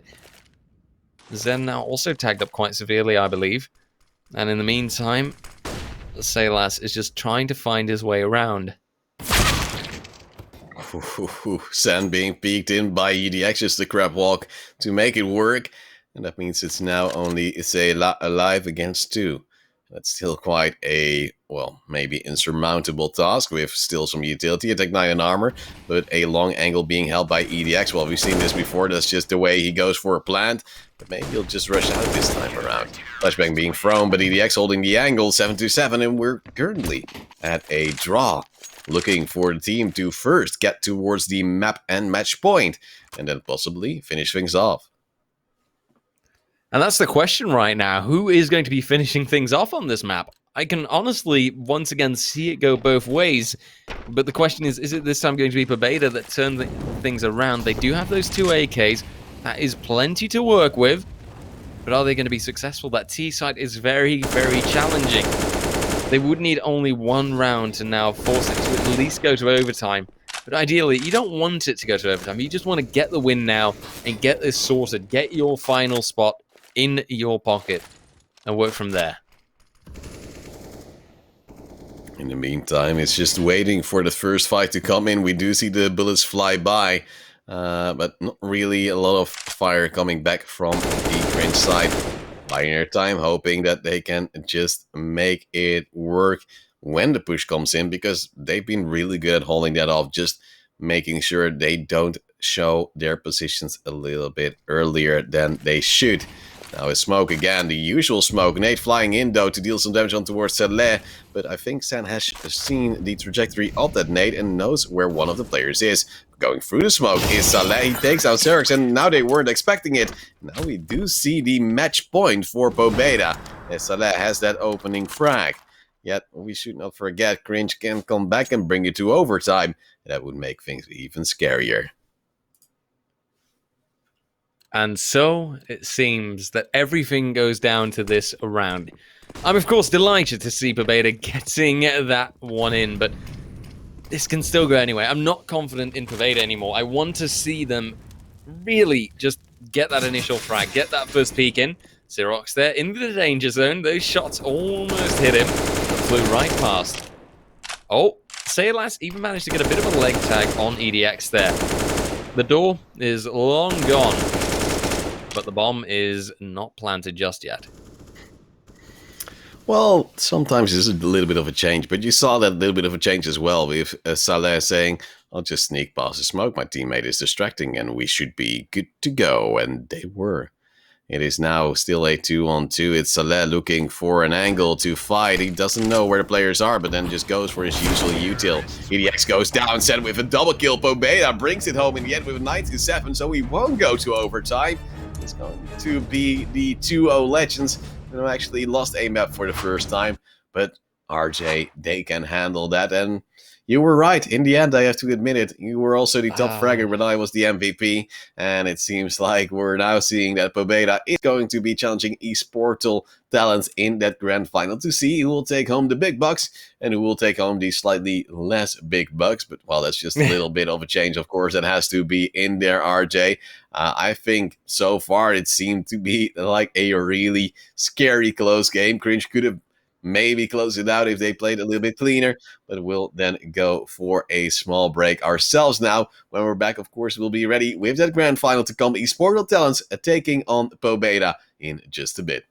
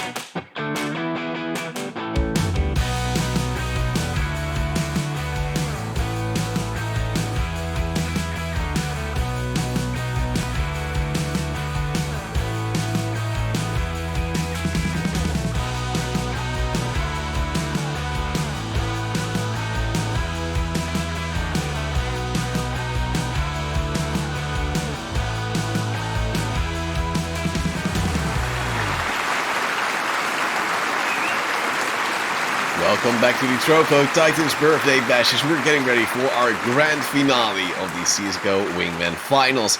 We've gone down to 2 teams only. Esportal Talents taking on Pobeda, who were struggling in the end on Nuke, but were able to pull through against Cringe. The Polish side as well didn't have the cleanest of games, but eventually they did make it work. RJ going in towards this final match of the evening. One more best of 3 to decide who will get the big bucks. Who do you think will be the favorite? I think that I'm just going to stick with my Pobeda prediction, to be honest. I predicted it for this last semi-final, and I'm just rolling with it, man. I just believe in them now. They've shown themselves, and sure, it was a little bit challenging. I will totally admit that. That second semi-final, it was a difficult semi-final. But I think that they should have an easy time against, of course, well, none other than Esportal Talents, who have also proven themselves, but who I think will be the lesser team, to be honest. Ooh, the toxicity coming in from RJ already. Well, I might go with you on the Pobeda train right here because they seem to be really strong in the previous matchup. They just have a very consistent setup as a team, and let's of course take a look back at the bracket we've seen so far. It's been a little bit of a fury, sometimes free maps, actually quite often free maps, sometimes a 2-0 shutout. And it seems like the teams that are actually encountering 2-0s keep getting those 2-0s, and then after a while they come to a halt when they do sometimes lose. Now we do have Esportal Talents, as said before, the Polish side against Pobeda, who of course had a player in there that beat us, unfortunately, in the viewer game of today. So he's already made some money. He's just looking for a little bit more. I mean, why not, right? Just a little bit of extra cash spliced on top. I think he deserves it if he plays well enough in this grand final. It's all up for grabs now, you know. It's a beautiful prize pool. It's relatively easy cash, you know, just a couple of Wingman games and easy money. So honestly, if they just pull that off, it will be well deserved. And yeah, I will say one thing: I'm totally rooting for Pobeda, but I don't know. You know, it can go either way. Just like I don't know about the map Vita right now. Well, the map machine. Of course, we use something delightful to decide which maps these teams are going to play, and it's a beautiful, beautiful chicken that's going to hit that beautiful lever for us, and then decide what maps will it be. Well, it's going to be Short Dust, Inferno, and Vertigo to decide it all. And, well, I'm curious to see what the teams will bring. Of course, Short Dust, often a relatively quick map. Inferno also quite on the quick pace. And then Vertigo, sometimes also on a quick getaway. So we might see a relatively fast final, but it also depends on the teams. Will they make it close, or will they not make it close at all in the end? It's going to be, of course, decided on at least 2, maybe 3 maps. RJ, are you saying we'll go to 3 maps, or are you expecting another 2-0 from Pobeda? I mean, at this point, we have to go to 3 maps, right? Let's be real. The way that these teams have, you know, gone down their trajectory and how they've ended up here together to face off against each other, there is no possible way that they can't be, you know, at least playing the full 3 maps, right? Unless, obviously, Esportal Talents turns out to be way outclassed by Pobeda, and, well, we will both be positively surprised, I guess. Honestly, I can't say just yet. I am looking forward to some spectacular CS anyhow, that's for sure. Well, definitely. I'm curious to see what the teams will bring to the table on this last series of tonight. The winners, of course, getting to split 1,600 euros together with 160 Titan points, which will, of course, add up with all the other Titan games they do. And, well, most likely they'll be quite happy with a little bit of bonus at the end of the year as well. But, well, we have to say we have a slight favor for Pobeda. They seem to be stronger all of the time, whereas Esportal Talents often really benefited from opportunities left by their opponents, which makes it a little bit, well, more scary to go on a confident streak there. RJ, do you say that the first map, Short Dust, might actually be favoring Esportal Talents again? Because I think we've seen them on there already. I mean, I find it difficult to say. I think that right now, Esportal Talents, sure, they might have had a good run on Short Dust, But quite honestly, that was against a completely different team, you know. Now it's a different game. It's all played out differently. I don't think we can really compare that. I think that the map does have a significant impact on how a team plays, but I don't dare say that eSport All Talents are immediately going to be the heroes of Short Dust or something. Well, we'll see in very due time, because the first map is soon to start, and that means we'll get into the action as well, meaning Short Dust will most likely be going to either team. Well, we'll definitely be going to either team. It also depends on the knife round. Often we do see it is slightly T-favored, contrary to a lot of different maps in the Wingman rotation. So there might be a chance that, well, if you win a knife for once, teams will start on that T side, as you can quite easily get an early plant in, and most likely from that point onwards try to maneuver your way into victory. RJ, score prediction for the first map? I'm gonna give it the good old 9-7. It's got to be close. There's no other way of this going. 9-7 for Pobeda, obviously. I mean, let's be real. Well, we'll see right now. We're jumping in towards that knife round with Ducky just doing some beautiful strays as well, trying to go for the na Batman. He's already lost his teammate and now has to clutch it out, and he will. Usually Pobeda almost unbeatable in those knife rounds, but this time around it seems like eSport All Talents has the upper hand, and well, if they decide to stay on that CT side, they might be in luck, or maybe they might be in a world of trouble. We don't know. As I said, slight T bias here. It also depends on the teams and how they like to play. Absolutely, and well, I think that in general with these teams we have seen a preference to an aggressive play style, because I think that's just kind of how these people roll, you know? Just go nice and aggressive and get those kills in early, get those frags in early, and get these maps out of the way. But maybe they'll change it up this time. They could try something different. It might also depend on how they both read their opponent, you know? If Pobeda decides, okay, clearly eSport All Talents are always going to try and go for a really rushy tactic, then obviously they have to respond to that swiftly. But if they notice, okay, eSport All Talents actually know when to wait, or put in a player in a lurker position, then, you know, they might turn things around. Well, we're going to see right here, Saleh has the opening kill for his team. They now have the favor for the Pobeda side, and a burst fire from range will get the second kill in as well. 1-0 for the T's, and I told you, RJ, they should have chosen the T side, but eSport All Talents goes against my better judgment, and that makes it a little bit hard for him. Of course, now going forward in towards the rest of this match, anything can happen. But we'll first have to check how those MP9s will rock for eSport All Talents. 2 M4s already being thrown out of Mech 10s. Also taking the fight, Saleh getting another double kill, just leaving nothing behind for Zen. And now that means it's already a 2-0 pistol round coming in for the eSport All Talents side. And that might mean yet another lost round. Yep, and that does mean a strong start by Pobeda, as you could have almost expected at this point, right? With how well they are playing this out, and how, well, surprisingly enough, really, they've been granted that T side, I should say. But yeah, close call here. Ducky manages to evade death, but then Zen comes in and delivers it just a little while later. Like when you've ordered a package and it just arrives a day later. That happens sometimes.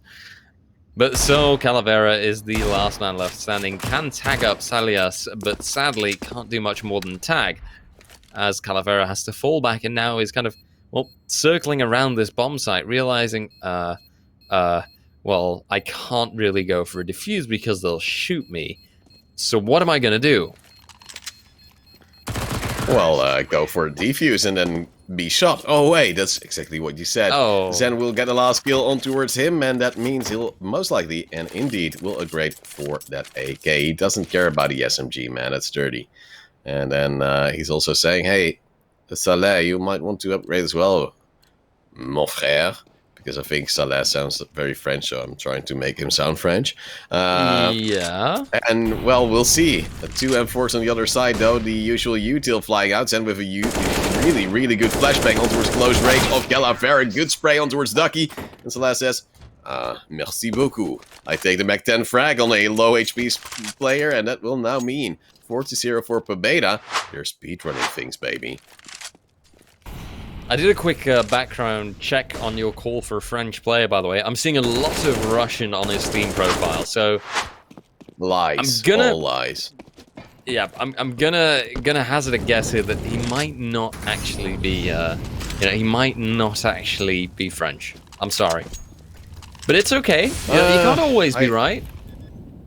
I agree to disagree, that's how it is, as we do now see Ducky trying to move in through the smoke. There's a player on the other side who's looking the wrong way! Zen turns away at the wrong time as well, as it will now be only Saleh alive. Throws the flashbang in, now they know exactly where he is, just stick that defuse already, I'd say, but he's actually getting the chance to move across. Of course, they should be knowing this, and the defuse, it is coming in, and Saleh is trying to play for the angle, but will be peeked in by Calavera. The round eventually goes in favor of these Trovo Talents, and finally they've got their first one, upgrading to 2 AKs. Actually quite intrigued by the fact they're letting the MP9 push for that player that still remained rather than the AK, but sometimes the MP9 just is the firepower you need, right? Absolutely, and not just the firepower, but also the racer fire, I would say. I think that if you can just use that at the right moment, it can be just as strong as a rifle sometimes. Zen, though, does prove for a moment why the AK is a strong rifle. As he takes the frag, Calavera in the meantime does go for that later refrag. But he goes down by the hands of Silas, and sadly for Esport All Talents, that means a 5th round coming in, and Esport All Talents still quite severely behind. Oh well, RJ, it happens. In the meantime, we do have that 5-1 lead. It's pretty decent now for Pobeda, and they're up against some rifles again. They're splitting up at the early stage of the round, just doing the same thing they've done before. Now throwing in some deep mollies to hold off Ducky, who will be refragged. Now it's a 1v1, and Zen, he's trying to slow things down, figuring, oh, mate, I could just take you in a fight any day. I'll just go for the normal T-spawn entrance, which is a little bit scuffed, let's be honest there. But sometimes it does work, and it's going to be Calavera really doubting on where the opponent will be. So now they both don't know where the opponent is, and that makes it always a very, very awkward fight. Indeed, indeed. But hey, a little bit of dancing around the bomb site, it takes 2 to tango, as they say. And that's just being proven right now. But we'll see as Zen, he's peeking, he's checking his corners, but Calavera should be here any moment to give him a rough time. And indeed, there it is. Esport All Talents take their 2nd round. And perhaps, if they can get that 3rd in now, there can be a chance for them to overrule Pobeda. But they will have to play really strongly in that 2nd half. They're going to have to get it right from the get-go. Oh, definitely. In the meantime, it just seems like a very scary place to be now for Pobeda, because they don't want to lose more and more, because, of course, this is the last round of the first half, but then going on towards the CT side, you might be in a world of trouble. A bit of hippity-hoppity coming for your property, as San gets the long-range kill on towards Ducky, who will be traded out by Calavera, leaving his teammate with now the bomb plant, but also a Mech 10 in hand. Calavera knows that he will be behind the boxes, just doesn't know how far back he is already.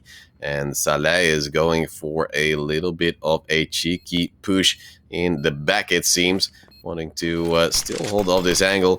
Calavera is just tapping the bomb right now. His feet being spotted by Saleh, so he can just play a little bit more passively. The spray doing well, but the stick is also coming in. So please spray Saleh, and he's not doing it in time. Oh. It's going to be yet another round for these Trovo Talents, and they now have round 3, and that's what I told you.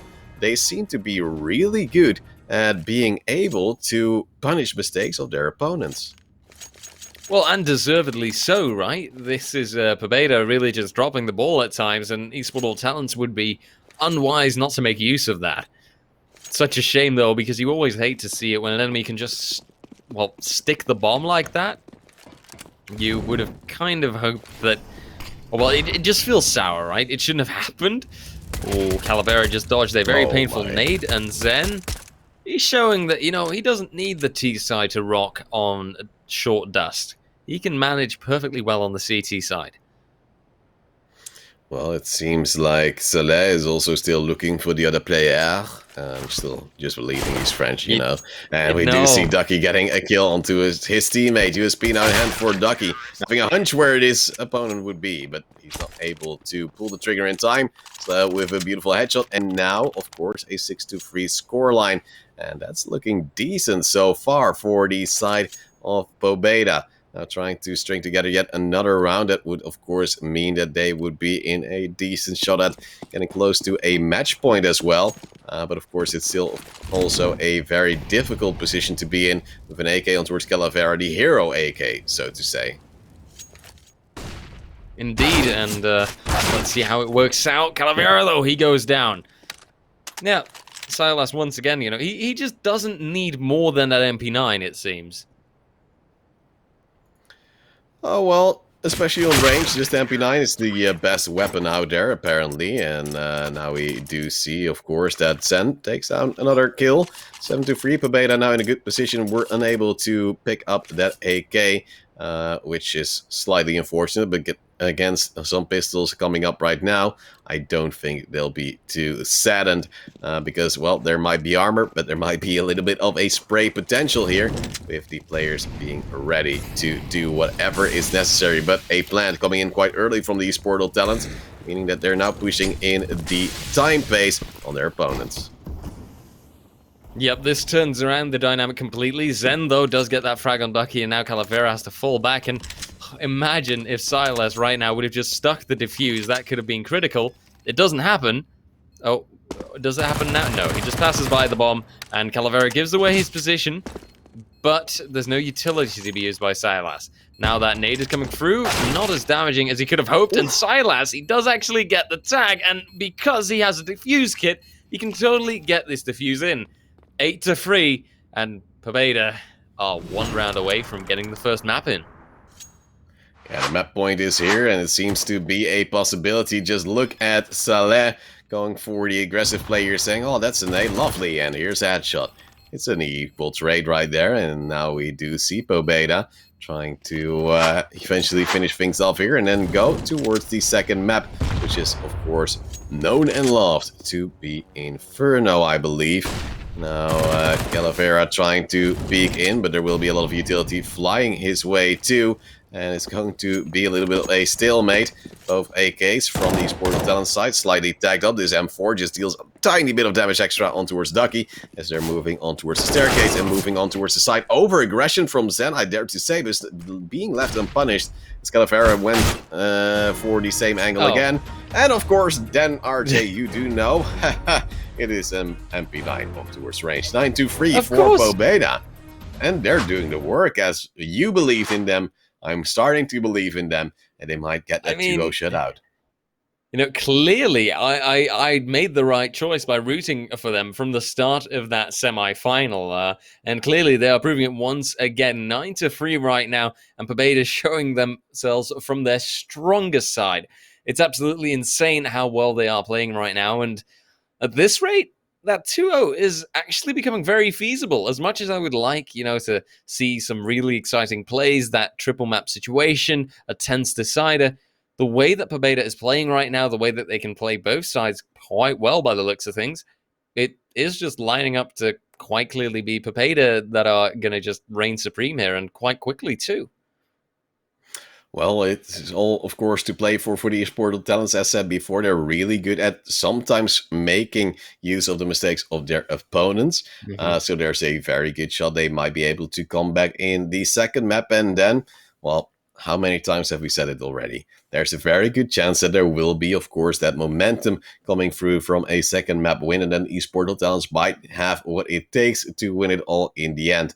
But you really saw here a little bit of a confusion play from the side of these Portal Talents. They just didn't know what to do on their T side, whereas normally it's such a strong position to be in. You also saw, for instance, on the T side of Pobeda, they're really quick with all their utility. They were really good and set to make sure everything was happening with 2 Molotovs, usually a smoke as well, and then just get the plant in and you're golden.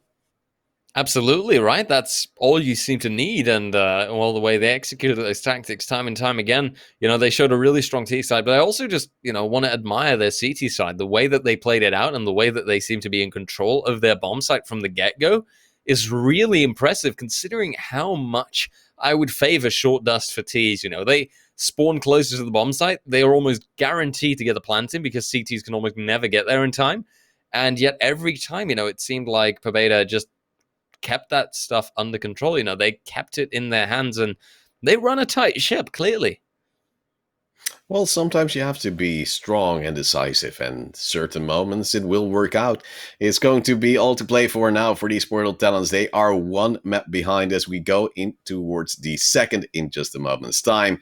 But it seems like with the commanding score, especially looking at the round difference, the side of Pobeda is just a little bit too strong. They struggled in their semi-final, but now they seem to be at a much stronger place. And the knife, of course, will decide who will start on the CT side, which is again favored here on towards the map of Inferno. A beautiful map.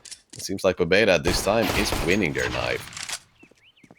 Absolutely, and that is a solid start once again. And now I'd say on Inferno, that means that there's even more favor to them. I expect this to be a CT-sided start, and Pobeda right now, I just see things going all in their favor and everything to just go their way. Well, we're going to see what's going to happen in the following rounds. Pobeda looking to at least get the USP headshots in, and they might have a slight lead going forward. Just double pitting, as it's almost like a Formula 1 match, but well, Saleh is going to be getting that opening kill, as there was just a solo peek from Ducky. Bomb now being dropped, soon to be recovered, and that does now mean that we're looking at the subsequent round possibly going to Pobeda as well. But we shouldn't count eSportal Talents out because, well, remember the last match I said, sometimes it seemed to be over, but it wasn't over at all. There's always a chance to come back, especially now with P250 of Calavera together with the armor and now a smoke in hand, which he picked up from his dead teammate. Yeah, and that P250 can work wonders, really strong damage from it and armor penetration when necessary, but I'm afraid but he's never going to be on time. Oh, the smoke is good, but Saylas is sprayed down. I could almost call it, he was just spraying at head level and excellent recoil control by the looks of things. Gets the headshot and, well, off to a great start once again. 2 kills for him and Pobeda with the first pistol round. Well, it's going to be quite a hefty remainder of the rounds as well. Of course, a lot of pressure on towards eSportal Talents. The chicken, unfortunately, going down, RJ. Sometimes the barbecue just a little bit too strong, darling. Oh, I'm looking forward to my first barbecue. Really? Yes. Sorry, disregard the fact that I am an avid lover of food and look more towards Zen as he puts down some solid damage through the smoke.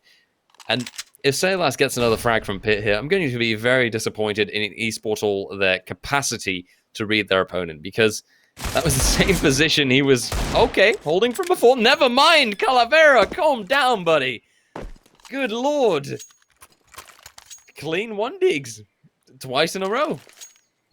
Okay. Well, sometimes that's all that you need, RJ. You have to bring the fire, dance your way around your opponents, and there will be red in your eyes as you get them down. And these Portal Talents bring it back, and they needed to bring it back, and so they will try to. More utility flying out towards short to counter off a possible push. And now Saleh is in a world of trouble. Good nades to come in, but Zen takes down 1 kill. Drops a bomb, but will be dropped himself as well. And now we do see a 2-1 lead for these Portal Talents, so that is just a little bit of a change around they were looking for, and they are making it happen. Absolutely. This is the turnaround that we wanted to see. This is the turnaround that we're waiting for, to see them actually push this toward a triple map situation. A strong start is vital. They've immediately responded after Pobeda won that pistol round. And, well, this is an excellent response to put down. Now, we do see the FAMASs in the hands of the Pobeda members, and they could work with that. They could actually see that, being the perfect weapon to use. Although, I have to say, angles and range is going to be really important here. That FAMAS has to work well from a close range, fight, I'd say. So they're going to go for those long-range engagements again. I'm going to be a little bit doubtful. But then again, it is Salas who's in the pit position once again, and he can work with an MP9 on long range, so why wouldn't a FAMAS work, right? Well, FAMASs are great if you want to be famous. And, well, let's see if he can make it work in the end. Zen standing by with his angle first, hoping for that crossfire from his teammate. And then from that point onwards, you might make it work in the end. But now it's going to be the flashbang. Very good dodge there for Zen and gets the first kill. Second player on the haystack knows there's also a player in the mini pit. That's the re-peek you were looking for. Throw the FAMAS on the box just for safekeeping later. And now it's going to be 2-2-2 Pobeda with a little bit of a buy round. Bring it home again. And now have a chance to take the lead once more. Indeed, and I guess if Pobeda can grab that momentum now and work further from there on out, they've got that utility. They're immediately putting it into play to delay eSport where necessary, and things can go very positively for them. Oh, Zen, that flash is solid because it allows him to just frag through and through. No vision whatsoever for Ducky there, or Calavera for that matter, as they get shot down, and Pobeda stand 3-2. Right now, eSport Talents once again kind of put down after their short streak. And, well, they need to recover from this right away because otherwise they keep risking Pobeda getting closer and closer to that potential second map win, and with that, the victory. Well, the nades fly in. It's going to be Saleh, who's standing by with the MP9, moves back as a nade from his teammate, flies overhead. And now we're biding our time, and ooh, that's a shot on long range for the MP9 that he didn't hit. What the hell is going on here, RJ? It's going to be the Deagles flowing in towards the side slowly but steadily. But, well, the MP9 against a lack of armor is always a great place to be in. But one Deags we've seen many times before. The eSport Talents are now trying to split it up. And they're waiting for the opportunity to strike. And, of course, for Ducky to be on this long angle. So he can make it work as well. Well, Zen having a little bit of an off timing. And Ducky is coming close. And now the call will have been, oh, there's a guy on short. But now there's also a guy on long. Oh, no, what do we do? Well, get that shot of maybe. Oh, no, two people? MP9 of Calavera. Will get the first kill. Now Zen going in an awkward fight. Gets a beautiful dink and a very good flick on towards the second as well. It seems to be nearly impossible to take this man down. And now it is up to a 4-2-2. And I think I'd be quite happy here if I beat Pobeda, and quite lucky. Double dink here through the box, and then a good flick on towards the second. Should have most likely been around for these World Talents after that opening kill, but it's still a little bit of an awkward situation. Now the AK&M Force still in hand of Pobeda, looking to slow things down again and possibly make it to a 5-2. There's a solid chance there, and the main thing is indeed they can, well, you use the word slow it down, they can just kind of stop, I would even say, eSport Talents if they can frag them out here. They've just invested their funds completely down to the very last dollar, the very last dime, anything that they might have had left. Let's just see if this works out now, though, because otherwise eSport Talents are going to be in a very rough position, and of course, this is Wingman. 5 rounds are all that Pobeda need right now to actually get on top of this case, to get on top of things, and to potentially beat eSport Talents. Let's see, though, if it comes to that. As right now, well, Zen, he's holding his corner once again, and they're not going for a split push this time. They are working as one unit. They've got 1 flash and 2 smokes to work with. They need to deny vision where possible, just like Zen is doing right now. That puts him in a very tough spot. Calavera goes down, and so does Ducky. Excellent double play here by the two teammates, and, well, Pobeda just seeming to outclass eSport Talents at the moment. Yeah, it does seem like eSport Talents had a little bit of a fight in them, but lost their groove quite quickly when Zen had a 1v2 clutch, which could have still gone either way, let's be honest here. Some mollies flying out, some damage being dealt, a lot of flashes flying all over the place. Zen holding a passive angle here in library, and then getting a free kill, almost. That took some more, input than he might have wanted to see. Nade will take down Ducky to half HP. It's going to be a 1v2 with Saleh getting the 6th round for his team as well. and it seems to be a pretty decent situation for Pobeda to possibly close out the match. But let's be honest, anything can happen if we do change sides, and eSportal Talents will now be on the favorable CT position. It's going to be, of course, the USPs in their hands. That might be a slight favor on the longer angles, but the Glocks, when they get closer, are always on a better position. And who would want to lose to Glocks? Nobody, of course. But we'll see if it gets to that. Pobeda having to actually, well, take the risk now, I would say. They have to get close, and right now they don't have all that much utility to play with. So it's only that smoke and that molly, and I really wonder where they're going to put those down, because they can make or break everything. I'd expect some sort of combination, one molly somewhere near pit, I'd say, and maybe a smoke to secure a plant on the bomb side. Calavera, though, decides, you think that you're going to even get onto this site? Keep on dreaming, buddy.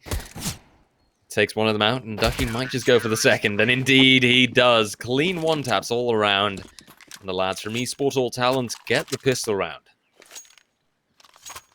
Well, of course, we shouldn't forget Calavera with pistols and headshots. It's a very good combination, and that now also means that we do see a pretty decent setup for eSportal Talents to possibly extend. M4 for Calavera, no head armor. Odd, especially against the P250, risky. But, well, you never know what happens if you do get more clean headshots in. I believe it's going to be, of course, the MP9 of Ducky most likely farming for the most kills, because there's the most return on investment there. And there might be a little bit of a cheeky play coming in from him. Now the M4 spotting ahead, but no damage being dealt just yet. But from long, it's Zen with that Deagle on range, which might be the dominant factor of this. Oh, never mind. I do like the fact that you were really hyping it up there and then just denied. Yeah. I was so happy for it. I was like, oh yeah, it's gonna happen, mate. And then nope, it doesn't happen at all. And then you just see how sometimes you can hype things, but you'll always be let down. That's just life indeed. We'll see. And life also seems to be that Saylas sadly loses his as he gets fragged out, and eSportal Talents are making a bit of a comeback here. Pobeda only 2 more rounds ahead, and, well, eSportal Talents getting on their heels. There's a solid chance, if they preserve their momentum themselves, to win this, but it's going to be tough. Because Pobeda have shown themselves from a strong side, but I'm kind of noticing the same pattern as before. They are struggling a bit with their T side, the same way that their CT side wasn't always the cleanest in, or well, on short dust. Clearly, though, I spoke too soon. Saylas with a lovely headshot takes out Ducky and goes for the second. Calavera too. Both pushing so aggressively through apartments, and Lord knows why. Well, YOLO. It's weird things that sometimes happen, but sometimes you don't have to go against the current, RJ. You have to go with the flow, as they say. I'm trying to be an inspirational speaker. It's not really working out. I'm not considering a career change. But now we do see those 2 AKs and just, well, slow angles being held. So that's saying, beautiful Nate, my friend, why don't you come and pick me yourself? Because I have a present for you. But the present is not really there just yet. It's just a little bit of a waiting game with the AK in hand, and Zen hoping to open things from long. Last time around, he was headshotted quite early, and that's, of course, quite a difficult position to be in. And now we do wait for the first frag to follow. Ducky being pressured. There will be a molly on him, and Saleh luckily able to cover off Zen his maybe demise. Good molly as well towards Calavera, who takes 1 kill in, but now both players have been tagged up. This nade might be lethal, but Zen is able to get back in time and now gets a spray down. It is a map, match, and tournament point for Pobeda. Indeed, Pobeda, they are so close right now. 1 round is all it will take, and look at eSportal Talents there. Well, equipment right now. They've got 2 nades, 2 smokes, an MP9, a Deagle. These are not fighting weapons. This is far outclassed by the 2 AKs that they're going up against. But let's see what gives. Pobeda, they're taking it slow. They're using their utility where possible. Will they anticipate this push? Ducky, though, gets that frag in. Saylas already shot down. This is a good chance for Pobeda to work off. They immediately retreat to the site as well after getting their frag, playing it safe as they should. They might not have taken bomb control away, but they have taken a very, very strong stance, and they should have taken away a lot of opportunities for Zen to actually even win this round anymore. Just look at the way that they're positioned here, the both of them. I think this says enough, right? These are clearly two players that do not want to take any risk whatsoever and just want to win the round. Well, we do now see Zen slowly trying to creep in, hoping to bring it back for his team, because it's still a little bit of an awkward scuffle they might be in. It's Ducky just holding the angles, maybe slightly too low with his crosshair placement. It's only decent if a player comes close by. Oh, he sees him in library. That's one headshot here from Zen, and a very good volley on towards the position of Calavera. Keep your cool, Zen, as there will be an 8 on your feet. He's sneaking in. That flashback, oh, it's way too great. Calavera gets the clutch in the end. But it could have gone in towards a match win for Pro Beta. And they still have a few chances. They even have some decent money, and I believe Zen could maybe drop an AK while still buying AK and armor for himself. But he'll go for the util with Galil now for Saleh, who usually goes for the closer angles anyway. Absolutely, things are getting closer and closer time and time again. I'm very curious to see if Esport All Talents can push this to overtime. Saylas peeks in, Ducky takes him out.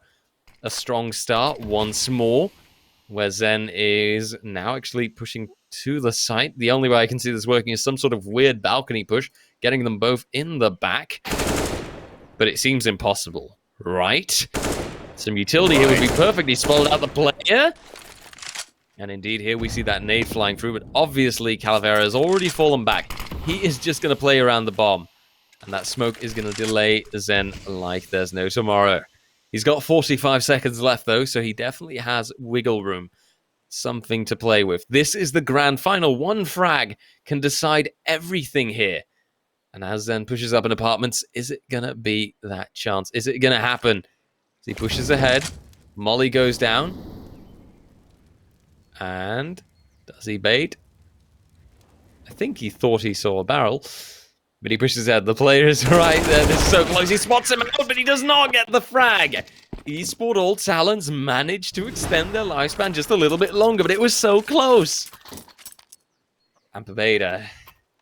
There, Esport All Talents is hanging on by a thread, but Pobeda is just not willing to finally give them that finishing blow.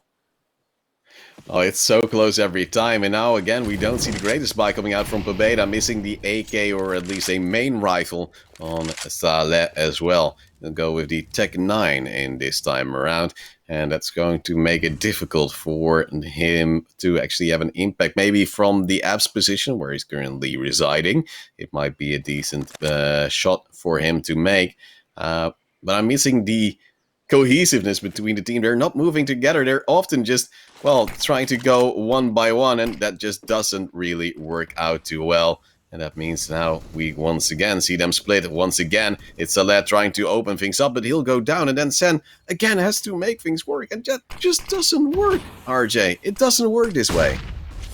No, it doesn't. And that does mean that Pobeda are once again facing quite bad chances to win this round. One man down means a one less chance, and Zen is a very strong player, but oh, this is risky business. I believe he's seen the shadow there. He's pushing ahead now. There's a player right on the site as well. Just one shot, and Zen goes down. He's spotted the head, but he's getting double peaked. He's duking this out relatively well. Tries to eliminate the player from pit. Indeed, 10 seconds. Zen, you gotta do something. And the player knows he's duking it out once again. Esport All Talents, 7th round. They're making this incredibly close.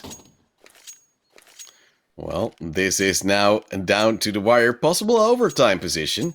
And just calculating in my brain, of course, the team, or at least the players, will stay on the side they have been on before the overtime starts. So Pobeda would stay on that possibly now tilt-heavy T side.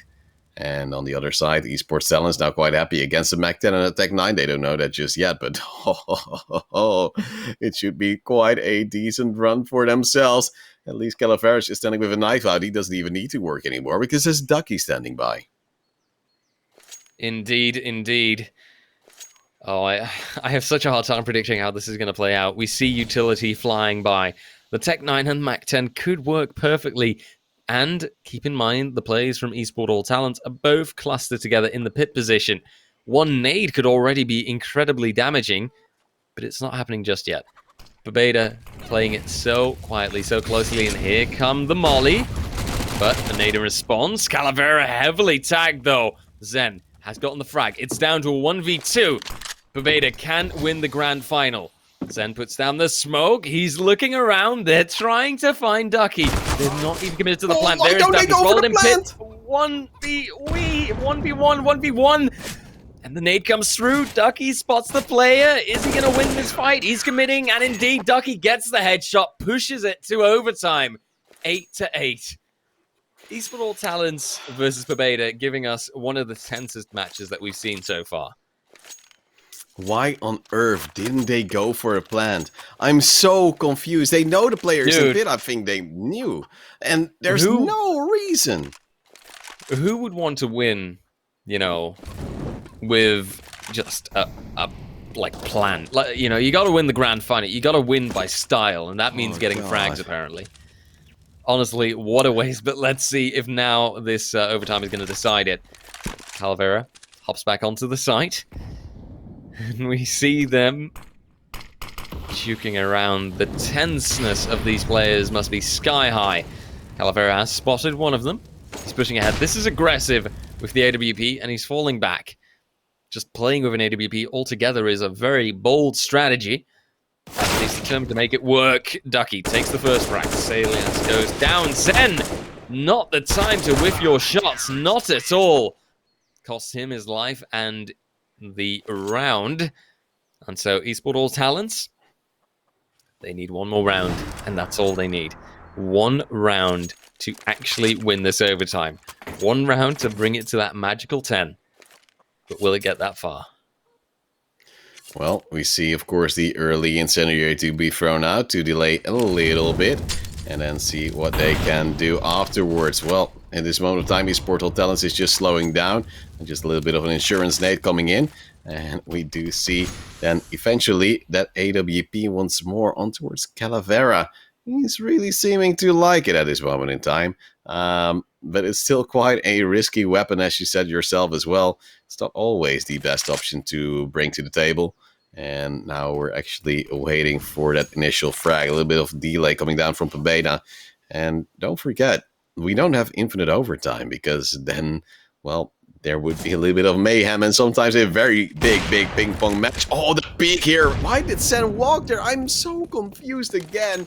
Good nade, though, to at least tag up Calavera, who is now picking up that AK, as well as Ducky had been tagged up, and Soleil saying, oh, they know I was in pit, so I'm just gonna hide on side and hope to get a two-man spray down. Have the trigger discipline, please, as he has. Not really the best spray, but he'll get one and then jumps on the box, manages to bring it back to a 9-9. But I wasn't sure that jumping on the box was the best idea, but it worked out in the end. Now, of course, in towards the last round of this map, there might be a little bit of a struggle for Esport All Talents to have this comeback come through. But if Babeda loses, oh my god, I think they would lose the next map to come as well. Absolutely. Ooh. We'll see now. Babeda, Salas, the first frag is in. Calavera goes down. And now, Esport All Talents, one man down. This is tough. It's a 2v1.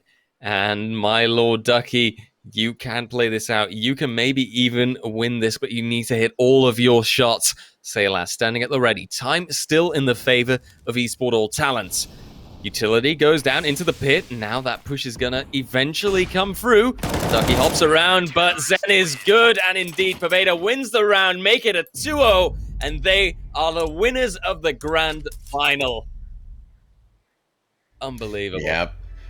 Babeda, of course, now the champions. They get 1,600 euros for themselves, and they played magnificently right here in the bracket. A lot of 2-0s, 1-2-1. The semifinal was incredibly close, but also this last map, it went to the wire into overtime. They take home the big bucks, the big Titan points as well, and they are the victors of these Trovo Titans CSGO Wingman finals. And RJ, I think they will be quite happy with the money, the confetti, the chicken cheering them on as well. How happy would you be right now? Absolutely just overjoyed. I mean, so well played by them in the end, and they made it so tense in that second map. I was honestly thinking, okay, this is going to be a free map. There's no way anymore. And then Pobeda, they still managed to pull through. They still managed to pull it off. So well done by them. And that shows, of course, the final bracket. Pobeda 2-0, they are the winners. They are mostly consistent. 2-0s generally all around. Cringe did make it a little bit difficult for them, but in the end, Pobeda, they ended up being, of course, the winners of the CSGO Wingman tournament. Well, €1,600, very well deserved. yeah, of course, let's also take a look at the money distribution. Pobeda, of course, taking home the €1,600 themselves, as well as the Titan points. But the Trovo Titans not too shabby either, with €800 to their name. And then a little bit of a slowing down to eventually €100 for every finalist we had here. So nobody goes home empty-handed. And I think that even for a day of play, it's not too shabby. And now we do see, of course, Pobeda to be our champions. RJ, I think this was a magnificent day, some magnificent play as well, but we shouldn't be too sad about yesterday either, because we did see some great plays. But as said before on the Trovo Titans Discord, we have a little bit of an announcement to make for the coming events in the next months and weeks. So, of course, that means that we have some juicy things to announce. The upcoming events are, of course, you would hope for it to be indeed League of Legends, the 12th of June until the 24th. It will be for 2,500. Then the 26th of June until July 8th, we'll have Apex Legends again for 2,500. And then for the same amount of money, we'll have Brawl Stars from July the 10th till the 22nd. So I think there will be quite some money to play for all different titles. Some, of course, returning to the platform as well. So I think there will be many players eager to make their mark. And of course, you can already now go to the Challenger mode pages and sign up for the following Trovo Titan events. Absolutely, and plenty of money up for grabs, and honestly, very well deserved to everyone that tries to play for it. And just like the players here today, played so well, and in the end, the prize went to the deserved team. Once again, props to everyone really that participated in the end. But of course, a little bit extra for Pobeda with how well they did it and how well they pulled it off. Yeah, well, we did see some great plays from them, and of course all the other players. We thank them a lot for joining us this weekend. It's during the week. I'm a little bit flustered. Normally the finals are on the Sunday, RJ. It's just my brain messing with myself. I get it. Of course, thank you for all the people watching on Trovo Live as well. Make sure to follow this channel if you haven't already, and we'll be back as you saw before with those announced events. And make sure to sign up yourself to have a chance at making some good money and have some great fun. See you at the next events.